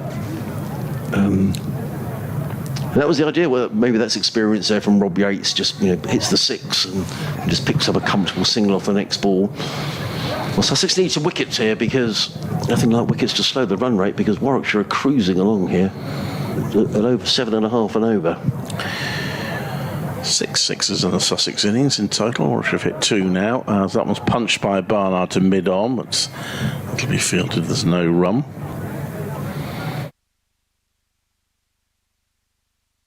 So it is a shortish boundary, directly in line with the pitch, but the pitch is quite away from the pavilion side of the ground, away to the right of the square. A short boundary on the offside as the right-handed. Barnard faces it now. He drives that back to the bowler, who deflects the ball with his hands towards the stumps. Dot ball. We're hearing that the commentary is not very good on the stream. We have tried to do some adjustments here. I don't know if anyone is listening, can just let us know whether it's any better now. I've done some sort of fiddling around with cables. I'm not sure whether it's... or if you're listening on the BBC app, it'd be quite nice to know. Next one, Barnard plays down into the ground onto the leg side for a single. I'm going to have a quick listen, Clive, but as you natter away to make sure the BBC stream's okay. Don't be a critic, though, on my commentary when you're listening, will you? 73 without loss. Warwickshire in charge at the moment. There's quite a party going on somewhere, and I'm going to speculate one or two beers have been consumed within wherever that group is. Might be doing an injustice. 73 without loss then after 10 overs. So Warwickshire have outscored their opposition in the power play by quite a bit. Sussex's power play was 44 for 1. Warwickshire have won all bar one power play this season. The only one they didn't win was against Glamorgan, where they did go on to win the match. And this has changed events for Ibrahim. He goes for the ramp shot, Barnard, and misses it. This actually is Warwickshire's biggest power play to date, by some distance, in fact. Their biggest this season was 46 without loss against Glamorgan, so they've put on by far their most productive power play thus far. We're hearing that the commentary is now going out fine. They're hearing it in Cambodia. Oh, splendid. You better it's over then. Ibrahim played by Barnard back down the track. There is no run. Yeah, that's Dean has been in touch. So I think it was from bad. Cambodia? Yeah. Splendid. Yeah. So thank you. Well, if they're hearing it there, then we should be okay. Yeah. So I think maybe we had a cable that was loose. Anyway, Jack has reset everything on the stream and it now seems okay. So well done, Jack. There's Ibrahim on a lovely sunny afternoon. I'm sure it's sunny in Cambodia. Well, maybe nighttime in Cambodia, actually, as in comes Ibrahim bowls and clipped onto the onside by Barnard, picks up a single. There is a 12th man on the field who I think is young Zach Leon Cachet, who made his debut for Sussex on Sunday. So it means that somebody's off. Apparently it's 9:20 tonight in Cambodia. Oh, well, good call. It will be dark then over there. It's probably very hot, though, I bet. Comes Ibrahim around the wicket to bowl to Yates, who's 37 not out. He's in and bowls, and Yates is forward, plays him to the offside, filled by Allsop at short extra cover, and there is no run. I did make a note of thing. I just popped out the box. What was the score at 10 overs, Clive? Do you know, I said it, and now I've forgotten. 73 without loss. Thank you. Yeah. I was saying that is by some distance Warwickshire's biggest power play of the season. Yeah. Yates on 37. Barnard on 31. Good start from Warwickshire. Tom Haynes is a natter to Daniel Ibrahim, the Sussex skipper, fielding at mid-on. Chat was about, by the way, he's on his way again from the C end of the ground, bowling up the hill. To bowl to the Warwickshire left-hander, who drives down to third man. Not quite really intended that to go from Rob Yates. Nonetheless, he gets a single-footed way down in the distance by... I think that's Henry Crocombe all the way down there. I'm just trying to work out who's off the field for Sussex. Just on a completely different subject. Thank you to my to-be colleague Richard Wilford has alerted me to the fact that the Warwickshire young player Theo Wiley, who's been in the squad for this competition, he hasn't actually played, but he's been in the squad. I'll tell you this in a minute. Here comes Ibrahim. Bowls a good delivery. Beats Barnard outside of the off stump, taken by Carter. And there is no end. End of the over. 75 without loss. Yates on 38, Barnard on 31. So Theo Wiley has made 150 for the Young Lions against Australia's under-19s in today's tour match in Loughborough. So under him, he's another rising talent. Warwickshire keen to bring young players through. It's something where they have lapsed a bit in relatively recent years, bringing in young players through the ranks. They brought in one or two who they've got hold of quite late in the day, so players like Sam Hain, for example, who they signed at quite a young age, but didn't exactly come through the ranks. But they haven't brought that many through, and I've tried to do that better in recent years. So Rob Yates has come through, and Rob Yates now is pulling that one through mid-wicket for 4. That's a terrific shot.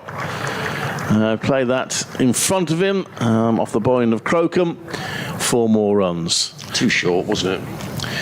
So I see more and more young Warwickshire, but some of them again, like Kai Smith, who've sort of come to the party a bit late in the day, Jacob Bethel, but at least they are bringing young players through to a greater extent, and they perhaps had done in the past.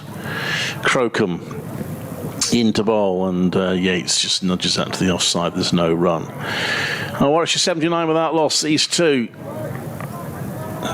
shared the opening batting duties throughout the competition, and they're going along nicely. They've had 2 century partnerships so far.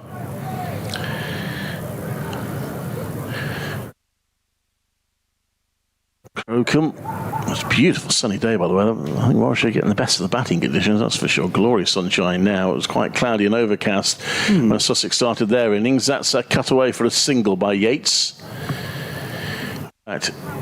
Much as I was enjoying walking along the front, despite being laden with bags, I deliberately had gone the long route, so walking along the front, there was one point where I thought, hang on a minute, because there was a big black cloud, and I thought, I haven't got an umbrella or a coat, maybe this wasn't such a great idea, but I got away with it. Crocombe into bowl. That's short. Barnard pulls it. He controls the shot because there's 2 out in the boundary for that shot. So he plays it down quite nicely and will get a single. 81 without loss. Update from Cambodia, where it's 28 degrees, but it's the rainy season. So probably horribly humid, I expect. So some doubt about whether we're going to get any more play in there then, by the sounds of things. Crocombe comes into bowl to Yates, who nurdles at that one and misses it. And it was a slower ball from Crocombe, and it deceived Yates, who's a bit annoyed with himself by that shot. And Ed Barnard has just given an indication of what he thought the ball did there. And he survives it. 81 without loss. Yates on 43. Fairly unusually outscoring Barnard at the moment.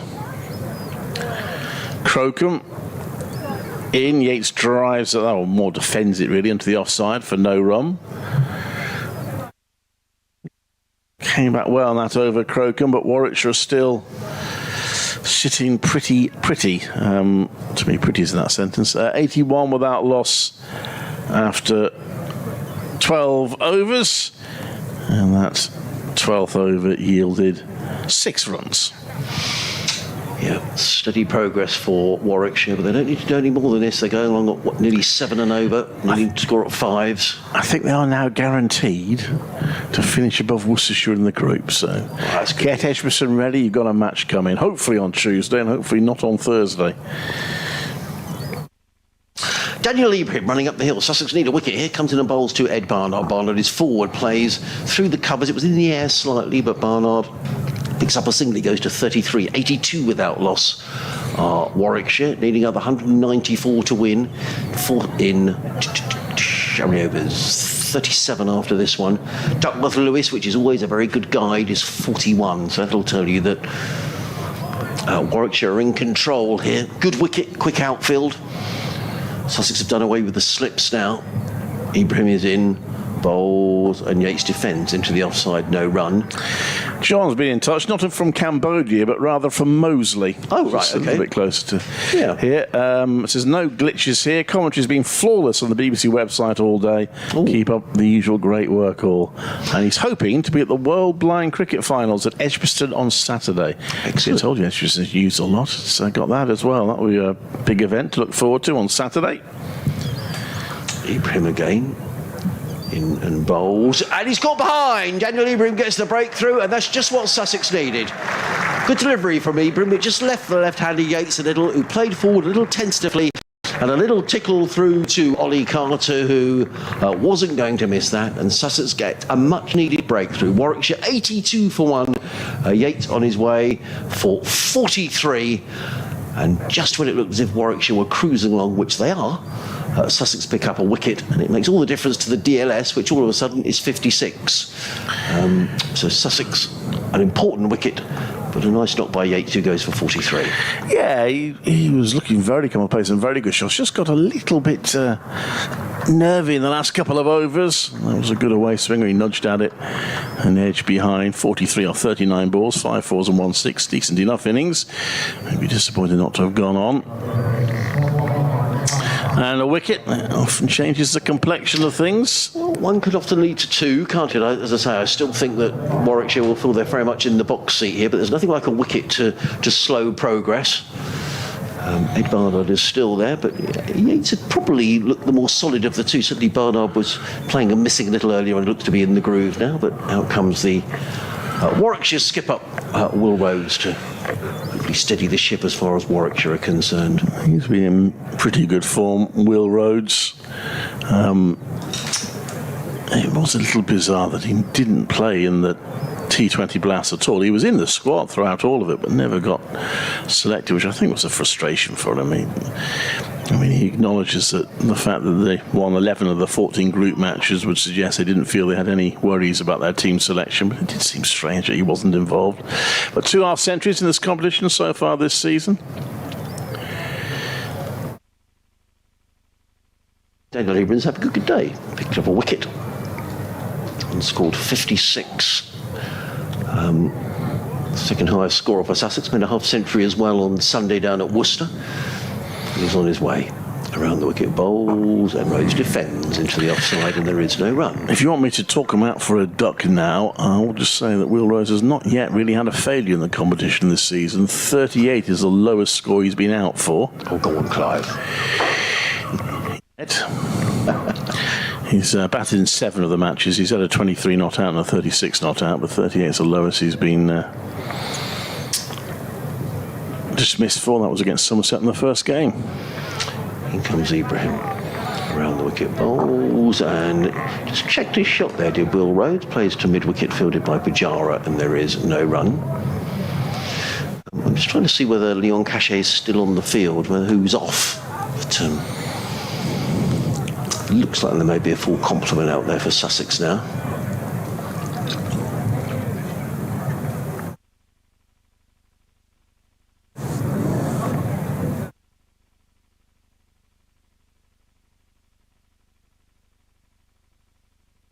Ibrahim bowls and they go outside the off stump by Yates. That is the end of the over. I think Yates thought that might have been a wide, but it wasn't. So good stuff from Daniel Ibrahim. Just the 1 run coming off of the over, and picks up the important wicket of Rob Yates, who was out for 43. And Warwickshire are 82 for 1 after 13 overs. Duckworth Lewis is 59, which gives you an idea that Sussex have just dragged it back a little bit. My feeling is they're going to need to bowl Warwickshire out here to win this game. Gloucestershire just 25 for 1 on the 6th over, so no great signs of them doing anything spectacular. In terms of if they sort of won the game in 25 overs or something, it might have put Warwickshire under a small amount of pressure, but even then probably not much. You start. We're going to update. Do you mind if I do this, Clive? We've just got an update to do. I think they've just called me in my ear. In comes Crocombe bowls, and forward comes Barnard. Plays into the offside. There is no run. Fielded there by Cheteshwar Pujara.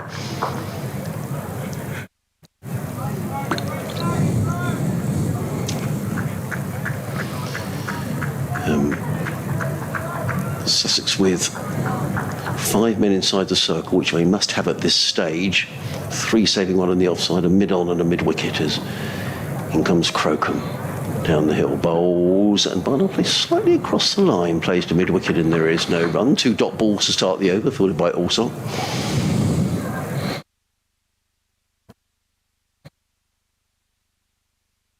It's a glorious day. This is, if you're looking at Hove in all its glory, this is about it, really. It just looks wonderful, and the Sussex in their pink shirts. Warwickshire in, would you call it blue? Yeah. Not really a royal Navy. blue. Navy. In comes Crocombe bowls down the leg side. That's a little unfortunate to concede a wide there from Henry Crocombe. It wasn't that wide, but Ed Barnard looking to pull the ball away. Of course, it was a wide, but in Championship cricket, he would have got away with that. But this is one-day cricket. Crocombe wanders back to the end, ruffles his hair. Good day for drying washing. There's a washing line on the flats over on the far side, and the slick looks like towels hanging out on the line. As Crocombe is in bowls, forward comes Barnard, placed a backward point. There is no run fielded there by Harrison Ward. And it is another dot ball, 83 for 1. Let's have a closer look. Let's be nosy. 3 towels and a T-shirt. An assortment of colours as well. It looks like a brown. Looks like a Coventry blue there as well. One of the towels in the middle. Update. So yes, we've got the cricket going on today as well. Just a reminder that Sussex and Surrey both. In comes Crocombe running in over the wicket bowls. Barnard plays onto the onside. There is no run. Chelmsford, while Sussex are playing Warwickshire at home, and Adrian Holmes joins us once again from the county ground with the latest. Yes, on the most glorious sunny afternoon here at Hove, and a big crowd as well. Sussex making 275 for 8, Sean, in their 50 overs. Tom Alsop stopped scoring with 68, half entries as well for Tom Haynes and for Daniel Ibrahim. Warwickshire going along very nicely, though, in reply. They are 83 for 1, with Ed Barnard on 33. The wicket to go down, that of Rob Yates, who was caught by Ollie Carter off the bowling of Daniel Ibrahim for 43. So 84 now for 1 in the 15th over. Warwickshire going along very nicely here. Meanwhile, at Chelmsford, Essex made 259 for 9 against Surrey. Surrey, in reply, are 80 for 2 in the 14th. Adrian Herbert, thank you very much. Crocombe in bowls and played by Barnard down to third man. Picks up a single fielded by Sean Hunt. He was enthusiastic, your presenter, introducing you. He is. Yes, he's very good, Sean. He likes his cricket and his football. Unfortunately, well, I shouldn't say it really. Yeah, he supports Man United, but he can't help that. Oh. So But he comes doesn't like his football that much. But he comes from Surrey, so that's Well, that's unkind, isn't it? No, very enthusiastic. not really. Sean loves his cricket. I'd like to do this ball. Like 2 wides in this over from Henry Crocombe. He's in bowls to Rhodes, who carves that one away through the offside, picks up a single fielded by Bertie Ford, but he gets in an arrow-like throw right over the top of the stumps. End of the over. Warwickshire 86 for 1. Barnard on 34. Rhodes is on 1. Warwickshire going along at 6.1 and over. They need to score at 5.3 and over.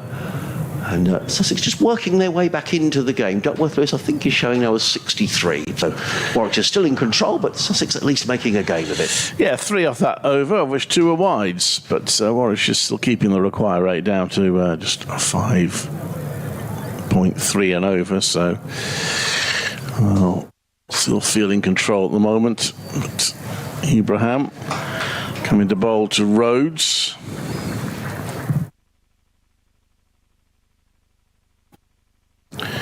And he jogs in round the wicket, and that's a square leg for a single. So we sometimes call them quarter-finals. I think, strictly speaking, they are playoffs. There's 2 of them. They are on Thursday, and it's still a little early to call what it would be, but it will be either Worcestershire or Gloucestershire will be at home in one of them. Probably at home to Lancashire, and the other one will be, say, most likely Hampshire, could be Leicestershire, as this next one is pushed out to point. There's no run, and they will be home to, again, either Worcestershire or Gloucestershire. And then the winners of those, I'm not sure whether it's a draw, whether it's already predetermined, but the winners of those games will be away on next Tuesday, the semi-finals, as Ibrahim comes in to Barnard, who makes a late decision not to play at that, and made a little bit of a mess of it, but he gets away with it. So that'll be next Tuesday, and it will be Warwickshire almost certainly at home too. Well, they'll be at home in one of them, and then Leicestershire, most likely. It could be Hampshire, will be at home in the other, if that all makes sense. And the final isn't until September the 18th, which is an interesting one. Ibrahim comes in to bowl, right arm over, And that's a bit of a leading edge from Barnard. Abraham's causing Barnard a few problems here. That goes to point, there's no run.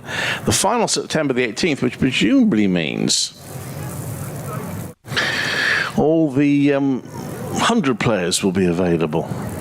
Yes. Someone was telling me that Kent last season's final stuck with their original team and were a bit put out when the opposition didn't.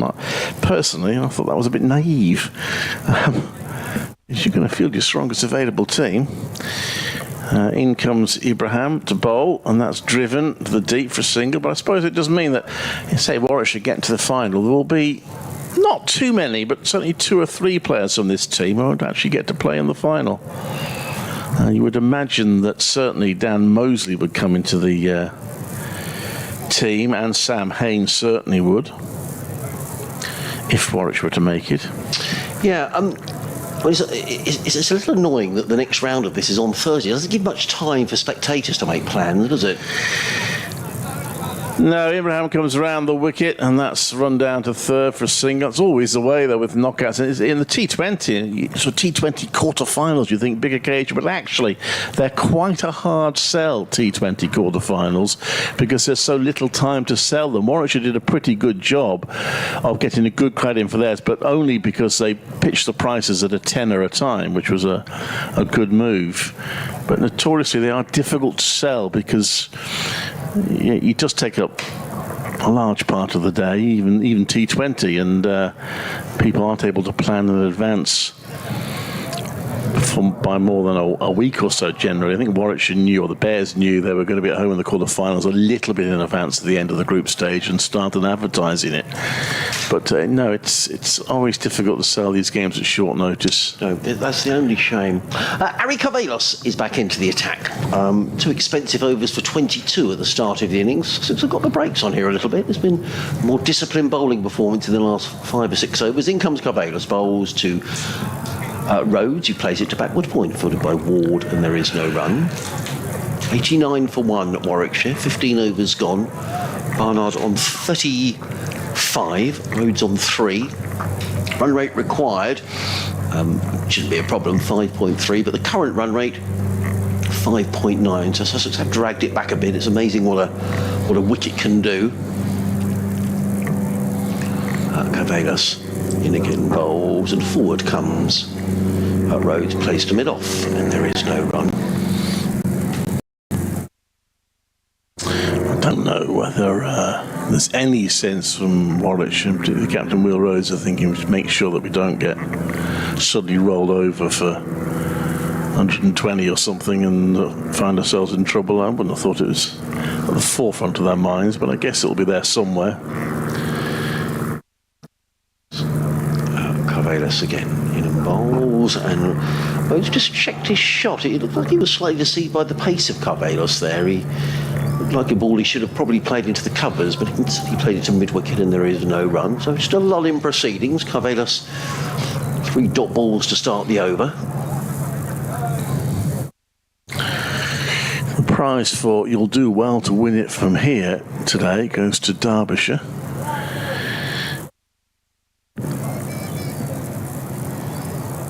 Comes Carvelos bowls. Oh, it's a good delivery. That is a good delivery, and Rhodes just played and missed outside of the off stump. I'll ask 1 or 2 questions here, Ari Carvelos. Derbyshire are 56 for 6, Wow. chasing 334 to beat Somerset at Derby. Crumbs. Who made runs there for Somerset? It was Rue in the runs? Look it up now, aren't I? Sorry. Could do that myself, really. 170. Oh, because I should remember. Of course, Andrew Umi became the first player to make 3 centuries of the competition this season. Carvelos bowls and then fields of his own bowling, and there is no run. Makes us just shy at the stumps. He made 172.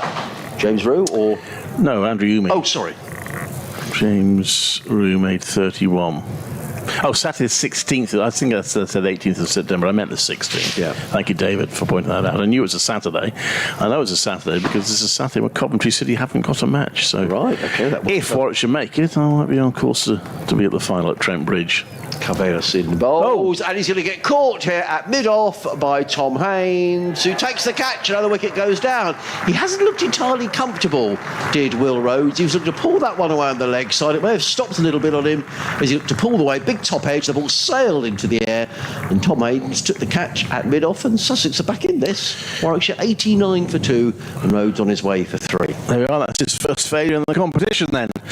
To go for 3, just suddenly looking a little bit harder out there. It looked serene when Barnard and Yates were together, but actually just before the end of their partnership it began to look a little bit more awkward. And now it's looking a lot more awkward. So whether the ball's nibbling about a bit now, sometimes it takes a little while for the white ball to move around a bit, doesn't it? Maybe that's what we're seeing here. New ball each end, of course, so they're about 8 overs old, and maybe that's what's happening here. Well, the general feeling, not just my feeling, was that the 275 probably wasn't enough, and the way it started off, that certainly looked the case. But as you say, Sussex have just fought their way back. Daniel Ibram's bowled a good spell here, actually. 5 overs, 1 for 18. Eric Aveda's coming back into the attack and picking up a wicket. Young Bertie Form was a little expensive with his first over. No wicket for 10. So, I thought Warwickshire's still in the ascendancy, but maybe only just. The Duckworth Lewis has been adjusted now to 86, which will tell you that it's pretty much even Stevens. 89 for 2, and it's going to be Ibram who's going to bowl the next over from the C end of the ground. Yeah, a bit of rebuilding required here for Warwickshire. Alex Davis just struggled for form a little bit of late, struggled a little bit towards the end of the last batch of championship matches, and injury curtailed him in the 100. Now he's back and just not really made runs on either of his first 2 games. So Ibrahim comes into bowl. Time over, and that's turned round to mid-wicket for no run. Ed Barnard has been Warwickshire's star batter in the competition, and he needs to continue that, it would seem. He's holding the innings together on 35.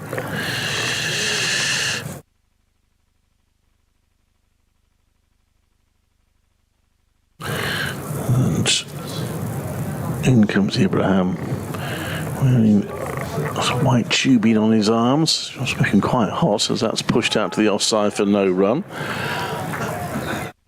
And just at the moment, Sussex have got a bit of a grip on Warwickshire here. Sussex looking for their second win in the competition, their final match of it.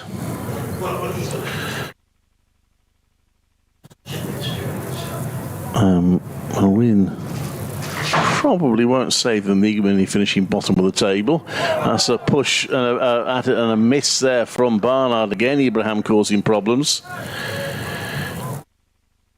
The speed with which Derbyshire are losing is not beyond the bounds of possibility. Forgive me, I'm not going to do that net run rate calculation, but I suppose it's not beyond the bounds of possibility they could leapfrog Derbyshire.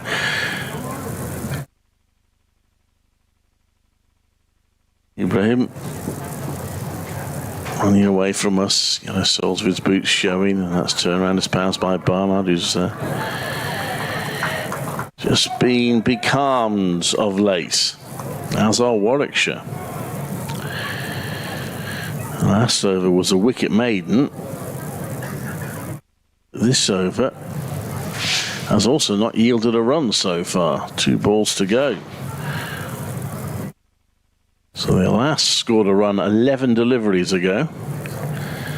In comes Ibrahim, and that's pushed out to point 12 deliveries ago. That's a dot ball.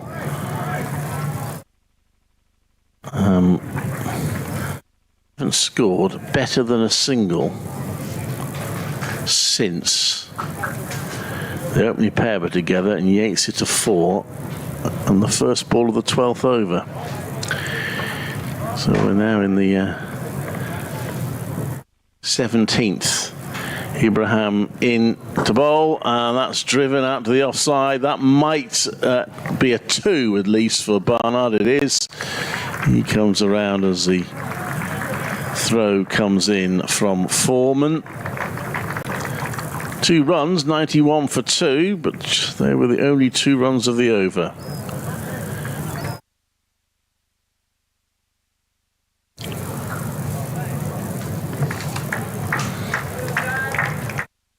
Oh, nice and tight for Sussex. Just look at the DLS. 89. Oh, good applause. So Sussex crowd are warming to their task.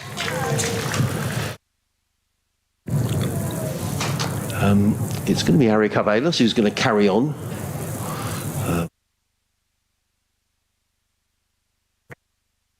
A maiden over his last over from that top end, and he's getting a slip in place. I think good tactics, Clive, with new man in, Alex Davis. Hit to score, 91 for 2. Sussex with just a little bit of a squeeze on here. Cavalis coming down the hill from the Cromwell Road end of the ground. Essendon bowls, and Davis is forward, gets his first run, just nudges it onto the onside. Ollie Carter comes herring out from behind the stumps to field, but he can't prevent the single. Total goes to 92 for 2. I think from a Sussex point of view, there's nothing to play for in terms of the group, but there's a lot of pride to play for today, and having had such a wretched time in the competition, losing 6 out of 7, if they could go into the fixtures in September, at least with a victory, I think that'll lift everybody at the club. Because Yeah, I think it's always important. You've got professional sports. Yeah, absolutely. And they've got to keep trying to win games, even if there's nothing riding on them. Cavalis in bowls, forward comes Barnard, who looks rather suspiciously at the pitch, plays it to short extra, there is no run. Winning is a good habit. I recall when Warwickshire found themselves, you remember the old white ball league, and they had 2 divisions, and they decided they were going to scrap it the season after next, which meant that if you were in the 2nd division in the last season, there was an argument for saying there wasn't much to play for because there wasn't promotion, because there was nothing to be promoted to. Yeah. Cavalis in again bowls. Barnard is solidly forward, plays to mid-wicket, there is no run. And Warwickshire actually managed to get relegated the season before, so they found themselves in the 2nd division in the final season. And when I asked Ashley Johns about it initially, his reaction was, oh, well, we'll use it as a bit of a development competition. But then he had a rethink, and he actually took the competition very seriously, and they won it. And, all right, it was only the 2nd division, but it won them something, and it got them into a habit of winning, and lo and behold, they went and won the One Day Cup the following season. So I think it's always worth trying to win games, even if it's not always apparent what you're playing for. Cavalis in, and he beats Barnard outside the off stump. This game has changed dramatically in the last 20 minutes. I think Sussex buoyed by a couple of wickets, are bowling a nice line and length. Ed Barnard perhaps feeling he can't play quite as freely as he had. Another Warwickshire player in the runs today is the women's captain, Marie Kelly, who plays for the Northern Superchargers in the 100. Cavalis in and bowls, and driven nicely by Barnard. Good shot by Pujara in there at short extra cover. He rings his right hand, and it's just a single to Barnard. He goes to 38.93 for 2. Tell us more. Marie's having a somewhat better time than those of her teammates who are playing for Birmingham Phoenix, it must be said, because the Chargers will be in the playoffs, but they're playing Welshfire at Headingley, and she's 47 not out off 33 balls. They are 108 for 2 off 74. Final ball of this, the 18th over. Eric Cavalis running down the hill from the Cromwell Road in bowls, and Davis just plays comfortably into the onside and picks up a single. Tom Hainsey to run round from mid on to field. Tidy enough from Eric Cavalis, just the 3 runs coming off of the over. Warwickshire are 94 for 2 after 18 overs. They need another 182 to win. They need to score at 5.7 at over. The current run rate is 5.2. So for the first time, the runs required is higher than the current run rate. Duckworth Lewis is 92, so 94 for 2. This looks like even Stevens, which didn't look likely. No, so both the Superchargers and Welshfire are definitely going to progress in the competition, but whoever wins today's match will have a chance of going straight through to the semi-finals, depending on how Southern Brave do in their final game. Same format as here. Top three qualify one way or the other. Ibrahim into Alex Davis, who punches that onto the leg side for no run. Could spell this from Daniel Ibrahim. 6 overs, 1 for 20 so far. Player who's he's the youngest ever player to score a county championship half-century. Daniel Ibrahim came into the side 3 years ago. He was just 16 when that happened. I think it's fair to say, and Daniel will agree, he hasn't been able to nail down a spot in the side since then. But maybe this is his time. He's in to bowl to Alex Davis. Hasn't had much of the strike so far. He plays that to backward point. There's no run. Harrison Ward quickly round. He would have become the youngest player to have scored a century in the county championship down at Worcester in the same season, but he, from memory, got to 94. Sussex were chasing a declaration. He rather sacrificed his wicket in cause of the team. So he's had a good game here today. In comes Ibrahim to bowl. It's going to land the leg side. That'll be a wide. Yeah, well, should have kept quiet, shouldn't I? It was probably the worst delivery that he's bowled. Well, the 13 runs have been scored from the previous 7 overs, so Warwickshire are finding it difficult to get the wheels of the scoreboard turning again. Davis, he's bowled. Might have got an inside edge onto his stumps. It was a loose-looking shot from an out-of-form batter, and Ibrahim has the wicket.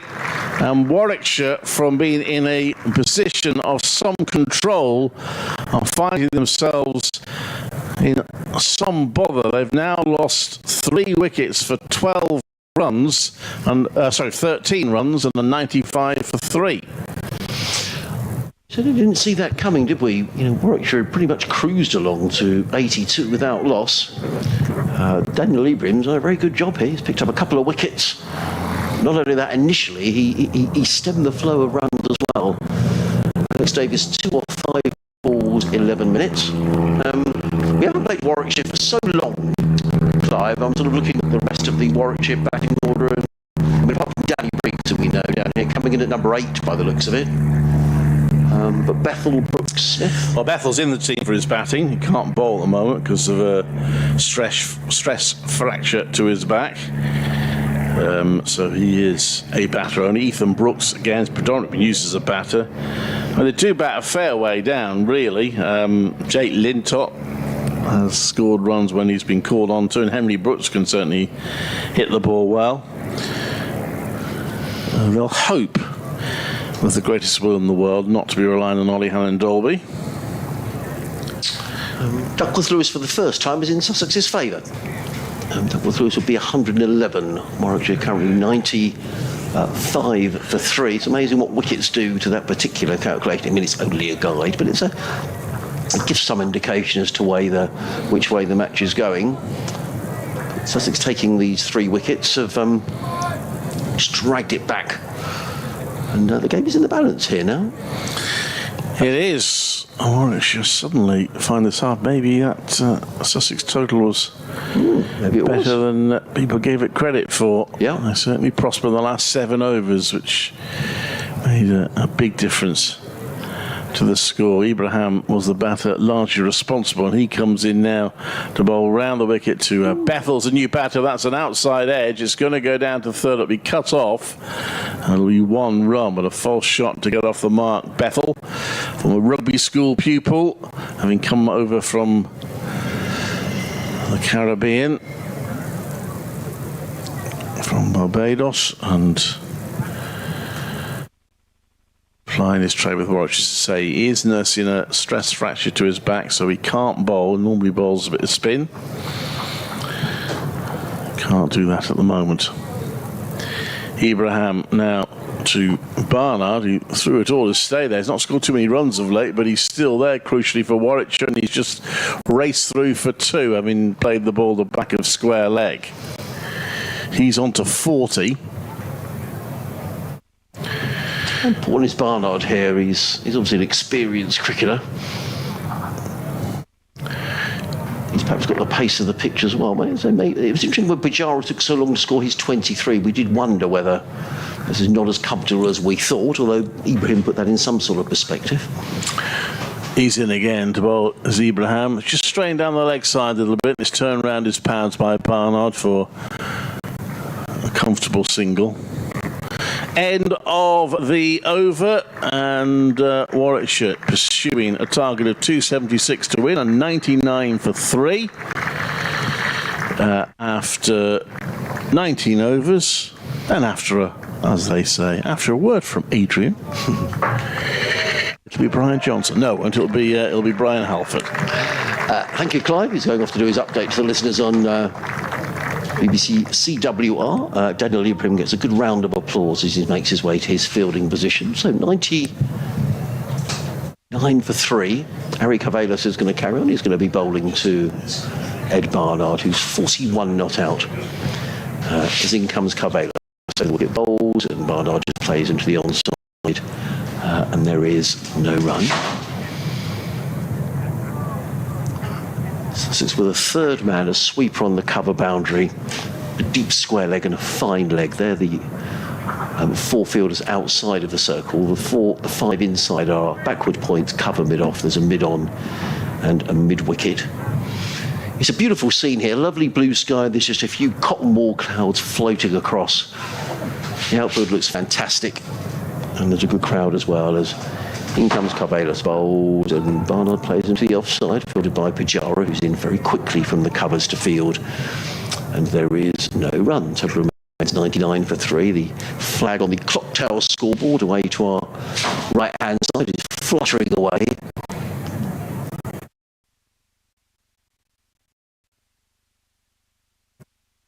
Cavalis wanders back to his mark. It's moving behind the bowler's arm at that far end. The steward should be stopping people really walking behind there. As in comes Cavalis again, bowls, and Barnard plays again, only as far as Pujara on the offside, and there's a third dot ball in the over from Harry Cavalis, who's come back really well. His first couple of overs went for 22. Since then he's picked up the wicket of Will Rhodes, bowled a maiden over.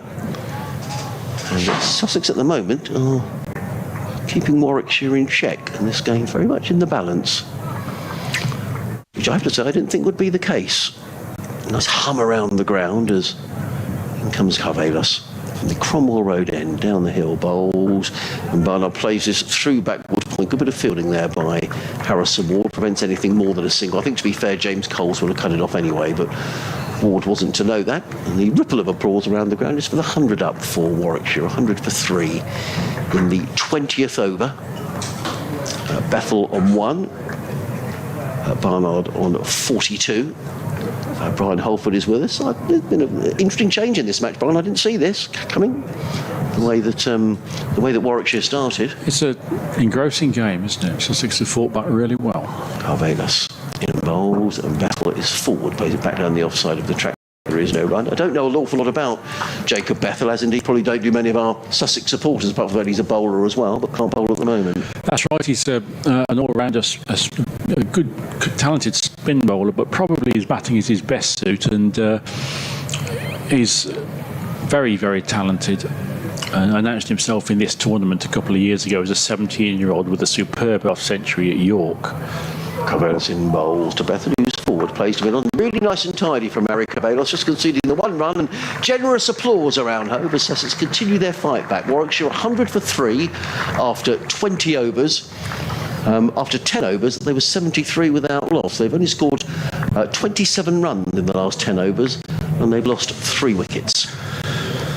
Yes, and it's a really interesting match, isn't it? And captivating what is a good crowd here at Hove, even though Sussex are out of the tournament effectively. It hasn't stopped a lot of people taking advantage of a gorgeous day, a gorgeous ground to watch what is got every chances now, Adrian, of being a really good, exciting game of cricket. I would agree.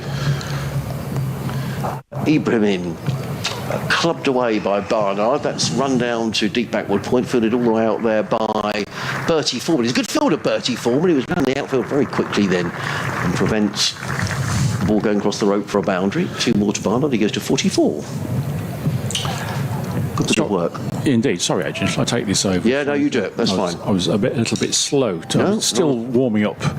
Don't worry. But what a good game Ibrahim Zevin, isn't it? And with the bat and ball so far. Here he comes again, and this is defended by Ed Barnard. Just getting back to Jacob Bethel, enormously talented. Probably what he needs to do now is play a match-winning innings for Warwickshire. He's affected one or two games with little cameos, and of course, especially in the shorter formats, that's sometimes all the time he's got to do, because you're not in for very long, especially in the blast, are you? But a match shaping or a match winning innings from him today would be ideal for Warwickshire, as Ibrahim is in again to bowl to Barnard, who drives crisply out to the man at deep extra cover and moves to 45. Your scoreboard operators are amazing, aren't they? I'm sure they sometimes have the run up actually before the ball's been bowled. They'll be pleased to hear you say that as well. So the stream has had good coverage as well, so well done, Jack, and well done the guys on the scoreboard today. I mean, there's no need for Warwickshire to panic here, but they'll just be mindful if they lose another wicket or two. Yes, I mean, indeed. 6 and over shouldn't be a problem on a good track, but wickets are the important thing. Absolutely right. Ibrahim around the wicket to the left-handed Battle, who eases this ball through the offside to the man at deep extra cover, and underneath that excellent scoreboard, a single to Bethel. He moves to 2. Still to come for Warwickshire, Ethan Brooks, hugely talented young cricketer, particularly with the bat. That a number of Warwickshire supporters are a bit disappointed that Brooks has been released and is moving to Worcestershire at the end of the season. Kai Smith, another hugely talented young player and very destructive batsman. Ibrahim is in again, and this beats Barnard's attempt to nurdle it way down to third man. Danny Briggs, you all know all about. He can certainly hold a bat. Jake Lintott can hit a long ball, as can Henry Brooks. And Oliver Hannon-Dolby has played some of the most memorable innings of recent years at Edgbaston, although most of them are involved in digging in while someone else is at the other end. You wouldn't back OHD to launch too many in a short space of time. Ibrahim is in again, and this is a good straight delivery, which Barnard just nurdles out to point. There's no run. It's another really good over from Ibrahim, who scored a very important half century, without which Warwickshire wouldn't be under the pressure they are under now. And he's now got 2 for 29 in 8 overs too. Yeah, just 4 off that over. I guess the situation is now, I would imagine Tom Haynes bowls him all the way through. I don't see any point taking the bowler off who's bowled 8 really good overs. The problem for Sussex here may well be finding the 5th bowler. Bertie Foreman went for 10 in his over. They're going to have to find 9 overs outside of the regular bowlers. And obviously Bertie Foreman won't play a part. Tom Haynes could bowl himself. But here comes Ari Cavegas. Around the wicket comes in and bowls. Bethel, who's forward, plays a bit off, fielded by Haynes. And there is no run. There is James Coles with his left arm spin, so there are other options for Tom Haynes. Coles was expensive on Sunday down at Worcester. What did he go for? Slack of me, I didn't make a note of his figures. But everyone was expensive down at Worcestershire. Sussex getting beaten. There were still 23 overs remaining when Worcestershire reached their total, well, their target, I should say, of 190. Carvelos under lovely blue skies around the wicket bowls, and Bethel is forward, and he's going to get 4 runs, but momentarily Harry Carvelos thought he might have been in business there for a caught and bowled. Driven down the ground, it was in the air, but it raced away for 4 runs. He goes to 6, and Warwickshire to 108 for 3. Just timed the ball exquisitely. Jacob Bethel, one of a number of young players, Rob Yates and Dan Moosley, who's away with 100 at the moment, coming through Edgbaston at the moment.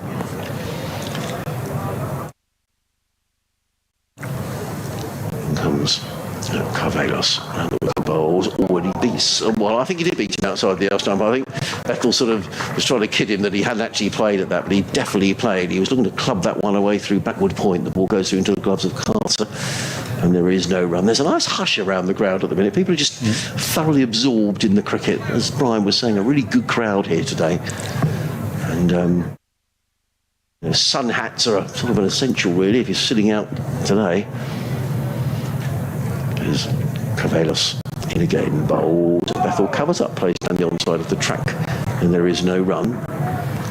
Nice and tidy from Carvalho. I can see Sean Hunt just warming up down below us. Now, I just wonder whether Tom Haines has decided to keep Ibrahim back for a couple of overs. It's a tough decision for Tom Haines, but I sometimes wonder whether he bowled 8 overs, whether you're in the rhythm, whether you're best off bowling a bowler out. Especially, I think, in this case, if they could get another wicket, if they could get one of these two out, I think they'd be in a very strong position. Carvalho in bowls and Bethel drives nicely through the infield and picks up a single to the sweeper on the cover boundary, who is Bertie Foreman. One more to the total. Bethel goes to 709 for 3. I can see the awnings on the flats around the ground, Brian, just sort of fluttering away in the breeze. The washing is still drying on the line behind the clock tower scoreboard. They picked a great day to do so. Couldn't be better. Sunny and breezy. Yep. Get your washing out. In comes Carvalho's final ball of the over. Over the wicket comes in and bowls, and Barnard just steers that through the infield and picks up a single on the opposite side of the ground to James Coles, who's sweeping. But a nice tidy over from Eric Carvalho. Just the 6th coming off of it. Having said that, Warwickshire have scored 6 runs there, Brian, really not taking any risks. No, that's right. And as you say, Warwickshire not under it. I mean, it's a very gettable chase from here, but all of a sudden the momentum has shifted. Chasing 276. They were 82 without loss in the 13th over. That's a really strong start. So for Sussex then to take 3 wickets for 13 runs in 6 overs, that's a big momentum shift now, isn't it? And we do have the bowling change. Ibrahim is coming off. Yeah, it's a tough decision here for Tom Haines. He's probably hoping that Sean Hunt's not going to let him down here, because he's probably thinking, I need to hold a cut back for Ibrahim. And Tom Haines is warming up himself. That's interesting. So I think we might see the skipper bowling as well. So that's another option for Sussex. Hunt from the sea end, left arm around the wicket, starts with the leg side wide. It is tricky. I don't envy Tom Haines that decision. I think my gut feeling might have been to have kept Ibrahim going, because he's only got 2 overs left. When you've bowled 8 overs for, what's he bowled? 8 overs for. He's taken 2 for 29, as you say. Another wicket now, and Sussex would be on top. Here comes Hunt in pursuit of that other wicket. This is on the leg stump, turned away to mid-wicket by Ed Barnard. Yes, of course, the big wicket is Ed Barnard. Barnard, whose form in this competition has been incredible. So if Sussex could remove him. Another factor about whether to keep bowlers on or not when they're bowling well is sometimes I think captains can take for granted that bowlers will just come on again and bowl as well. Yes. Again, it's all about rhythm, isn't it? Or a lot of it's about rhythm.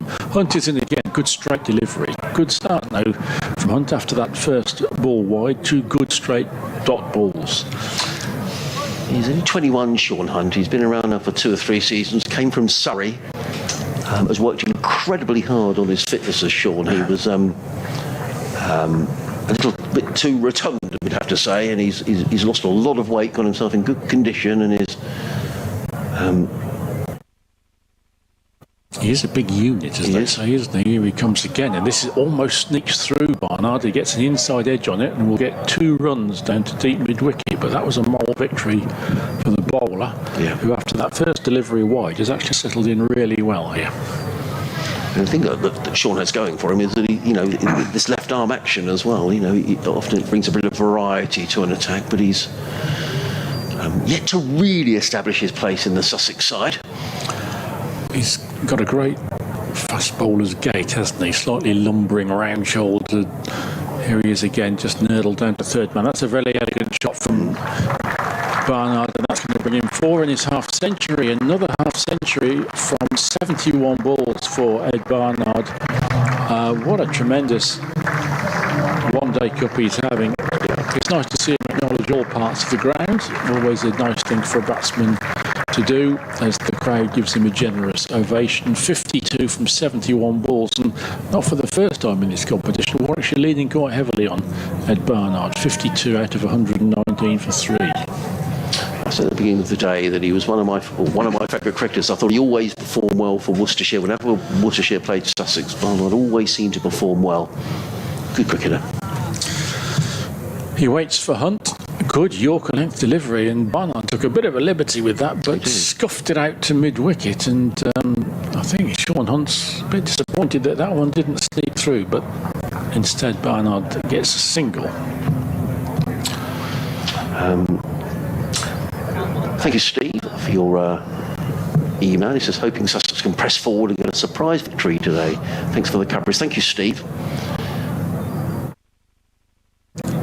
Hunt goes back over the wicket, left arm to the left-handed Bethel, who misses an attempted cut outside the off-stump, and it goes through to the keeper. 120 for 3. Ed Barnard's form in this tournament, I mean, his last 5 innings, 79, 65 not out, 23, 32, and then 161 against Durham on Sunday, and that really was an exceptional innings.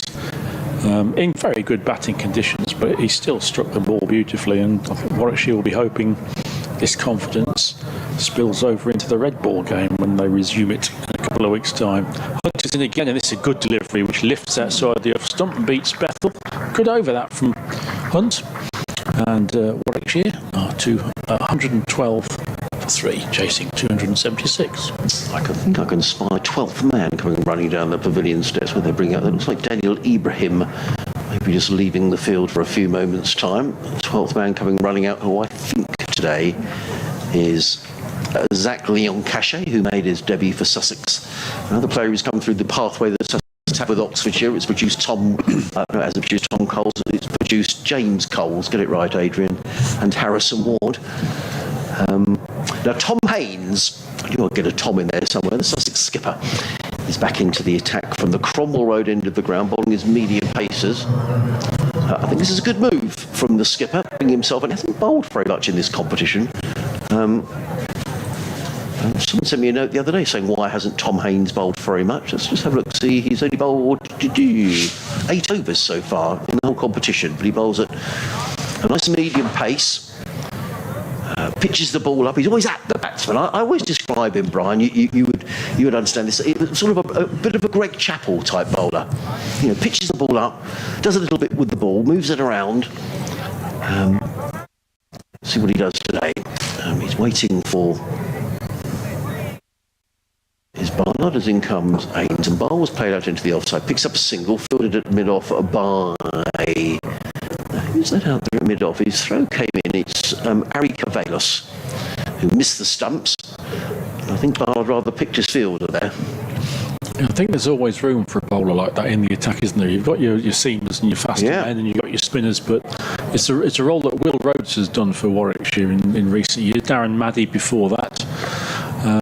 Just pace off, but just putting the batsman under pressure and being accurate, which is pretty decent mentality. Keeper Carter up to the stumps. In comes Haynes, bowls and worked down the ground by Bethel. Picks up a single to Henry Crook, who comes running in from the long on boundary. Keeps it to 1. Bethel goes to 8. 122 for 3. These two have steadied the Warwickshire ship. They've only added 27, but with 3 wickets going down for 13. Arnold and Bethel just pushing the ball around, picking up the 1s and 2s. It's Haynes again from the Cromwell Road end. Runs in and bowls a cutaway by Barnard, only as far as backward point, followed by Ward, no man. Lovely scene here at the minute. There's just a few clouds floating away up towards the downs, cotton wool in nature. For the rest, it's just a lovely blue sky. Looks lovely here at home today. Plenty of sun hats around the ground.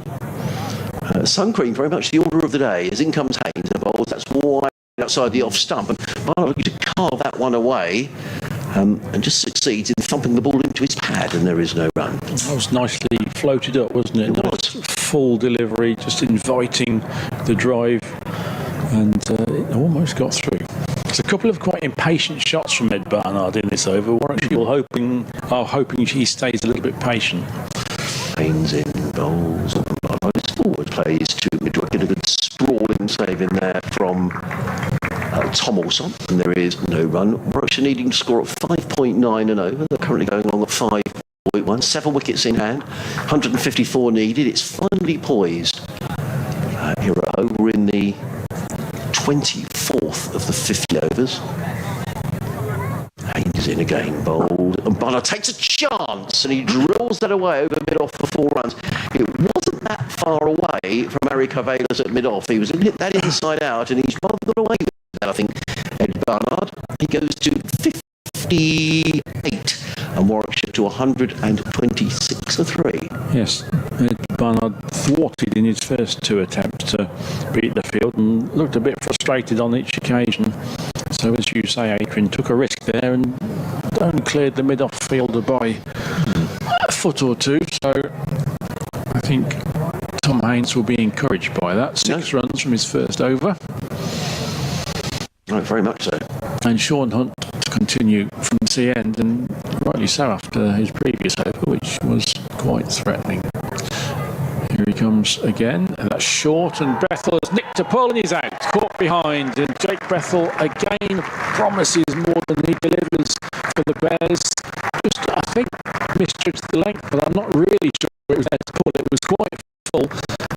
Jacob Bethel trying to locate the indoor school down the long leg, instead just nicks it to the wicket keeper, and Sussex's fight back here continues. Warwickshire 126 for 4. And credit to Tom Haynes. You know, he's taken Daniel Hebrew out of the attack. We were wondering whether that was really quite the decision to make. Well, Sean Hunter's come in and he's repaid the faith the skipper has shown in him. As I don't think it was a great shot from Jacob Bethel. So Warwickshire only needing to score here at 6 and over. But sometimes that pressure just begins to tell a little bit, doesn't it?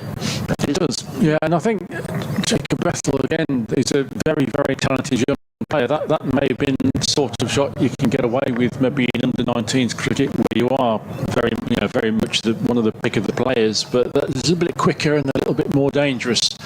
In the first team cricket, it was a bit of a liberty to take with a pretty good ball, and Warwickshire under increasing pressure as Ethan Brooks comes to the crease, very talented all-rounder, particularly with the bat, and he played a gorgeous cameo in the game against Durham. I think it was only about 27, but of 20 balls I think it was, to really put Warwickshire back into the game on Sunday, and they'll be looking for something similar from him today. But for the next few overs, Adrian, I think Warwickshire just need to not lose any more wickets, because 4 they know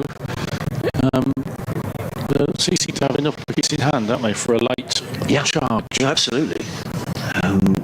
To their credit, I thought it's been a really difficult campaign for Sussex. They played some really poor cricket, and I think every member of the Sussex side would admit they played some poor cricket. But today, for a big crowd, I'm sure Paul Farbrace has been saying to them, come on, I know there's nothing on this, but we need to win this game, and let's go to Durham in a couple of weeks in good heart, at least having won a game.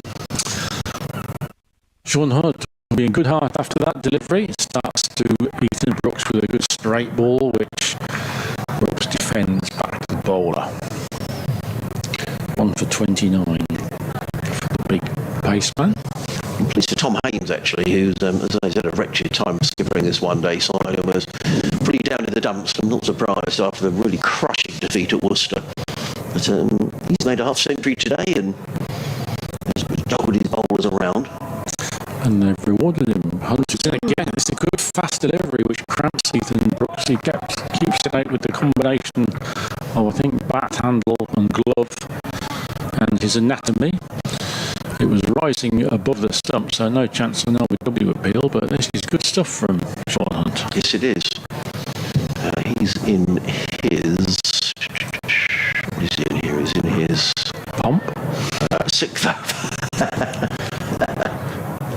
Here he comes, a left arm around the wicket and a good straight ball, and Sean Hunt's on target for a wicket made here.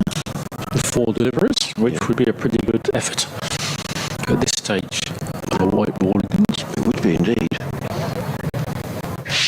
And we'll be at the halfway stage after 2 more balls.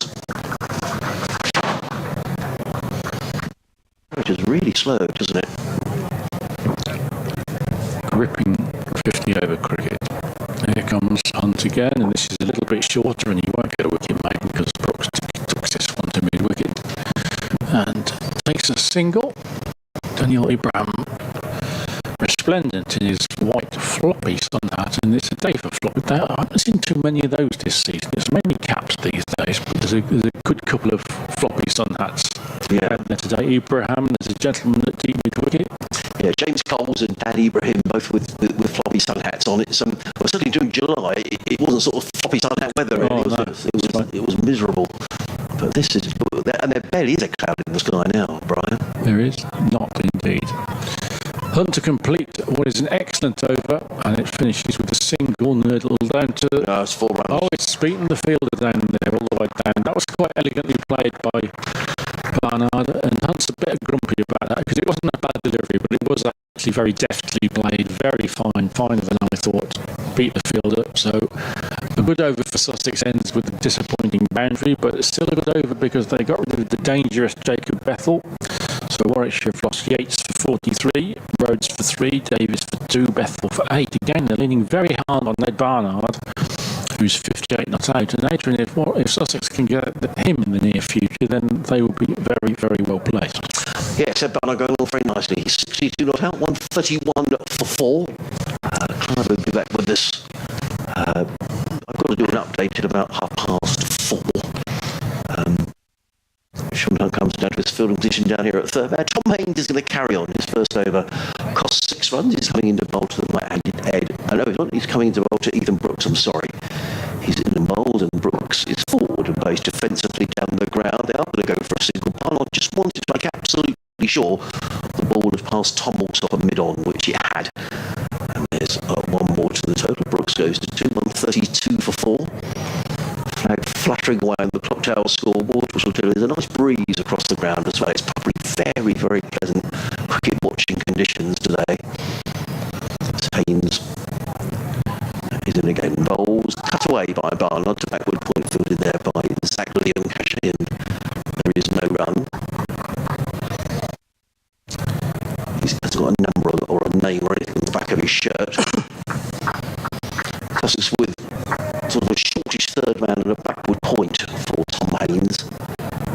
Pujara in a short extra cover, mid-wicket and a short fine leg. Haynes in again, bowls, forward comes Barnard and plays too long off field, way up in the distance by Eric Abelis.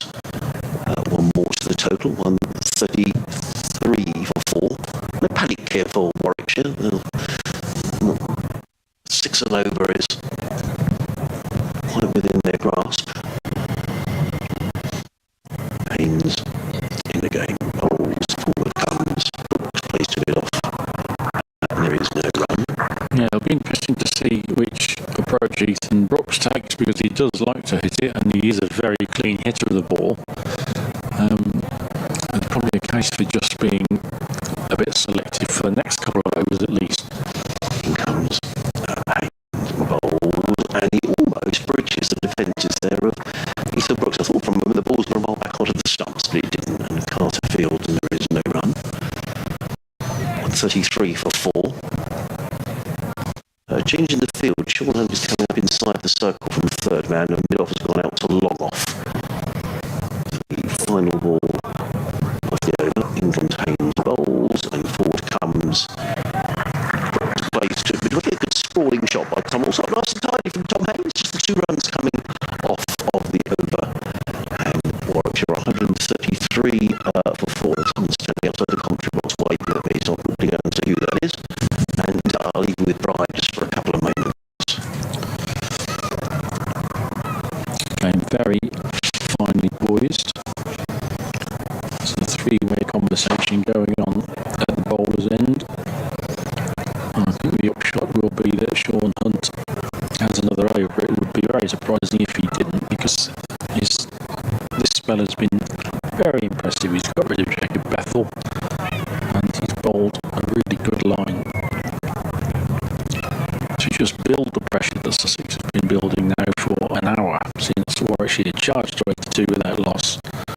Since then, Sussex have been very much on top. And here comes Hunt at the start, another over. Barnard down the track, hits it straight back at the bowl, and there are signs that Barnard's getting a wee bit impatient out there. Warwickshire need to go reckless at this stage, as Adrian said, only 6 and over required, so there's no need for anything too gung-ho, but that was certainly pretty aggressive. Barnard giving Hunt the charge. There are no fielders back behind the bowler. Mid-on and mid-off are up.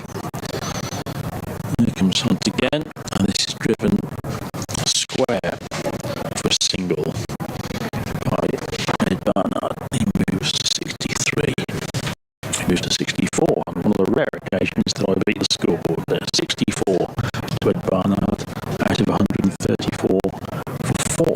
Maybe bought a bar of chocolate, Brian. Well, how lovely is that? There was a listener who was listening to us last year from Barcelona who's bought in some chocolate blanco. And here comes Hunt again.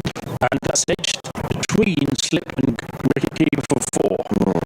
And I think it was going to drop by the slip. No, it wasn't. It was short of him. I think it bounced in front of Tom or Top. I see. And it's 4 very fortuitous runs there for Ethan Brooks. So was that bar of chocolate to reward today's commentary or from the previous? I think it was when last year the gentleman was saying, and I felt really bad because I couldn't remember his name was Shane, and he was saying he was living in Barcelona last year while he was doing some exams. And he said it kept him going, the commentary. So how nice to bring in a bar of chocolate. Very kind. Hunt is in again, left arm around the wicket, and Brooks defends. But of course, that does give you the challenge of locating which commentator he was listening to with you at the time, which match it was, because it's got to be that commentator that shares the chocolate, hasn't it? So, you're such a fair man, well, Brian. Yeah. You really are. Although on reflection, if you think that's too much trouble, I will help you with it. Hunt at the top of his run again in a very good spell as a seagull lands right in front of us on the ledge here, and Warwickshire's in approval as Hunt again gives Warwickshire's batsman no scope to attack there. Good straight delivery, which Brooks turns to mid-wicket, and again there's no run. Warwickshire 138 for 4, which I think is exactly halfway, isn't it, to the total to the target of 276. That's absolutely gripping cricket match in absolutely glorious weather. Brooks drives this one to cover. Another dot ball, another excellent over from Hunt, who now has 1 for 39 from 7 overs. Figures which don't really do justice, certainly to his second spell, which has been excellent. He has, and for credit, I think we have to say to Tom Haynes, we were querying the decision. It would have been a difficult decision for Tom to take Daniel leave him off, having bowled 8 for 8 good overs, taking 2 for 29. He needed Sean had to settle in and play and bowl a good line of length. He's done exactly that as Sean had. 138 for 4. Duckworth Lewis is 151, which will tell you Sussex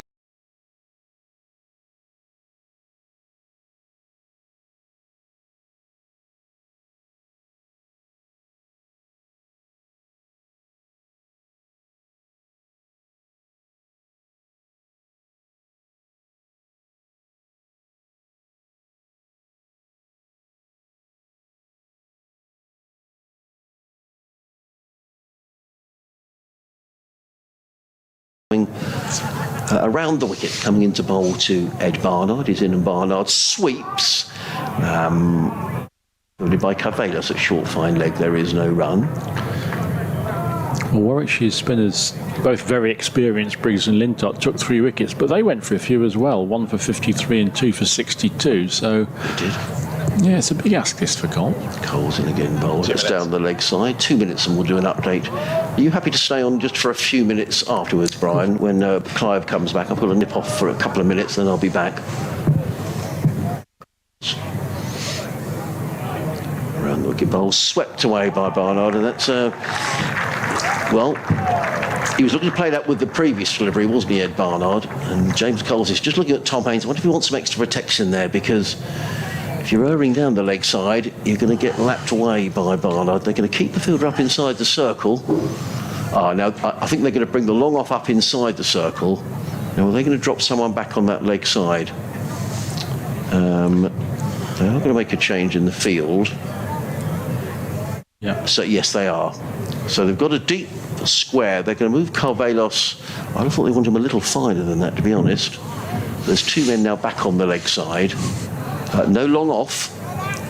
So, you know, you take with one, you've got to juggle your fielders around here. As in comes Coles and bowls, and Barnard plays it into the offside. And there is no run. Celsius. Now that cloud will break away quickly. obviously plenty of sunshine, blue skies. It'll feel warm, so that's my good news for you there. It'll be ever so slightly Field breezy changes around back coastal areas, for but it's very much a gentle breeze, not too much in the way of a strong Ethan gust. Brooks. So as we have a look to Here temperatures, comes Coles around the wicket bowls and driven down the ground by Brooks. Doesn't beat the fielder at mid-on, things will begin to change. and there is no run. There'll be unsettled weather to come. There'll be some thundery showers, but top temperatures will be Coles. around 25 degrees Celsius. So feeling warm, Back to his quite mark. muggy really. As we look to In the left, bowls those and cut away by Brooks, only as far as Pujara in the covers, and there is no run. Clive Eakin back with us in a couple of moments' time. Forecast visit bbc.co.uk/Sussex or Surrey. Oh, I see. So Coles. any mention of showers or In anything again, like that, that mean a red bowls sheet driven does what? down to long off, fielded in the distance by I know, everyone wants a that way down in the distance. I think that is Zach Leon-Cashay. It's just a single 145 for 4 So talk about trains at the end underneath the bus here. of the 28th over. Thank you very much, Sophia. Right, as I mentioned a short while ago, it's both Sussex and Surrey in action today, so he's definitely casting an eye over Surrey's exploits this afternoon away at Chelmsford playing Essex. But first, we're talking Sussex playing Warwickshire at home. In that case, it is Adrian Hall. Yes, thanks very much indeed, Sean. And this game has turned dramatically since you were last with us. Sussex have picked up 4 wickets and have really fought their way back into the match. A very good spell by Daniel Ibrahim, who's taken 2 of those wickets, one from Eric Avelas and one for Sean Hunt. Warwickshire now 145 for 4. They needed another 131 to win in 22 overs. They need to score at 6 and over, and this game is right back in the balance on the most idyllic late summer's day here at home. It really does look fabulous. Good finish in store as well. Meanwhile, at Chelmsford, Essex made 259 for 9 against Surrey. Surrey, in reply, 137 for 4 in the 30th over. Thank you, Adrian. I'm just going to leave you guys for 10 minutes. I'm going to leave you with Clive and with Brian. Thank you. So, Warwickshire still have to go and lesser run of balls. I still feel they're in there, but it's become a real struggle. As Brooks plays that one out into the off. Sorry, Barnard plays that into the offside. There's no run. Ed Barnard holding things together. He's shown some signs of frustration so far. 69 not out off 86 balls. And in comes Crocombe. Change of ends for him, bowls, and that's just a little tip and run, except one of them hasn't run, and Barnard would have been out if that had hit. Well, Barnard running down the pitch for a single, and Ethan Brooks just stood there and looked at him. And the throw coming in from the covers, Barnard was well out of his ground if that had hit. Deary me. They are making hard work of this Warwickshire, Brian. Oh, sorry, best switch you on. Oh, you're switched on, that's odd. Oh, I see. Yeah, you're turned down. There we go. Crocombe in to bowl. Oh, that's a good Yorker, which is dug out well, but again, there's hesitation in the running. This time it was Brooks that ran, and Barnard who delayed. Bit of a conversation required between these two, I think. Yeah, and there's just a bit of a lack of composure out there at them, isn't it? The run rate required is still pretty modest, 6. Yeah. Which is it's not easy, but there's no need for anything too reckless or panicky. But there's been a couple of flustered shots and a bit of flustered running. Just calm down, chaps. I got a single there, and that one is comes off the inside of the bat and rolls out to the onside. The runs are proving quite hard to come by. They've got just one so far this over. Action 2 so far this over. I think With the ball they to have go. just had a bit of a chat in the middle of the wicket there, but perhaps running might have featured. It may have done. But the first one was bizarre because I thought, well, obviously I'm not going to get a single here, but Brooks hadn't moved a muscle. Crocombe into bowl, and that's this time. Well, they're on the right wavelength this time. It's played up to mid on. They both scamper through for a single but it is just scampered singles, 3 of them in that over, and 148 for 4, and the required rate has now just crept up slightly above a run a ball. Well, Ed Barnard and Ethan Brooks did had a really lively and impressive partnership against Durham, didn't they, on Sunday? I forget what it was now, something like 60 in very short order to turn what was a pretty difficult chase into what looked like a formality until Ed Barnard got out. Durham ended up winning an absolutely brilliant game by 1 run. But these two were certainly on the same wavelength then, as Coles begins another over of left-arm spin, and Ethan Brooks plays it nicely up to wide long off, and easily on the same wavelength. There's a nice easy single. 9 for 4, 70 to Barnard. What form he's in, Clive? Indeed, but of course in that game against Durham, he got that big 161, but I think he was really disappointed having made such a big total. He finished on the losing side. Indeed. Coles is in again, and this is chipped just over the mid-off fielder, inches out of the reach of mid-off. Barnard gets 4, a little bit streaky. He didn't get anything like enough of that, or as much of it as he wanted. I think he was aiming for the flats that former England manager Ron Greenwood used to live in, but he didn't get anywhere near there. It just cleared the mid-off fielder for 4, but he did get away with it, and Ed Barnard is heading towards what would be back-to-back centuries in the comp. Cole is in again. Barnard squeezes a well-pitched up ball out to mid-off for a single. I think it's a substitute fielder there. I'm not sure who that is, but just wonder whether he slightly misjudged it. And Barnard gets away with it. Coles in again. Well-flighted delivery. I think it was a full toss in the end, which Brooks biffs straight back to the bowl, and might have been a bit of a missed opportunity there for Ethan, who has 10 from 20 balls. As Coles in again, and this time Brooks plays it gently up too long off. Ethan Brooks in what may well be his anti-penultimate game for the Bears, assuming he's not going to play any championship cricket, and assuming he plays in the knockout phase of this game, of this tournament, as Barnard goes back and cuts this time for a single out to deep point. Of course, some interesting decisions may await selectorally, Clive. They may, but particularly also for the final on September the 16th. I was making this point earlier. Ethan Brooks is possibly one of the players who might have played in every game to get to the final, but will miss out because of the availability of the players who are currently in the 100, which seems a tad harsh. Yeah, it would be.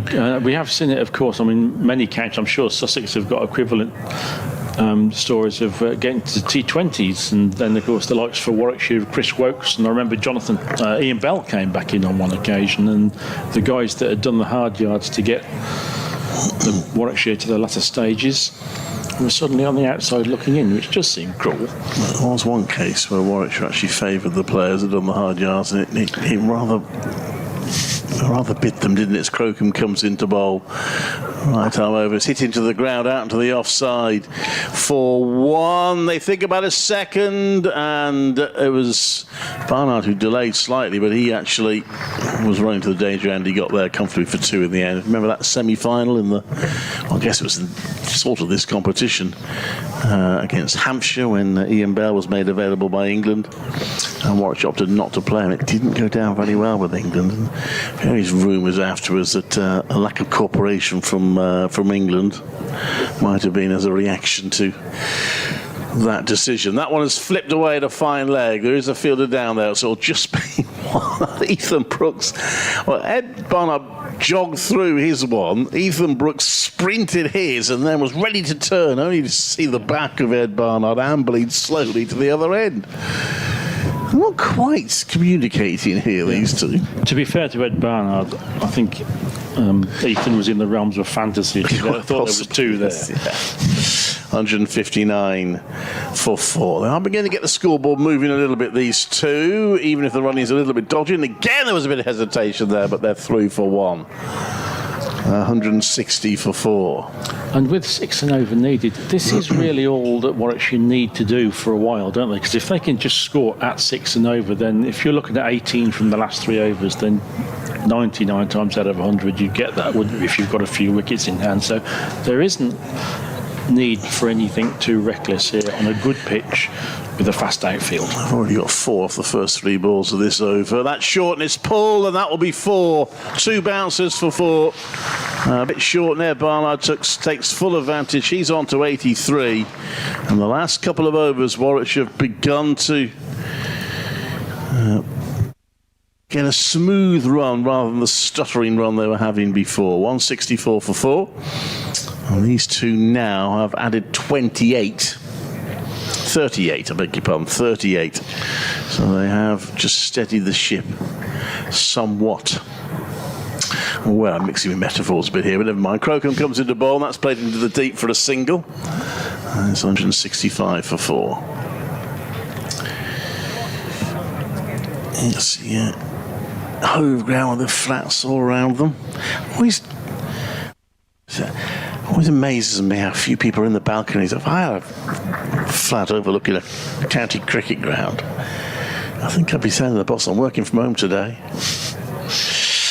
In comes Crocombe to bowl, and that's run down to third for a single. Ethan Brooks goes on to 13. End of the over. That was quite a productive over for Warwickshire. In the end, they collected 10 runs from it, so 166 for 4, 31 overs bowled, 110 required in 19 overs, and the required rate has now dipped below a run a ball. Remains to be seen how soon Tom Haynes turns back to Ibrahim, who's having a really good day, a great half century to give Sussex a challenging total, or set the Warwickshire a challenging target, and then a couple of wickets, a really good ball to get rid of Rob Yates for 43, which has turned, or did turn the game.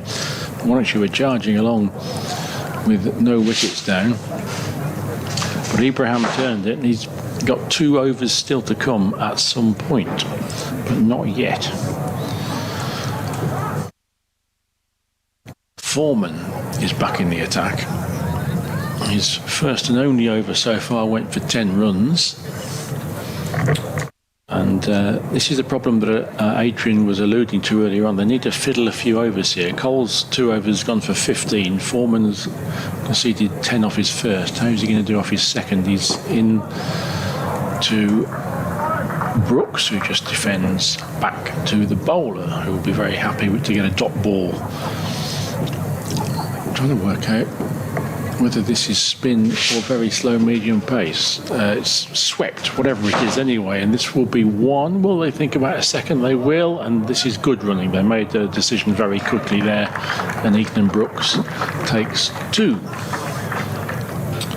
It's a busy run to the crease by Foreman. Spears it down. His sunglasses from the Cromwell round end. Here he comes in. That's well wide of off stump, and Ethan Brooks tries to sweep it to mid wicket. Curious shot selection. Misses.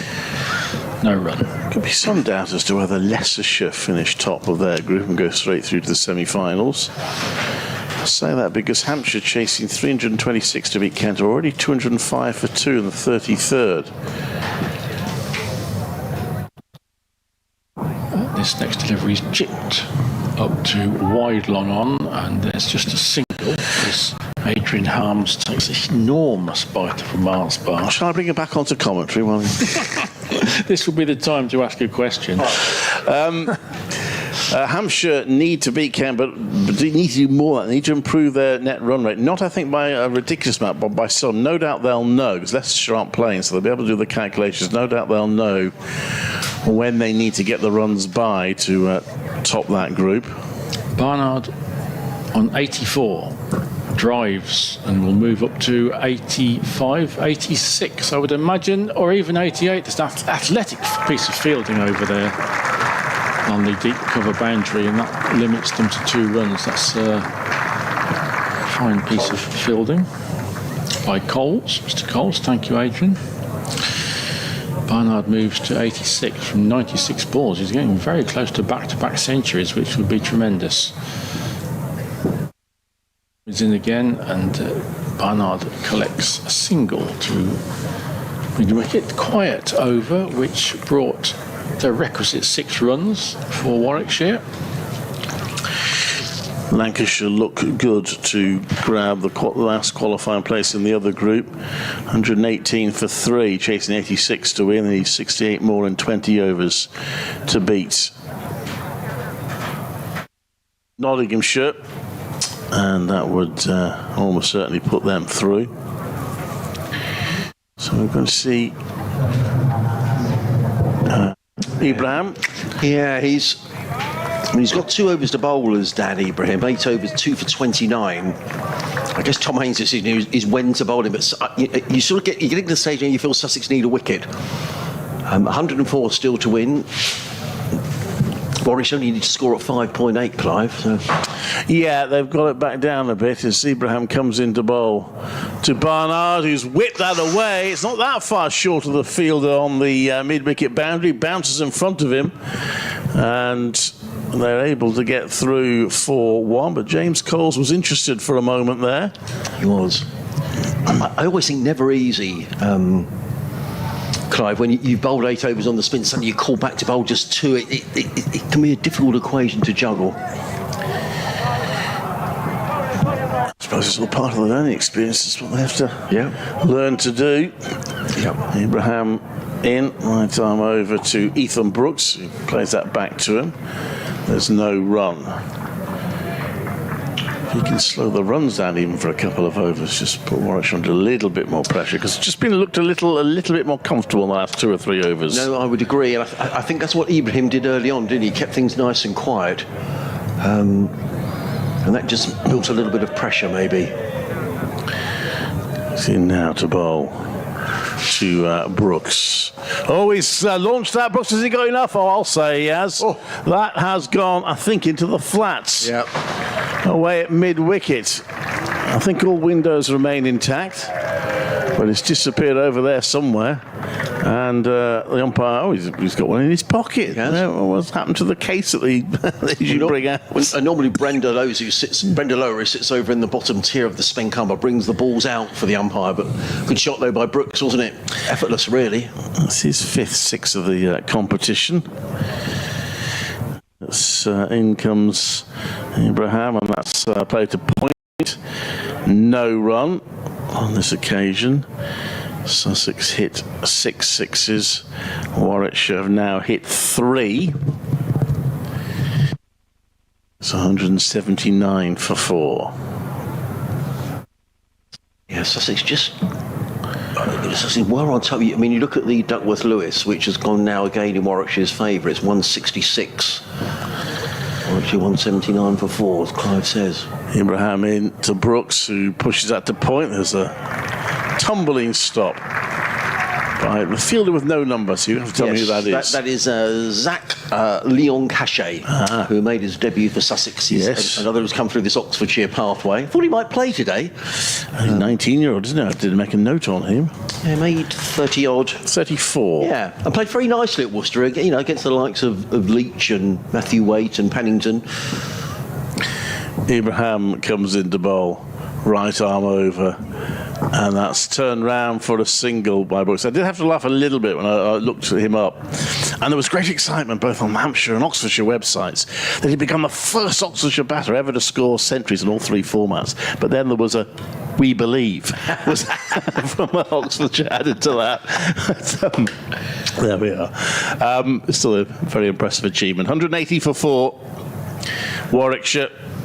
And suddenly, it's a funny old game. It's fluctuated back and forth. Warwickshire's last game against Durham fluctuated constantly. The win predictor would have probably burst into flames now to have changed that often.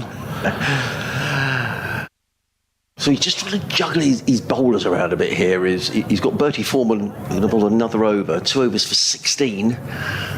Just wonder whether Ethan Brooks might target Bertie Foreman here. Let's see. Comes in over the wicket. Bowls and reverse sweep from Brooks, which runs out on the offside. Onside even, there is no run. Yes, that didn't quite work, did it? But, appeal for LBW from the bowler.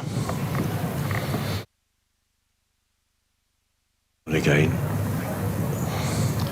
In bowls and played away into the offside by Brooks. Picks up a sensible cricket. I was going to say that's more like it from Brooks. It doesn't have. I know it's always easy to say them, and players are encouraged to improvise and play attacking shots at all times. But it doesn't have to do anything silly here, especially with Barnard at the other end playing as well as he is. Yeah, I mean Barnard's played beautifully, hasn't he? 88 beautifully paced innings from Ed Barnard. Foreman from the Cromwell Road end is in bowl. Oh, I think there's a little bit of turn there, you know. Just Barnard down on one knee. Just played that with a degree of suspicion. Onto the onside, there is no run. I think I worked out, didn't I, at the start that Barnard needs to score something like 124 to get back on top of the run scoring charts in the tournament. Foreman in bowls and steered a little too short from Bertie Foreman and just steered down the ground too long on, and Barnard just picks up a comfortable single. I think all the time Warwickshire feel, you know, this run rate is round about 6 and over. They'll feel in complete control. Yeah, so they won't want to decline much higher than that, although Sussex did manage to plunder their last 7 overs pretty impressively. Foreman. Again, Brooks on the full, plays that to mid-off, and it's going all the way for 4 runs, and that's not a great bit of fielding, actually, at mid-off. I think that's Ari Carvelos, who has bowled very well today, but he's not the most nimble of fielders. And I think, to be honest, at this level, you probably expect to get something on that. He's run away for a boundary. Maybe dived a fraction too early there, didn't he? Yeah. And couldn't reach it. Probably needed to take a couple more paces before diving. So a boundary, and that's all that Warwickshire need to do here. They've got 6 off the over. A little unfortunate to concede a boundary there. He's in bowls, swept away by Brooks, and he's going to get more runs here down to deep back square, fielded out there by Zach Neon-Cachet, who gets in the throw, and just another one to the total. So Warwickshire picking up 7 runs in the over, really without taking too many risks. 187 for 4 are Warwickshire. They need another 89 to win. They've got another 16 overs to get them, and Sussex needing wickets here because the impetus is going the way of the visitors. They look to make it 7 wins out of 8 in the group stages, and the only one they would have lost by 1 run. So they've been impressive in the group stages. Of course, they were impressive in the group stages of the T20 Blast, and then did what they nearly always do and lost the quarter-final. Which did leave us... people will say, you would say this, wouldn't you? Ibrahim comes into bowl to Brooks, and that's played to back of square leg for a single, I think. I'm thinking about a second. Oh, Brooks is determined to go for the second, and it's well judged. He had to sprint, but he got there. I think he picked his fielder, to be honest. He was always looking to go back for the second. And Barnard just applauded above his head, applauded with his bat, that call from Brooks. I think Tom Haynes, Avery Carvelos wasn't where Tom Haynes wanted him. He is now. He's still directing Carvelos as to where he wants him to be. Ibrahim bowls that, bangs that in shortest turn round to mid-wicket for a single by Brooks onto 32. 190 for 4. I forgot where I was now. What was I saying? Anyway, obviously not, as my dad would always say, it can't have been that important then, I've forgotten.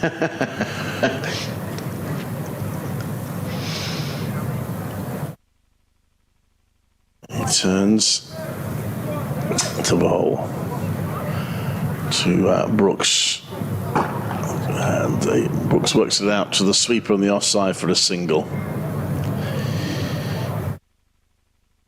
And it's 191 for 4. Oh, I know what I was saying. Yes, that's right. I remember now. So the T20 Blast. And I kind of would have said this because the Bears have topped the group each the last 2 seasons, but we've been wondering whether they need to go down the same route as this competition and quite a lot of others. As Ibrahim goes into bowl and it's pushed out to the offside, there's a big shout of no. It happens in the 100 as well. Rather than have 4 teams go through to quarterfinals, reward the group winners by putting them straight into finals day. I've thought that for a long time. I mean, you know, you find side. I mean, people have a lot of sympathy for Surrey because they've got all the players to choose from. But yeah, I think when you smash a group and you win the group, I think you should go right straight through. Absolutely. Sympathy and sorry aren't words that tend to go together very well. Ibrahim comes into bowl, and that's turned round to mid-wicket for a single. Well, as this season, both groups were dominated. The Bears dominated their group and Somerset dominated theirs.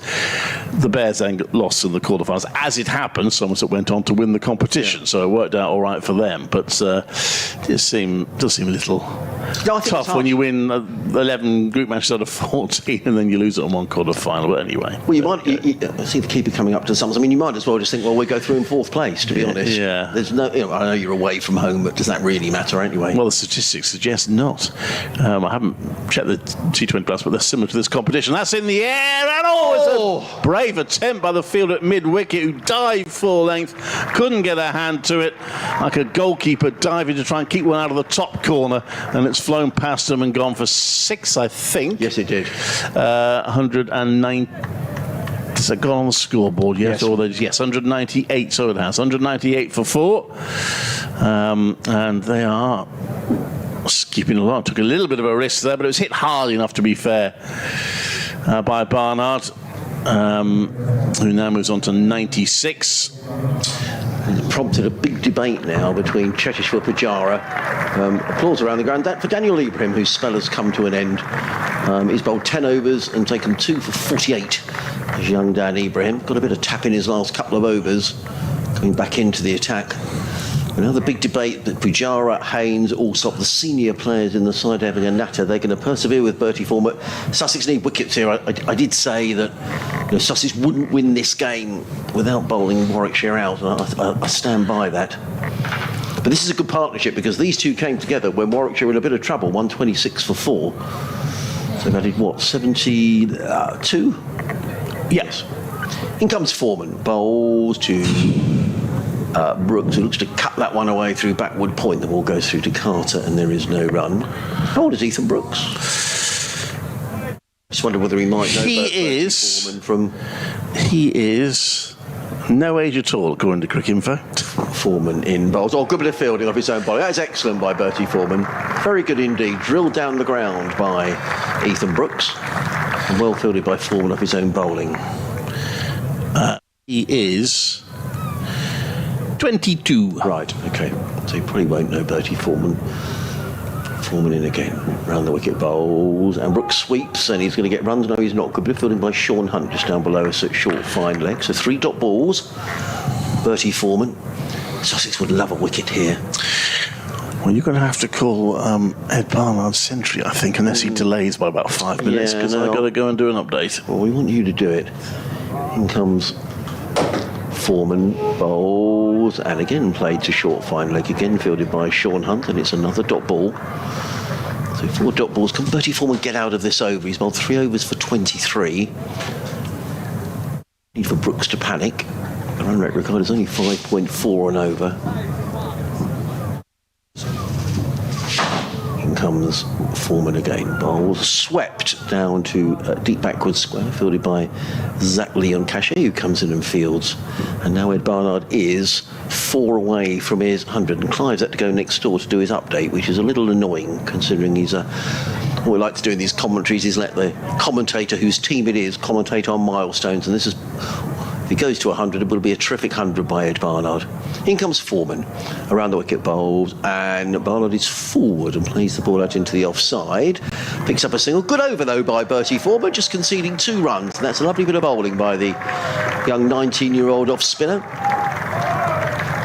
200 for 4. Barnard on 97. Brooks on 34. These two coming together when Warwickshire were 126 for 4. So a good partnership between these two, now worth 74. Now a big debate about who's going to bowl next. So James Coles is coming into the attack. I'm a little surprised. James Coles 2 overs for 15. No reason why. He's a perfectly good bowler, James Coles, but he's going to be bowling to the right-handers to this short side. So Let's see what happens. There are 3 men guarding the leg side boundary. Henry Crocombe here at long on. There's a cow corner and a deep backward square.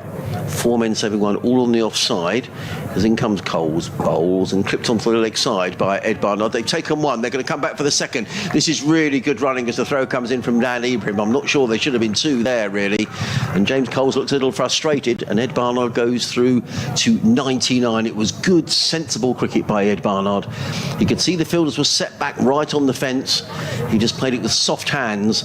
And now Tom Haynes wants a change in the field. The Sussex skipper's made a change. The fielder at Cow Corner is coming into mid-wicket to save one. There's 6 inside the circle here for Sussex. In comes Coles, bowls, and Barnard works out into the covers and picks up a century. And that is an excellent 100 from Ed Barnard. 100 in 105 balls, 143 minutes, 9 fours, 2 sixes. He raises his bat to all corners of the ground. He gets a hug from Ethan Brooks, and that is a wonderful effort by Ed Barnard. He bowled beautifully as well, bowling his 7 overs for just 23 runs. He's now scored 100 as well. It's been a wonderful display by Ed Barnard. Warwickshire 203 for 4 and on course for victory. Coles is in, bowls to Brooks, who helps that onto the onside and picks up a single fielded by Tom Alsop. Just the 1 run, 5 off the over, and that's all Warwickshire need here. They need to go at 5.3 and over. Sussex really needing a wicket. 72 needed to win. Coles in again, bowls. Oh, and he's stumped! He's gone! Dancing down the wicket was Ed Barnard. He got to his ton, and James Coles done the business. Ollie Carter whips off the bails, and Ed Barnard, he got to his ton, rather gave it away. It was a smashing knock, but he's out for 103. And Warwickshire 204 for 5. An excellent partnership between these two, worth 79. But Ed Barnard, I think, will be a little frustrated having got out in that manner. He's gone, is Barnard. For exactly 100. I do apologise, not for 103 at all. For exactly 100, stumped by Ollie Carter. He makes his way off. Fine effort by the ex-Worcestershire man. I think he may be a tad disappointed with the way he got out. Nonetheless, he set Warwickshire up on their way to victory. But Sussex just keeping it interesting with that wicket. Yes, he'll fret now for the rest of the day as to whether he's going to find himself scoring a century in a losing cause again. Yeah. He'll hope not, and probably shouldn't now. It shouldn't be too much of an issue for Warwickshire, but 4 wickets down. And you need just to have a 5 and over. They do have plenty of batting still to come, and that does put a little bit of pressure on. What a terrific effort from Ethan Brooks. Back-to-back centuries. Just as a curiosity, he's the 5th player to be out for exactly 100 in the competition this season. Oh, he's the sixth to make exactly 100, but Colin Ackerman was 100 not out in his. So there we are. But and I think he becomes 1, 2, 3, 4, 5, the 7th player to get to a second century in the competition. Only one has got to 3, and that was today, Andrew Umid of Somerset. So, well, I'm not saying it's back in the melting pot, but it is a bit. 192 is DLS, so Warwickshire still in control of their destiny, you would feel. In comes Coles. Bowls, forward comes Smith, plays into the covers, there is no run. Credit to Tom Haynes, who changed the bowling. He's been rewarded, and it's been a much better day for Tom Haynes. He probably feels a skipper. This is what it should be like, you know. Bowlers are bowling to their field in general terms, and Sussex with something to defend. I didn't think it was enough. Maybe I'm wrong. Coles bowls, Smith drives to mid-off, fielded by Haynes.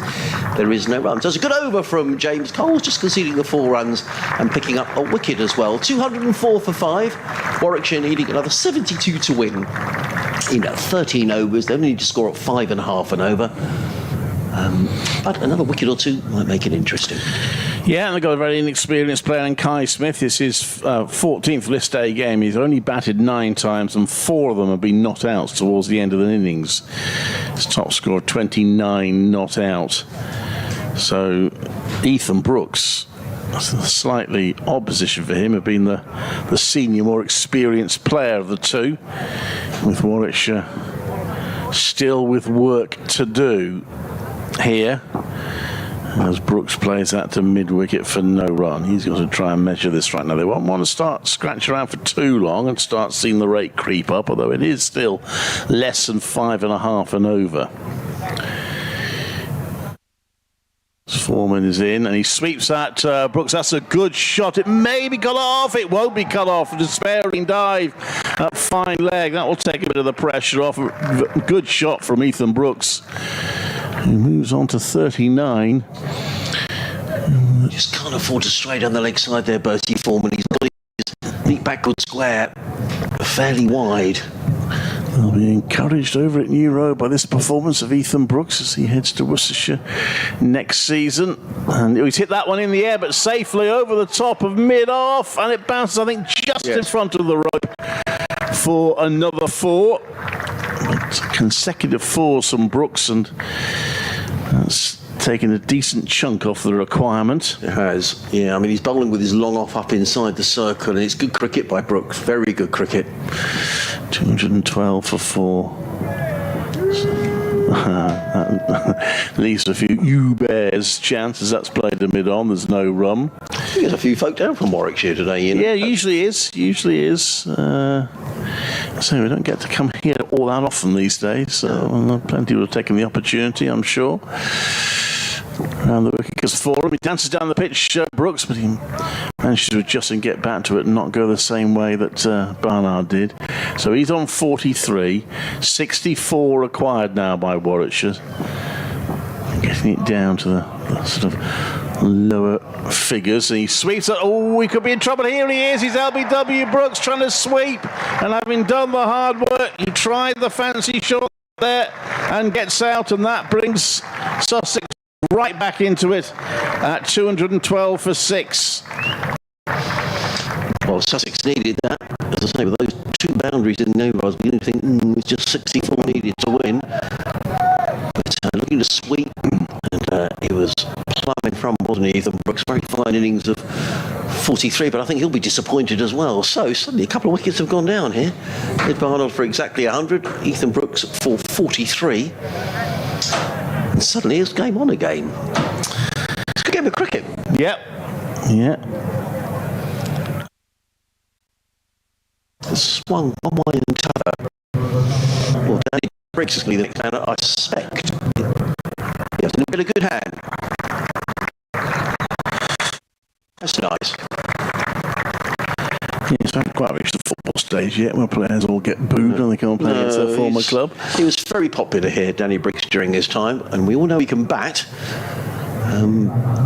It's a little quandary here for Warwickshire, isn't it? Because you don't want to come in and think, we'll just smash the ball. There's no need to do that. I need 5.5 and over. But as sometimes in just picking up 1s and 2s, you can get behind the clock or start to fret a little. I would still 64 with 4 wickets left. Yeah, the 4 wickets left is the concern. The 4 wickets left will be the concern for Warwickshire. Plenty of overs left. I mean, the overs shouldn't really be a problem. There are 12 overs left, so the run rate is only 5.3 and over, so no need to do anything daft. Now Sussex have got far more men inside the circle than they need to have here. They've got 7 men inside the circle. They only need to have 5 at this stage, so they're obviously going for another wicket here. In comes James Coles. Around the wicket, clubbed away. There's a sweeper on the cover boundary for Kai Smith. He's on his way with a single. Yeah, they got those fielders there, no doubt, because what they can't afford to do is let Warwickshire just nurdle singles every ball. They need lots of dot balls as well as wickets. And they're making it as hard as possible for Warwickshire. Smith did well to find the gap for a single there. 213 for 6. Well, the crowd have had better entertainment here than they've had in a couple of these games. Sussex at least in contention. Coles comes into bowl to Danny Briggs, who's solidly forward, basically on the side, and there is no run. Is that Danny Briggs? No, it's not. It's Jake Lintott. Jake Lintott, sorry. I'm sorry. No, that's my fault. Yeah. I thought they announced Danny Briggs as he came out, but I may be completely wrong. Now the mid-on has gone back to long on, so Sussex have now got 6 men inside the circle. They need 5. In comes bowls to Lintott, who sweeps down towards deep backwards square. Fielding out there is Daniel Ibrahim. Gets in the throw. 1 to Lintott. He's on his way. 214 for 6. 62 needed to win at a required run rate of 5.4 and over. 11 overs left after this one. Coles again bowls, and forward comes Smith. Plays to backward point, fielded by Leon Cachet. And again, there is no run. Nice hush around the ground. Run rate just sneaks up a bit with that dot ball to 5.5 and over. Coles in again bowls, and Smith again plays to Leon Cachet, who's very quickly in from point to field, and there is no run. Henry Crocombe down below us claps his hands together. Smith just surveys the offside boundary. In again bowls, and reverse swept, and he's going to be caught, and another wicket goes down. Or was it a bump ball? He's not going anywhere, is Smith? Well, the umpires consulted, or they've already decided it's not out. They've already decided it's not. And to be fair, the reaction of the Sussex fielders does not suggest they're all that surprised by that. No, I thought that was a bump ball. It was reverse. It was a risky shot by Kai Smith. It was caught at point, or what became sort of with the reverse square leg. And although there was applause around the ground, it looked like a bump ball from where we called it. David emailed, so the Warwickshire batting is very fragile when facing 250 plus. That score needs at least one player to score sizable. If Yates and Barnard fail, there's a lack of long innings batsmen. Rhodes has not trained on, and Davis is well overrated. Nearly always disappoints with the bat, and Bethel's finding the adult level difficult so far. The others are very little experience at this level of the batting, for more than a few overs. That was a bit of a bouncer, which I think Lintott lost. He did well to play it down. So hit him on the head? Or did he do well to play it there? That's just come out of absolutely nowhere. No. They've done extremely well to progress so far in the competition, thank goodness for OHD. Perhaps a little harsh on one or two of the batters. I mean, Rhodes has scored decent runs. Take your point. Well, he's got two half centuries in the competition this season, so he's not done bad. But David also says the sound on the stream is very poor. I'm sorry to hear that. Yeah, I don't know why. Anyway, Lintott turns this next one around as pass. That's a well-run single, and grateful for every run they can get. I do know that we're going out loud and clear on the BBC website, so I'll just have a quick word with the guys. As you answer, David, listen to us on there. Don't worry about the pictures. We'll paint the pictures for you. 2:15.46. And Carvelas is the bowler. And he comes in to bowl to Smith, who thinks in terms of a tip and run there. But again, there's only 5 fielders inside the circle now, but they're quickly swooping on the ball, making it as hard as possible for Warwickshire to sneak quick singles. And they're pushing this required rate up. It's not... Warwickshire will want to keep it below that run of ball, which they are at the moment, but it is creeping up. Excuse me, as Carvelas comes in. 1 for 32 from him so far. This is his 7th over. Smith guides him nicely, and the sweeper's got a bit of work to do here. Does well on the offside. They will get 2, though. A bit of work that by James Coles, because that was racing. It's never easy chasing balls around that short boundary. 2:17 for 6. 59 required. 10 overs to go after this one. 4 wickets left. I still think Sussex are going to need to bowl Warwickshire out here. Vallis. Perfect blue sky now. It's quite a hot, sultry day, though. There is a cooling breeze out there. As Smith again looks for the tip and run, but is too close to the fielder. So both batters set off, both had to turn and go back. Seagulls are arriving. Yes. No need for any of the floodlights to kick in. Perfect. Sunny conditions. As Carvelas comes down the hill. The ball, he makes room. Smith hits over the top, slaps it for 4. That was an enterprising shot from Kai Smith. Maybe showing he was feeling the pressure a bit, but he's executed that very well. 2:21 for 6, and it means 55 now required in 10 overs with 4 wickets left. Yeah, that was just what was needed for Warwickshire, Clive, wasn't it? Just to break the shackles a little bit. I mean, the run in terms of the runs per over, 5.5 really didn't ought to be an issue. It's just the wickets that are causing the problem for Warwickshire. I wonder what Tom Haynes is going to do. He's going to entrust James Coles with another over. We're into the last 10 overs, so allowed another one out. Whether they take that option. Yeah, Cheteshwar Pujara is just in deep discussion there with Tom Haynes. Pujara very much the senior man in this Sussex side. Skippered the side last year. Tom Haynes was due to skip it, but then broke his hand and only came back for the final game of the competition. So there is now a deep backward square. Harry Caballos right on that leg side boundary. 4 men saving, 1 on the off, 1 on the leg. As James Coles comes in to bowl to Jake Lintott. He's in and bowls and he drives, and 1 on the leg side picks up a single. Ibrahim quickly round in front of the clock tower scoreboard and fields 1 to the total, 222 for 6. I turned a light on it. I don't know why I did it, because now I've got it shining right in our... Yeah. I need to turn it off. I'll do that now. So singles are okay for Warwickshire. They need less than a run of ball, so Yeah, absolutely. it's just dots they need to avoid, and obviously wickets. And to that end, Tom Haynes is very mindful of that. Now Sussex have got 6 men inside the circle. In comes Coles. Bowls and played carefully by Smith to backward point, fielded by Dion Cachet, and there is no run. I promise there's not a cloud in the sky here. It's absolutely beautiful. Coles in again, bowls. Smith slightly across the line. He gets that down to short, fine leg. It's fielded by Caballos, but that was risky. Smith will get a little bit frustrated here. A couple of dot balls. Very inexperienced player. To deal with the pressure. He dealt with it well in the last over.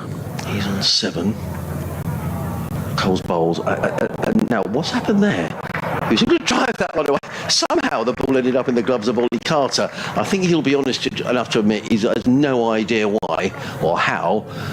But it's another dot ball. Now, Tom Haynes is changing the field. He's bringing his mid-off to long off. Apparently the sound on the YouTube stream has improved now, David says. Thank you for that. Yeah, I think they've reset it. So well done, Jack. In comes Coles. Cooked away by Smith, fielded by Leon Cash. That's a good piece of fielding. Gets in the throw and prevents the run. Very good bit of fielding indeed. So just 1 run off of the over. Yeah, he sensed something's going to happen now. Either he'll get out or he'll hit a big shot.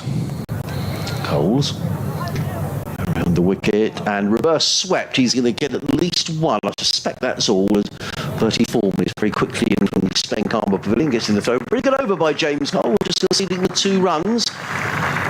Warwickshire now 223 for 6. So 9 overs remaining. They need another 53 to win at 5.9 and over, but with 4 wickets in hand. Yeah, so it's only just below the run of ball now.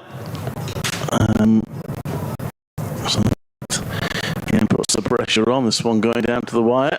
Yeah, I'm just looking who else Tom Haynes might turn to here. Caballos has got 3 to bowl. Hunt's got 3 to bowl.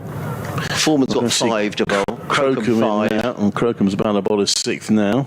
Yeah, he's been a bit expensive, Henry Crocombe. 5 overs for 31. He's been going at over 6. I mean, someone's got to bowl these overs. You'd think he'd use Caballos, who's going at 5.5 and over. Hunt at 5.5. Just keep the spinners going. Spinners have done a decent job. Coles 5 overs, 1 for 22. 1 for 23, rather. More happy birthdays around the ground. In comes Crocombe to bowl, and he's punched that down the ground, Kai Smith, but it'll be cut off at mid-off, so you only get a single. And that's 224 for 6, 52 required off 53 balls. We're in 100 mode, 52 off 53. The crowd are enjoying themselves. I mean, there's somebody about 103 in the crowd now because he's about 5 birthdays today. Crocombe comes into bowl. Lintott nibbles at that and misses it. It's a dot ball, and every dot ball is piling the pressure on. They've got it now to a run a ball of Sussex. Yeah. There were some lads who were on a cricket tour, I noticed, sitting in the crowd. I don't know if one of those guys has got a birthday, but as you say, We've had many renditions of Happy Birthday today. All good-natured, though. Crocombe in to bowl. Lintop down the pitch, turns it around his pad. He's found a bit of a gap there, but he's coming back for two. And Kai Smith wasn't so sure, but he's got there. They've got the two. Takes them to 226 for 6, 50 more required, 52 balls to get them in. It was a good bit of fielding by Leon Cachet. He was round very, very quickly on that leg side boundary. Couldn't prevent the second. Jake Lintott on to 5.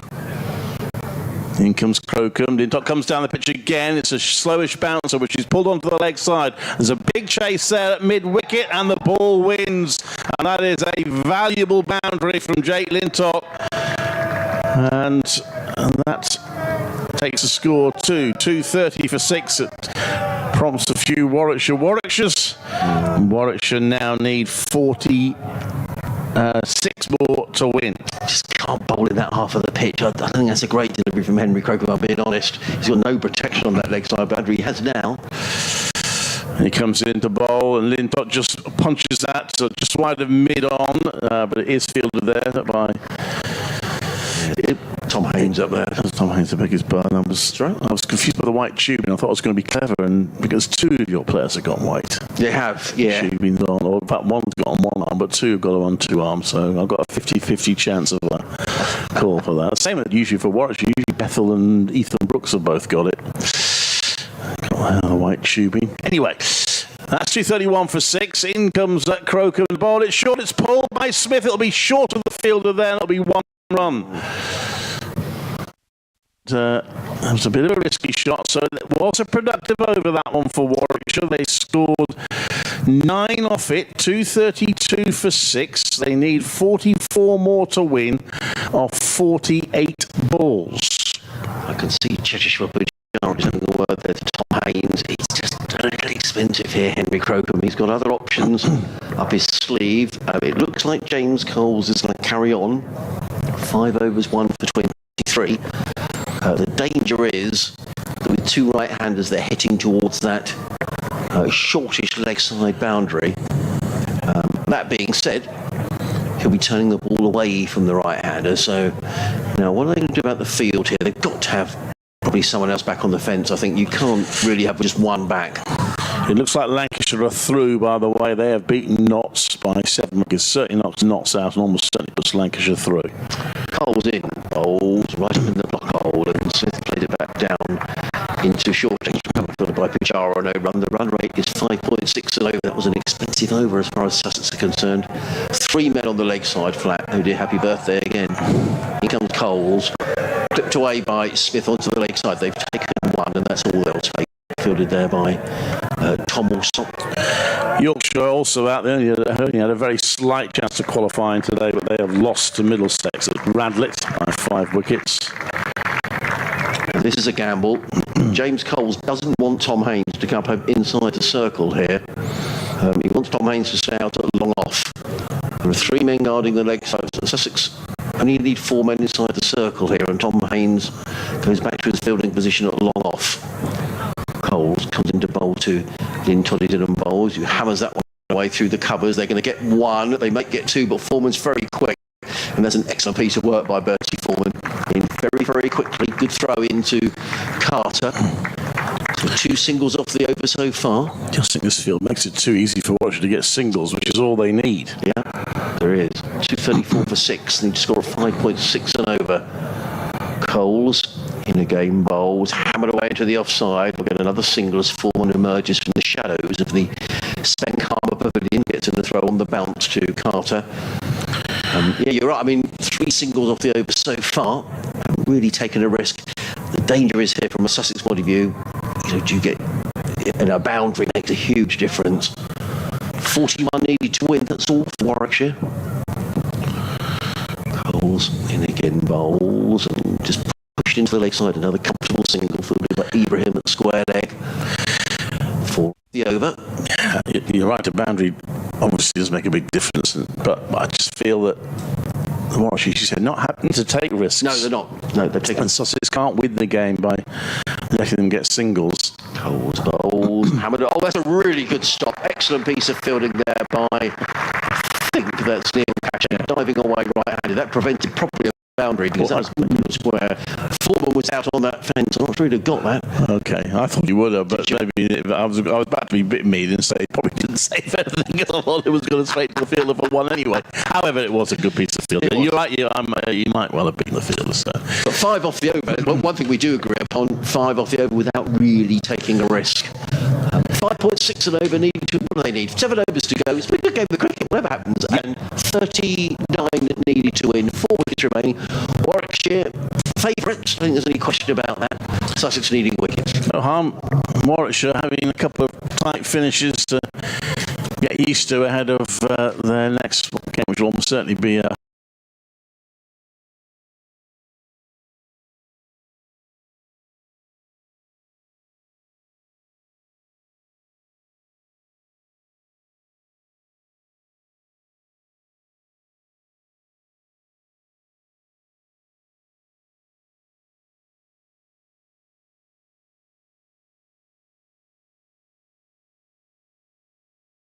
required in 7 overs or 42 balls, to talk in 100 terms. But just 4 wickets left. Have to keep that in mind. Another wicket down and the pressure grows again. That's a full toss, which has not been royally punished. Smith only plays it to long off for a single.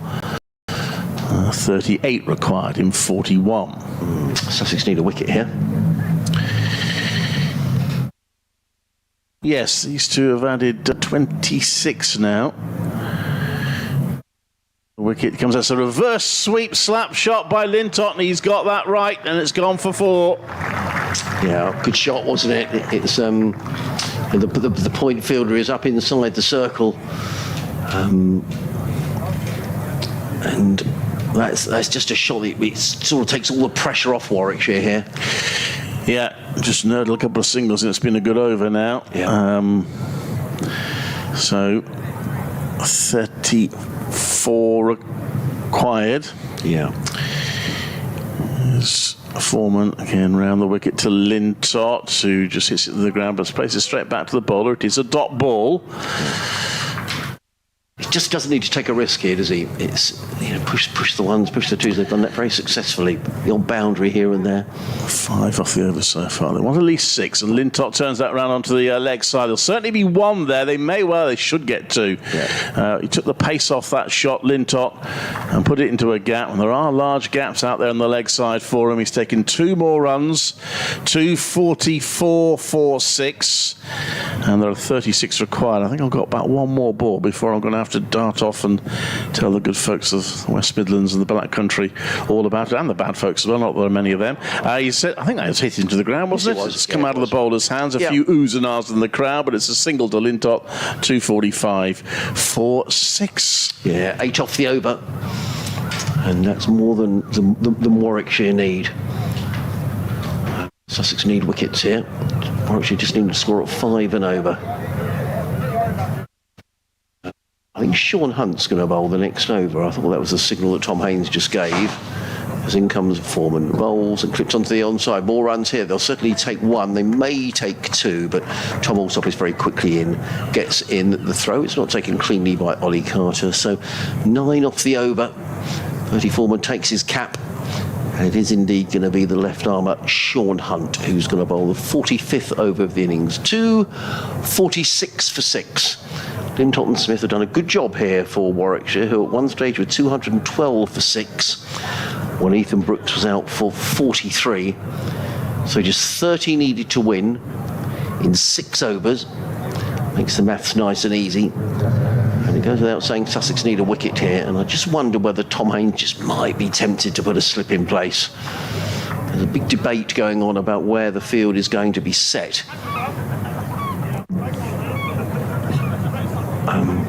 Because Warwickshire really are in a position here to just push the 1s and 2s, and Sussex are going to have to get men inside the circle here. So it looks like they've got... Oh, they're going to put out a deep... There's going to be a fine leg. So Sussex just going with the 4 inside the circle, which they're allowed. In comes Sean Hunt running away from us to bowl to Kai Smith. He's in and bowls, and Smith works this one back to a square on the leg side. They've taken one, they're going to come back for a comfortable second. No, they're not. Carvallis was fairly quickly round and prevented the second run being taken. I just wonder whether Sussex need to take a risk here and maybe bring up that fine leg inside the circle to prevent those singles being taken. I mean, you can't have fielders everywhere. Now, Tom Haynes is making a change in the field. He's moving Henry Crocombe. I think that's a good move. Without being disrespectful to Harry Carvallis in any way, down to that fine leg area, because he's quicker across the ground is Henry Crocombe. 247 for 6. Hunt runs away from us up the hill in the lovely sunshine here at Hove. Makes his way in and bowls, and played by Lintott into the offside. There is no run. Final update for the day coming to the listeners on BBC Radio Sussex.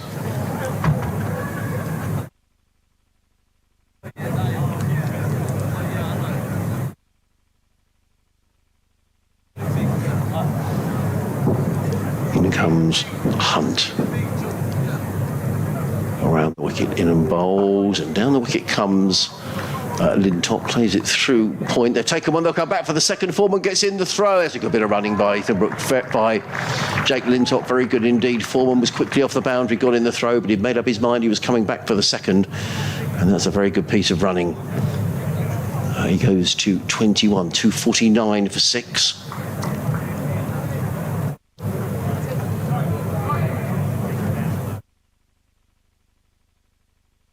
Three off the over so far. The run rate required down to below 5 and over as Sean Hunt is on his way. Coming into bowl to Jake Lintott. He's in and bowls, and Lintott is edged that one down to third man for 4 runs, but he can't set a field for that. It's edged through first slip. The ball races away for 4 runs, and that's a boundary. That's 7 off the over, and suddenly the runs required is down to 23. And all of a sudden, this has very much gone back the way of Warwickshire. Lintott goes to 25, and well done to these two, because at one stage Warwickshire were on the ropes a little bit. 212 for 6. But these two are guiding the Bears towards victory and top spot in this group. In comes Hunt. Around the wicket, bowls down the leg side for support delivery, and that's a wide.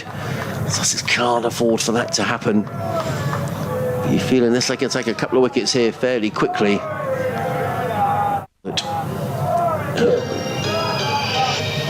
update. And there is cricket to be updating you on as well. It's a busy old day with Sussex and Surrey both In comes Hunt. final matches in the group stages of the One Day Cup. Surrey play Essex away at Chelmsford, keeping an eye on that for us today, all the shenanigans that have been going on there, as well as Sussex playing Warwickshire. At home, it's Adrian Harms. Yes, it looks like Sussex are going down to their 7th defeat in 8th in this competition, but at least today they've put up a real fight, Sean. They made 275 for 8.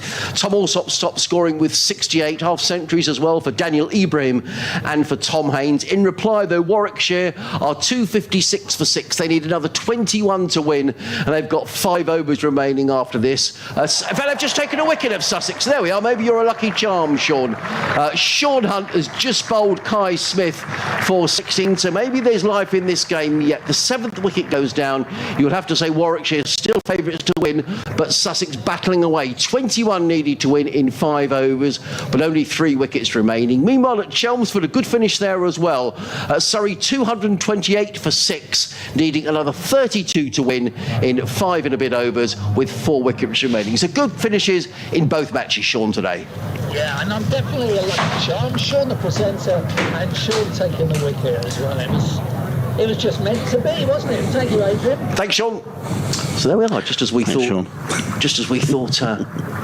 Warwickshire were cruising to victory. Well, it keeps happening, doesn't it? Every does. time Warwickshire look in control, I wouldn't have said cruising, but certainly look in control, and they lose a wicket and suddenly... But that was always there for Sussex. They always know another wicket, and you know, they're 3 wickets, they're potentially 3 balls away from winning the match. 3 wickets needed.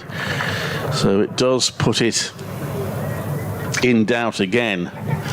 And now it is Danny Briggs coming in. There was a nice little partnership between that pair. I mean, they came together when it was 212 for 6.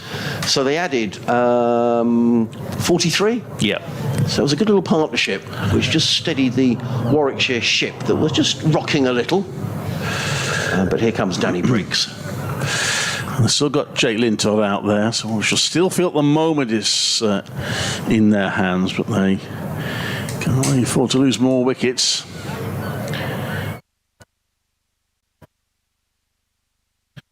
Yeah.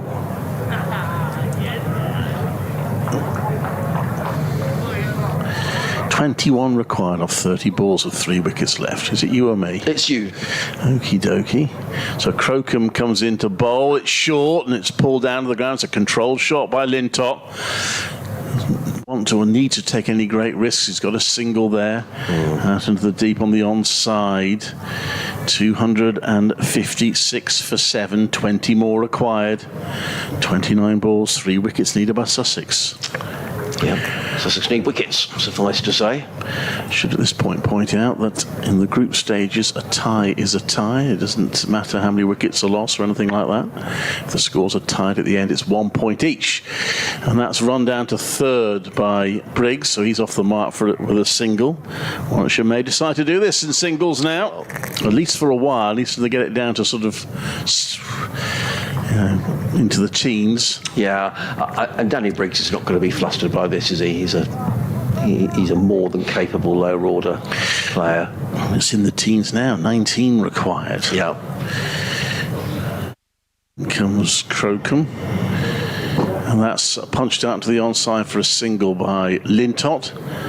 So this looks to be and the worry I have for Sussex is that just if Warwickshire decide to do it this way, the field setting is making it, it's not easy, but making it relatively easy. And I think they may have to bring 1 or 2 more in here, Sussex, and invite Warwickshire to hit over the top if they want their runs. They are bringing 1 extra in now.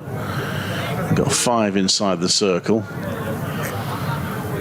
Yeah, and I think in fact they're bringing another one in as well. So I think they've got Captain to do that. Eakin strikes again. 6 inside the circle. In comes Crocombe to bowl, and that's just wrapped Briggs on the pads. I think that'll be a leg by. Yeah, you're right. Let's come off the bat. I do Briggs an injustice. 259 for 7. Gloucestershire have given it a go down at Bristol, you know. 254 for 3 they are. They just need another 14. How many overs? 14 overs left. Okay. So I'm not going to sit and calculate. I think this game's close enough for it to be okay anyway, even if they lose. Although I need confirmation on that. That's launched in the air now. There's a fielder out there. This should be out, and it is. And Lintott has holed out to the fielder on the square leg boundary, and Sussex are 2 wickets away from victory. Well done, Bertie Foreman. He had to wait a long time for that to come down, but he's taken the catch. Henry Crocombe picks up the wicket. That's been a terrific game, isn't it? Every time we think the game is swaying one way, it goes the other. Well, there we are. They brought all the fielders in. He pitches 1 short and says, if you want runs, you're going to have to hit it over the top. And Lintott's fallen into that trap. And with 18 runs required, they've only got 2 wickets left. What can we expect from Henry Brooks and Oliver Hamilton? Well, Henry Brooks is certainly he's a decent batter. He often bats quite a bit higher than 10. Ollie Hallen-Dalby, I mean, he can hit the ball. I mean, there's very few genuine number 11s anymore, and he's a competent batter, but he's certainly not in the team for his batting. So 17 required. Warwickshire, well, they're up against it again. That was a big wicket for Sussex. Fancy their chances of their second win in the competition. Yes, I was saying a tie. I don't think we've had a tie in the competition this season so far. But a tie will mean 1 point each, which, although it's fine, just seems an awful lot of work just to get the same number of points you'd have got if you'd gone home at 11 o'clock due to rain. Yes. Anyway. Ben Wells for Gloucester has scored 173 balls, 14 fours and 4 sixes, which is carrying Gloucestershire to victory. Well, I'm sure someone will have done the calculations in the Warwickshire changing room just to make sure that. But you're right, that is interesting. I I might have to have a look at that. I don't really want to, but I may have to. Crocombe comes into bowl, and that bounces a bit, and he swishes at it.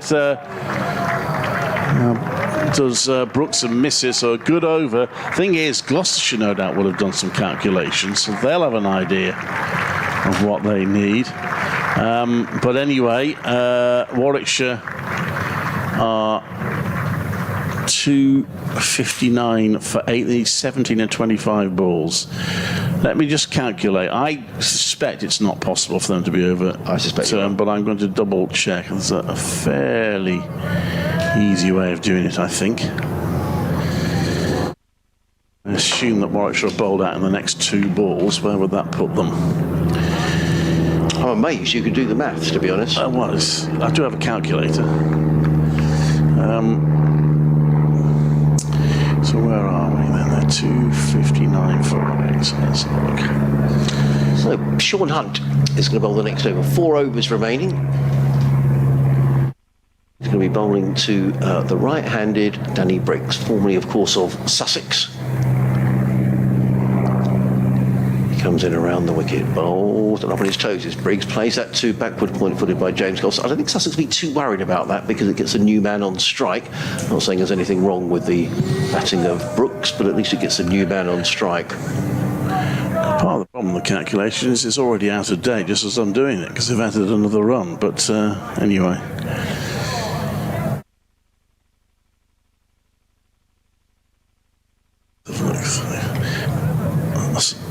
That's not right. We'll do that again.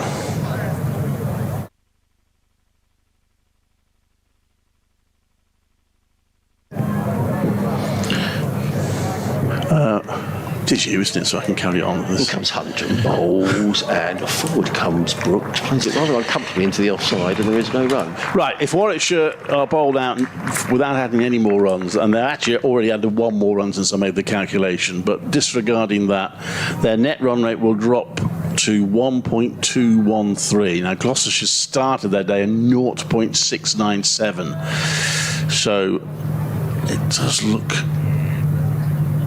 a tall order for... Oh, they have won. Here comes Hunt, played into the onside by Brooks. He picks up a single, so he's on 1. Total goes to 261 for 8. So I can now calculate this because we know what Gloucestershire is now. Let's have a look. I'm impressed by your mathematics. It has a big impact on this game because if Warwickshire will certainly not want to play an extra game in a playoff or quarter-final, whatever you want to call it. Hunt runs away from us on this lovely evening here at Hove, around the wicket in and bowls, and drilled away by Danny Briggs. He's taken 1. Bertie Foreman is very quickly in. That's a good bit of fielding by Foreman. Gets in the throw and gets good applause from those in the Spencarmer Pavilion.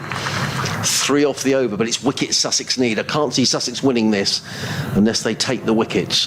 14 needed to win.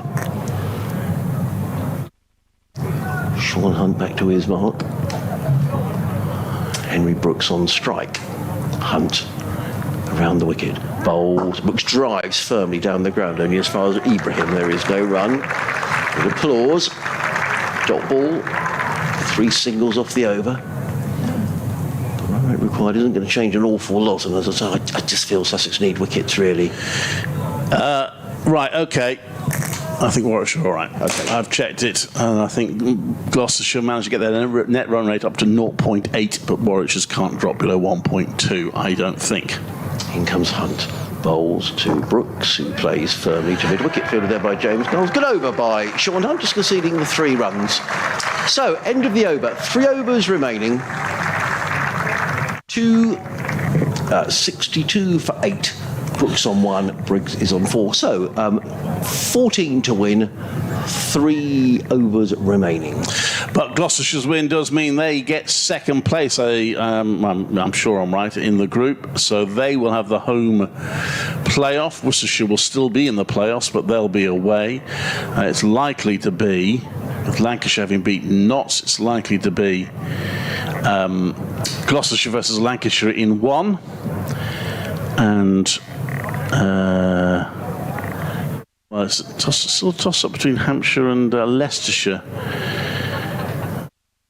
Warwickshire 308 for 7. They still need 18 and 21 balls to beat Kent and the Isle of Wight. I'm sorry, I'm not going to work out that one. I'm going to wait till someone else does that. If they win that game, it's going to go down to net run rate between them and Leicestershire as to who wins the group. So, anyway, Crocombe comes into bowl and Briggs squeezes it out to the offside. You'll get a single there.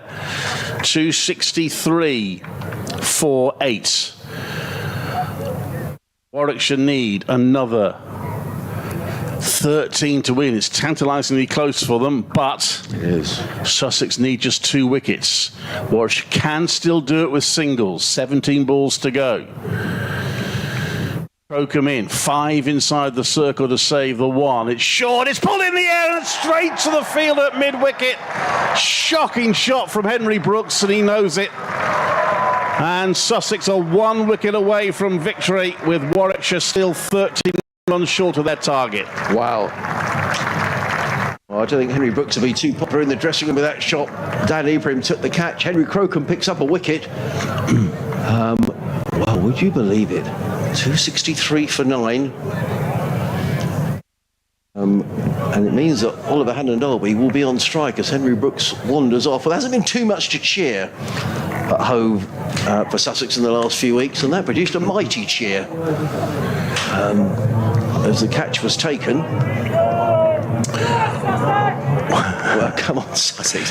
People are getting very excited.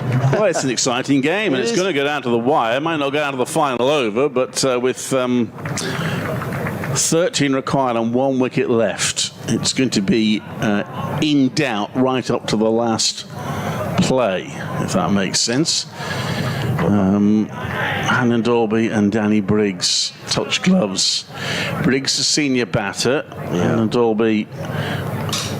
Well, I remember there was Hannon-Derby is famed for being able to hold up one end, and there were a couple of times when Michael Burgess, it was last season, when he was like not out, and Michael Burgess would score 100 at the other end. He and I can't remember how many balls he went without scoring a run in one match. Everyone was mighty disappointed when he finally got a run, because he was heading for all sorts of records.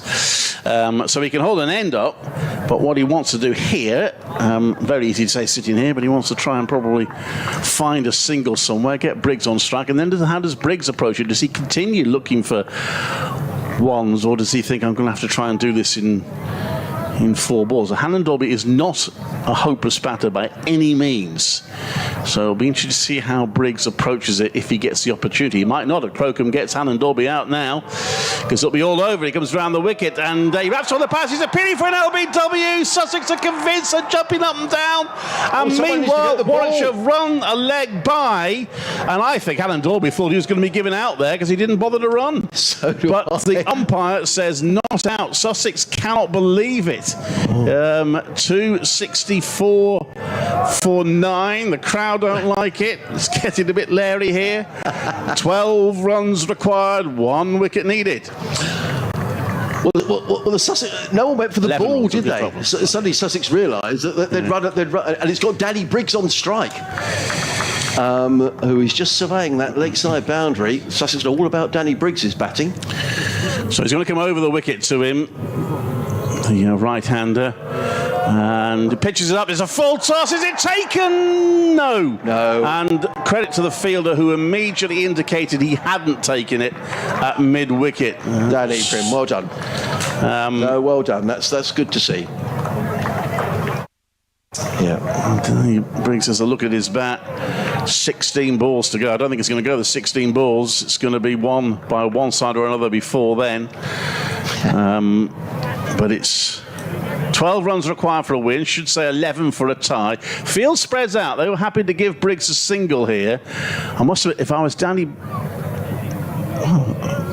I'd take it if I was Danny Briggs, I have to say. But anyway, it's short. He's gone for the bouncer, and Danny Briggs looks at the umpire. Could have been a bit leg side, but not a wide. It could have been overhead height, but not a no ball. I'm pretty sure it wasn't overhead height. The only thing, the danger there was it might have been a bit leg side-ish. Yeah. But anyway, it's a dot ball.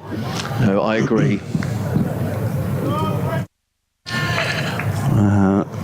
264 for 9. Will he bang this one in short as well then? That was his 1 for the over. Ball another one. Comes into ball. He pitches that one up. It's hit in the air by Briggs. And as the field is not it, and they get through for one. It wasn't a chance in the end for... I think that's James Coles out there, who's a very good fielder. Well, they got one, just so 265 for 9, and there are 11 runs required, I should say, by Warwickshire, 1 wicket needed by Sussex, 2 overs to go. Wow, what a game of cricket. Sussex making 275 for 8. Tom Alsop 68, 56 from Dan Ibrahim, 55 from Tom Haynes. Warwickshire were going along very nicely, 82 without loss at one stage, but they've lost wickets steadily. Ed Barnard making 100, 43 from both Rob Yates and Ethan Brooks. I'm just noting, Adrian, that Ollie Handolby's on 1 not out. So the reason why the umpire did not give that LBW is he thinks it came off Handolby's bat. That's a great spot. That's a great spot. Yeah. Well, if they had that look, didn't it? It looked like it hit him on the toe, must be plumb in front. But obviously he felt that that there was a bit of bat on it. Well, it's going to be Sean Hunt. Now, what are Sussex going to do field-wise here? They've kept 4 inside the circle, 5 outside. As in comes Sean Hunt, running in, coming into bowl to Danny Briggs. He's in and bowls, and Briggs gets a thickish inside edge. It runs away down towards fine leg. Zach Leon Cachet is in, gets in the throw on the bounce. 1 more near on the total for Warwickshire. 10 needed to win. Danny Briggs is, though, off strike. Yeah, good fielding. I think Briggs thought there might be 2 there when he set off, but Sussex were very quickly onto the ball and got it back, and there was no chance in the end of going for 2. Hunt wanders back to his mark to Hannon Dolby, and Danny Briggs have a little natter in the middle of the pitch. What a terrific game it's been. Sussex have got 5 men inside the circle. They're trying to cut off the single here. As in comes Hunt over the wicket. Bowls and hits the thigh pad. Did it roll back on? Oh, it rolled back onto the stumps for a while. But it doesn't. And Pujara runs into field. So a dot ball, and suddenly the run rate, which I didn't think would be an issue at all, and it may not be, but it's up to 6 now. Boundary would relieve a lot of pressure. I mean, this is, as you say, Sussex, 1 ball here and Sussex can win the game. There's a real hush around the ground. There'd be a mighty roar if Sussex were to win this. Hasn't been much to cheer. In comes Hunt. Bowls, and Dolby drives presently into the offside. That's a very good bit of fielding by Leon Cachet again. But it is a single which gets Danny Briggs on strike. 9 to win, 9 balls remaining. Danny Briggs on strike. Now, Danny Briggs can hit a long ball, and he will be looking at that shortish leg side boundary. We've seen Danny Briggs many a time get Sussex out of trouble. And will he do it against his former county? We shall see. Sean Hunt runs away from us. He's in and bowls, and he tries to ramp, and he has ramped it successfully down towards fine leg. Crocombe in hot pursuit. And Danny Briggs pricks up a boundary. Nerves of steel, Danny Briggs. Well, that wasn't that far beyond the reach of the wicketkeeper, was it? 5 needed to win. Well, another one of those, of course, and the scores will be tied. Well, as I say, might be a temptation there for Briggs. Well, and now that prompts another natter. Sussex can't have fielders everywhere here, and Sean Hunt, Chetishwar Pujara, Tom Haynes, now all having a conversation. Well, you would think, Adrian, that Briggs might feel if I can get a single, get to the other end, back Hannon Dolby to survive the last ball of the over, and then go into the last over needing, it'll be 4 to win. So, good game. It is a good game. 5 needed to win. Sean Hunt runs away from us, comes into bowl to Danny Briggs. He's 11 not out. He's in and bowls, and Briggs hammers that away to the leg side. He's going to be caught, dropped, and it's gone for 6, I suspect. 4, I think. It's been dropped on the deep mid-wicket boundary. Zach Leon Cachet, who has fielded brilliantly for Sussex, has put down the catch that would have won the match. It was clipped away by Danny Briggs. He's looking into the sun is a possible excuse you can give, but the scores are level. You do feel for him. You really do feel for him. He seemed to have it, didn't he? He did. I thought he was out. I expect Danny Briggs thought he was out as well. Can you believe it? Dropped on the boundary. And poor Zach Leon Cachet, It's only his second game. I mean, Shielded the side. yeah, I wonder if he was looking into the sun. I don't know. I don't know if he's got sunglasses on. I'd be doing that now if I just dropped out. Here comes Hunt. Bowls to Briggs. Briggs hammers the ball over, long on. Well, there we are. It needed the cool, calm head of Danny Briggs. Look, 3 Sussex fielders have gone straight to the young man. Yeah, well, that's good to see. That really is good to see. What a terrific game of cricket. I mean, he didn't mean to do it. No one means to put a catch down. But Danny Briggs, you have to say, steers Warwickshire to victory. If there was a man to do it, and it was almost written, wasn't it, that the former Sussex man would score the runs. Well done, Warwickshire. They've had a terrific group stage in the tournament. They go through as group winners. Good luck to them in the semi-final and beyond. But I'll tell you what, that's a super game of cricket, Clive. It was. Sussex set about defending their target well. It looked like it was gone for them in the opening wicket pair of 82. Then they clawed it back, got Warwickshire into difficulty, but Ed Barnard making a century was great support from Ethan Brooks.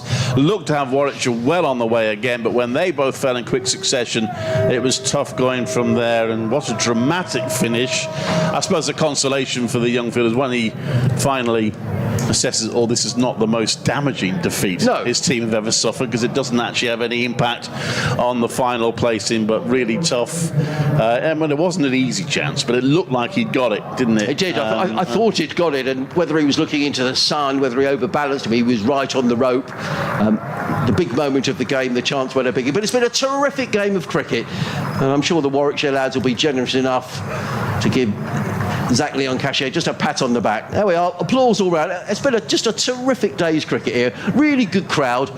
And it's gone right down to the wire. Warwickshire have won here by 1 wicket. And Danny Briggs, the ex-Sussex man, scoring the runs, 3 boundaries in the final over to win the match, but dropped by Zach Leon-Cachet with just 5 runs needed to win. Well, it's been terrific, Clive. It's been great to see you. It really has. Well, can you get promoted, please? Because I want to be here next season. Yeah, well, absolutely.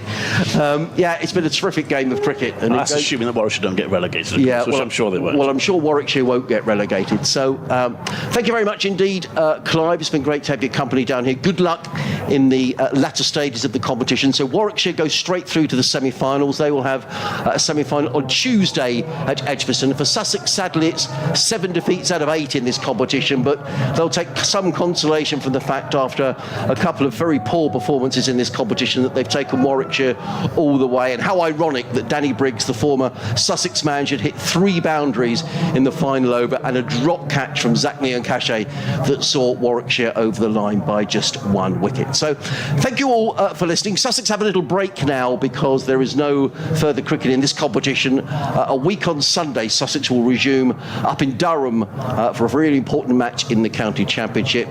Clive will be back with Warwickshire back in action for the game in the semi-finals. They'll find out their opponents after the quarter-finals are played this week. But I think Clive, on a glorious day, a bit crash to say, but I think cricket the winner. It was a terrific game of cricket. There we are. It's Adrian Harms, Clive Eakin. Thanks for listening, and we'll speak to you next time.